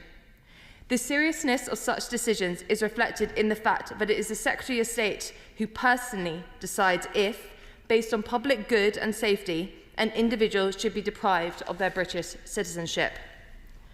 The Conservative Party absolutely agrees with the importance of depriving citizenship in order to preserve national security. It is a power that has been used sparingly but necessarily, with previous Home Secretaries rightly depriving over 200 individuals of citizenship for being non-conducive to public good. These individuals risk undermining not only our security but our society at large. British citizenship is a privilege, not an unconditional right. Those who choose to shatter their bonds of loyalty through terrorism or heinous organised crime forfeit their right to carry a British passport. That is why successive Conservative governments never shrinked away from these powers against terrorists plotting to kill our citizens, or members of, for example, Rochdale grooming gangs for their sickening abuse of vulnerable children. And that is why we are happy to support the government in their attempts to close this loophole today. I call Josh Simons. Thank you, Madam Deputy Speaker. In this island, citizenship is an idea still in its infancy. When Great Britain was forged in the Act of Union in 1707, British people were not citizens, but subjects, equals with each other by virtue of their relationship to the monarch.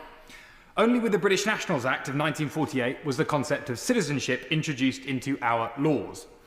I say that because, to my mind, we live in an age when political imagination is needed more than ever.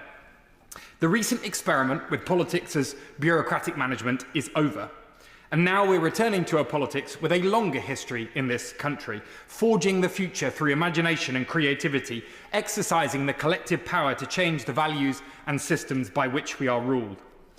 In a moment like this, the relative infancy of citizenship in Britain should encourage us to pause to examine an idea we too often glide over. So, Madam Deputy Speaker, I hope you'll forgive me for doing just that. Because citizenship is connected, as is the motivation behind this bill, to one of the great challenges of our time: controlling our borders and establishing systems of legal migration and asylum that are orderly, managed, humane, and in our national interest. So let me start with what my constituents in Makerfield tell me.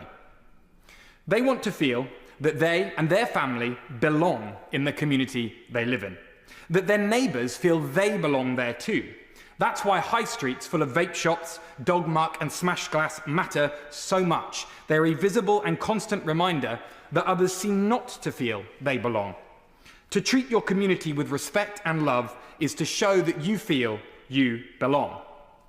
Citizenship is belonging on a bigger scale, a larger us. It's the unchosen love you feel for your family, even your town, projected onto the story of a country and its people. The monarch, the flag, the mountains, hills and seas, the industrial skylines of my hometowns in northern England and the cobbled streets of Cornwall. Citizenship is a feeling, And like any feeling, it carries responsibilities. It's not only about what we are owed, but what we owe. Responsibility, contribution, duty. We live in uncertain times. Europe is at war, the Middle East in crisis, and the world order is being remade at breakneck speed. In such times, I believe we should celebrate and nurture citizenship far more than we do.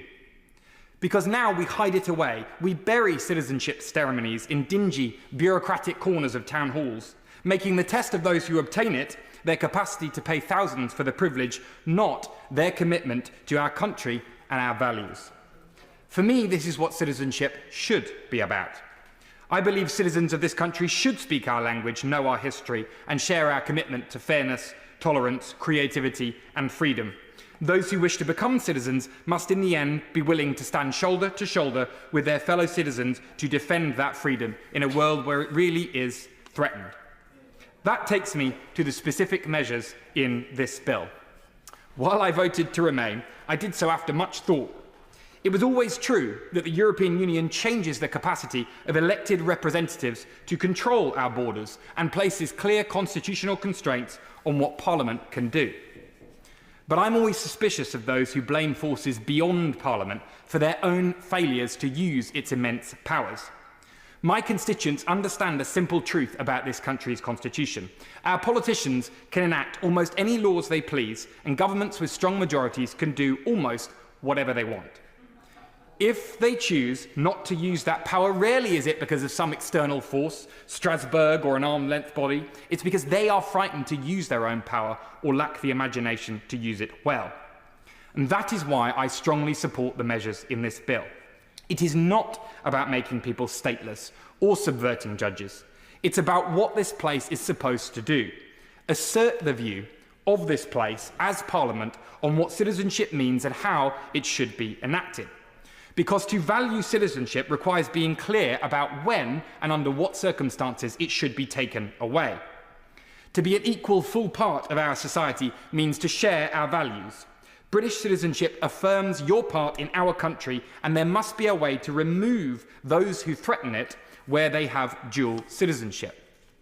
If the Home Secretary has decided in narrow and prescribed circumstances that it is in the public interest to remove a person's citizenship because they threaten our security, that is what, in my view, should happen. Of course we must have an appeals process. No one must ever be above the law in this land, but an appeal should not mean that the will of elected officials is thwarted.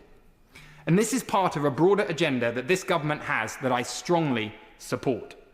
Changing the process of judicial review to ensure that the few cannot hold up investment and infrastructure that benefits the many. Reforming the ECHR so it updates human rights for the 21st century, so it strengthens national security and enhances control over our borders. The British people, Madam Deputy Speaker, are fed up with politicians passing the buck, blaming someone else for their own failure to act. If we don't create a modern citizenship regime, reform the ECHR and judicial review, establish digital ID, or for that matter, radically reform the British state, it is nobody's fault but our own. Us, the British political class. And I, for one, am sick of politicians throwing up their hands and blaming others for their own failures. I will always support a government that takes responsibility for using Parliament to deliver the radical change that this country needs. And that is why I support this bill tonight. I call Liberal Democrat spokesperson Lisa Smart. Thank you very much, Madam Deputy Speaker. The United Kingdom employs deprivation of citizenship orders more frequently than almost any other country in the world. And while it is of course right that the government should have the means to protect national security, both the current legislative framework and indeed the bill before us today lack adequate provisions for transparency or systematic oversight regarding when, why and how the Secretary of State exercises the power to deprive individuals of their citizenship. This bill is designed to make sure that if the government takes away someone's British citizenship, that person stays deprived of that citizenship while any appeals against the decision are still ongoing.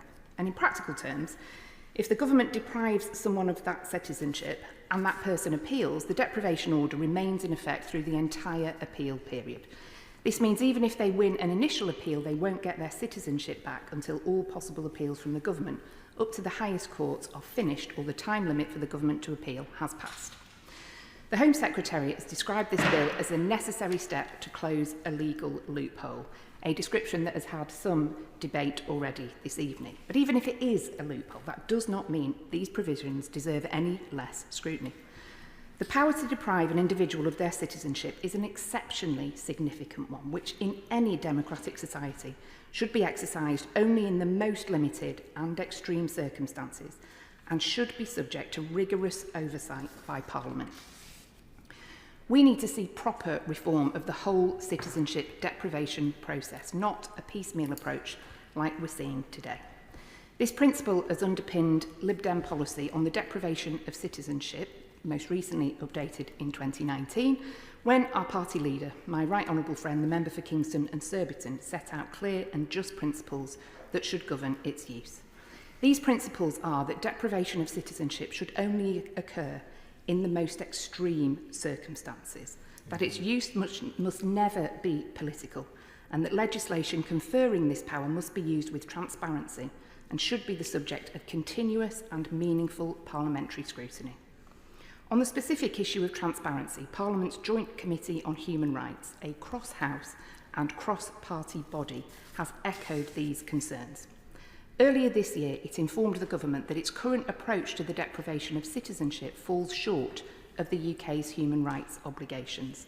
The committee called for significantly greater oversight of these powers, including periodic independent reviews of their use and regular reports to Parliament.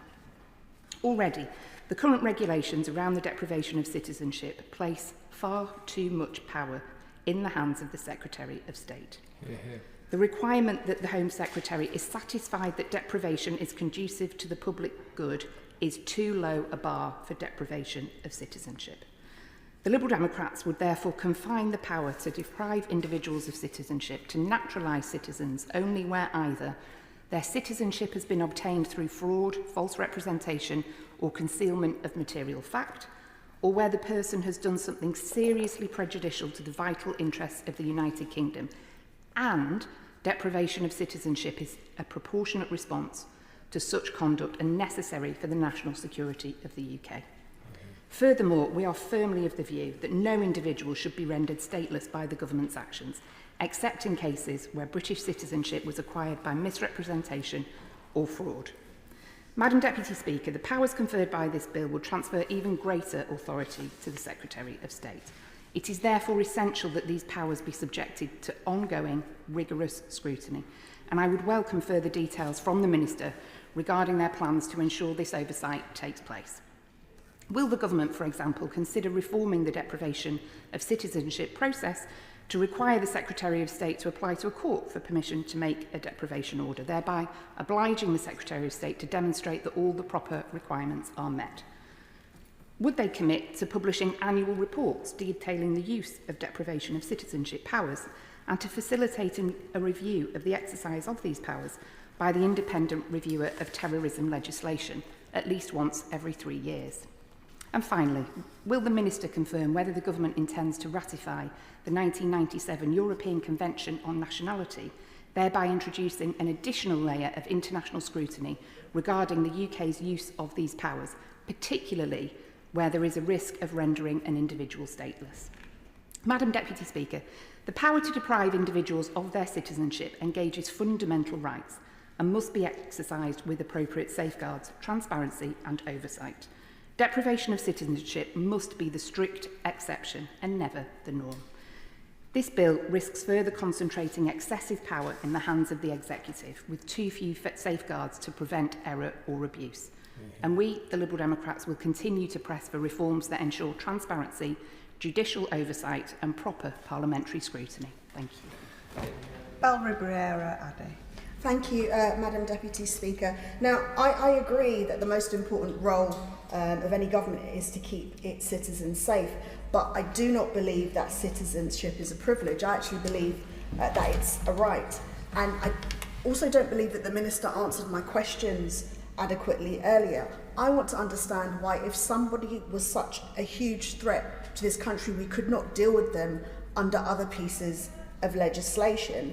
And if that is the case, are there not other pieces of legislation that require our attention in this regard? I really worry because it feels that this could turn due process on its head and that we wouldn't necessarily accept it in any other branch of justice. And I hope the Minister understands that following the Windrush scandal and the case of Shamima Begum, that there is a sense of nervousness amongst many communities when any legislation that touches and concerns citizenship is brought to this House.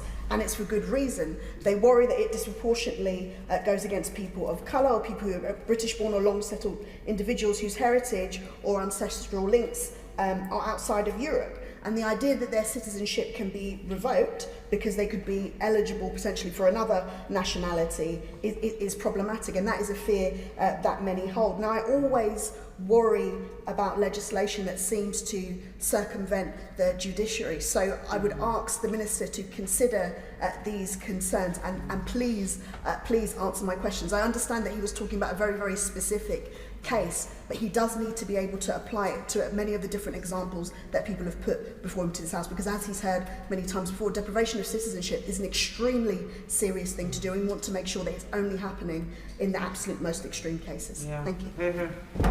Dr. Ben Spencer. Thank you, Madam Deputy Speaker. I want to reflect for a moment on the title of this measure. It could easily have been called something a bit more prosaic, like the Revocation of Citizenship Bill or Withdrawal of Citizenship Bill. But the notion of deprivation is far more evocative. When we talk about deprivation, it's often in the sense of going about something that's fundamental to our existence. Food, shelter, water, liberty, the very things that we rely on for life itself. And if I may, Madam Deputy Speaker, I believe the notion of deprivation is flawed terminology here, as it seems to equate citizenship to an essential right. But I very much agree with the comments that are made for the member for Macclesfield, and I apologise for probably damaging his future career in saying so, but I agree with him. It's very much not a right, it's a privilege. Those who receive this privilege through our immigration system or otherwise, we must be clear that it comes with duties and responsibilities. We welcome those who come to the UK lawfully, both ready to participate in the freedoms we offer and equally ready to take on the obligations that go in hand with them. But when an individual who has the privilege of citizenship bestowed on them uses this to threaten national security, that privilege should be rightly revoked until the Secretary of State has exhausted all avenues of appeal in regards to his or her decision. And this is because citizenship of our country is to be prized, not abused, not reduced to some sort of transactional process or tick box citizenship test or life in the UK test. And those who haven't seen it, it's well worth looking at the life in the UK test and in terms of just the poverty of knowledge that's required in terms of its scrutinising and what it's asking for people. And we shouldn't just be defending the importance of citizenship at the point that the person has it removed. Every person, whether a citizen through birth or through our immigration system, should receive an education on how precious this covenant between country and individual is, promoting understanding and appreciation of our value system and the fundamental principles that underpin it: tolerance and respect, the right to equality before the law, the duty of loyalty to the United Kingdom, or as an absolute minimum, a deep and abiding respect and commitment to the conventions and values that make up the British way of life. And of course, the right to freedom of enterprise and aspiration. But not only to create wealth and opportunity, but also to look at how our talents can be harnessed by making a contribution within our families and our communities, whether this is through performing care obligations for young children, moulding them as the citizens of the future, or caring for elderly independent family members, or leading local charities, communities, or faith groups. These values and the rights and duties for which they're lived out form part of our social contract, the ties that bind us as communities, societies, and nations. These values have supported our past flourishing, and if re-embraced, will also secure our renewal. Those who reject those values and seek to undermine and destroy them should not be citizens of our country. So while I agree with the measures contained in this bill, my challenge to the government is for them to ensure that this respect for our national values and the rights and duties that underpin them is also at the very heart of the government's forthcoming review of our immigration system. Thank you. Thank you very much, Mr. Speaker. As I hope the Minister knows, I've devoted much of my adult life to keeping individuals, neighbourhoods, towns, cities and indeed the entire country safe. But I have to confess to him that I've never been entirely comfortable with the deprivation of citizenship regime. And unfortunately, his bill, which he's trying to pass off as an innocuous correction, has sparked, I'm afraid, that sense of unease. And the reason I'm uneasy is because I think while the objectives that he's proposing are obviously laudable, I believe the cost to our sense of self and the corrosiveness to our citizenship or sense of citizenship and to the judicial process are perhaps too high. And while I don't want to detain the House too long, I just did want to raise 3 points in particular that we've covered to a certain extent but are worth reiterating. The first is that he thinks his sense is that the Supreme Court has created a loophole. My view is that they've corrected an anomaly.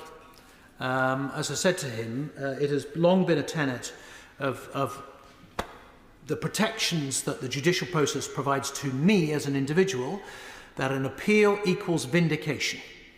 And it is for my accuser to appeal on the basis that I remain innocent, even prior to the first action that's taken against me. And this regime reverses that. The second point that I wanted to raise that is alarming is that this legislation is retrospective. And as the Honourable Gentleman asked, there will be a number of cases that are going through the courts, or there may be a number of cases that are going through the courts, on which this will have a highly prejudicial impact. The government is effectively moving the goalposts mid-litigation to get what it wants. That again is not something that we would normally tolerate and is a further development of this power, by all means. Him for giving way, and I always enjoy the debates that we have. He says that the government is moving the goalposts, but would he accept that what we're actually doing is ensuring we've got the same powers in order to deprive that he had when he was in the Home Office as a minister? That I ever exercise those powers, but he's quite right. But as I said, if he heard what I said earlier, in my view, the Supreme Court have corrected an anomaly, which the previous government, absolutely took advantage of. Hands up, they did.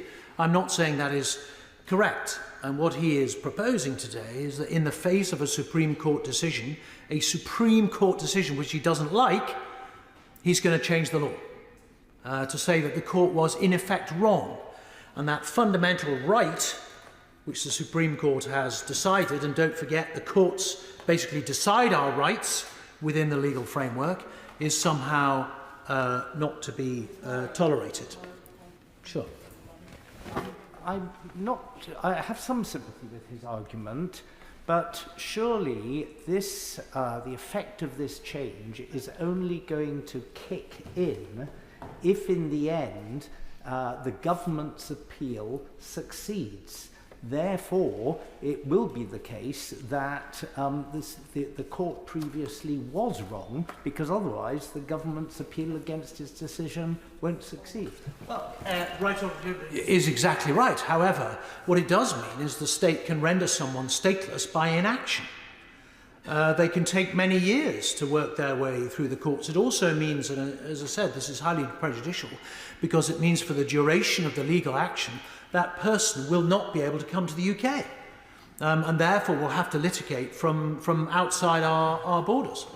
I'm very grateful to him, and as I said in my first intervention, I'm new to this whole debate, but I thought I heard from the Minister that the idea was that the government had to either win its this would only stand until the government appeal was resolved, or until the government ran out of time to appeal. So how long would that period be? I don't see how that would put things off for the inordinate amount of time that he suggests. Well, as the right honourable gentleman I'm sure knows, there are various layers of appeal right up to the Supreme Court that can be taken. What this legislation is saying is that throughout that period, as long as the government continues to pursue appeals, the person remains deprived of their citizenship. rather than what the Supreme Court is saying, which is that if the person wins any one of those appeals, they immediately become, in effect, innocent, and their citizenship is restored as if it was never removed in the first place. So in the same way that if I'm accused of a crime and I'm found innocent and the prosecutors decide to appeal my conviction, I remain innocent until that appeal is heard and decided against me. And if it's appealed beyond that, I remain innocent then still. What the government is doing now is reverting to what was previously the erroneous situation, as determined by the Supreme Court, or at least they're attempting to, and that is why, in my view, is they are moving the goalposts, frankly, on an individual who seems to have won a case fair and square in our highest court in the land. But finally, Madam Deputy Speaker, I wanted to raise a more fundamental issue about this entire process. Call me an old romantic, but my view is once you're a citizen, you're a citizen. Once you're in, you're in. And unfortunately, the development of this power over the last, whatever it is, years since the 1981 Act that brought it in the first place, has created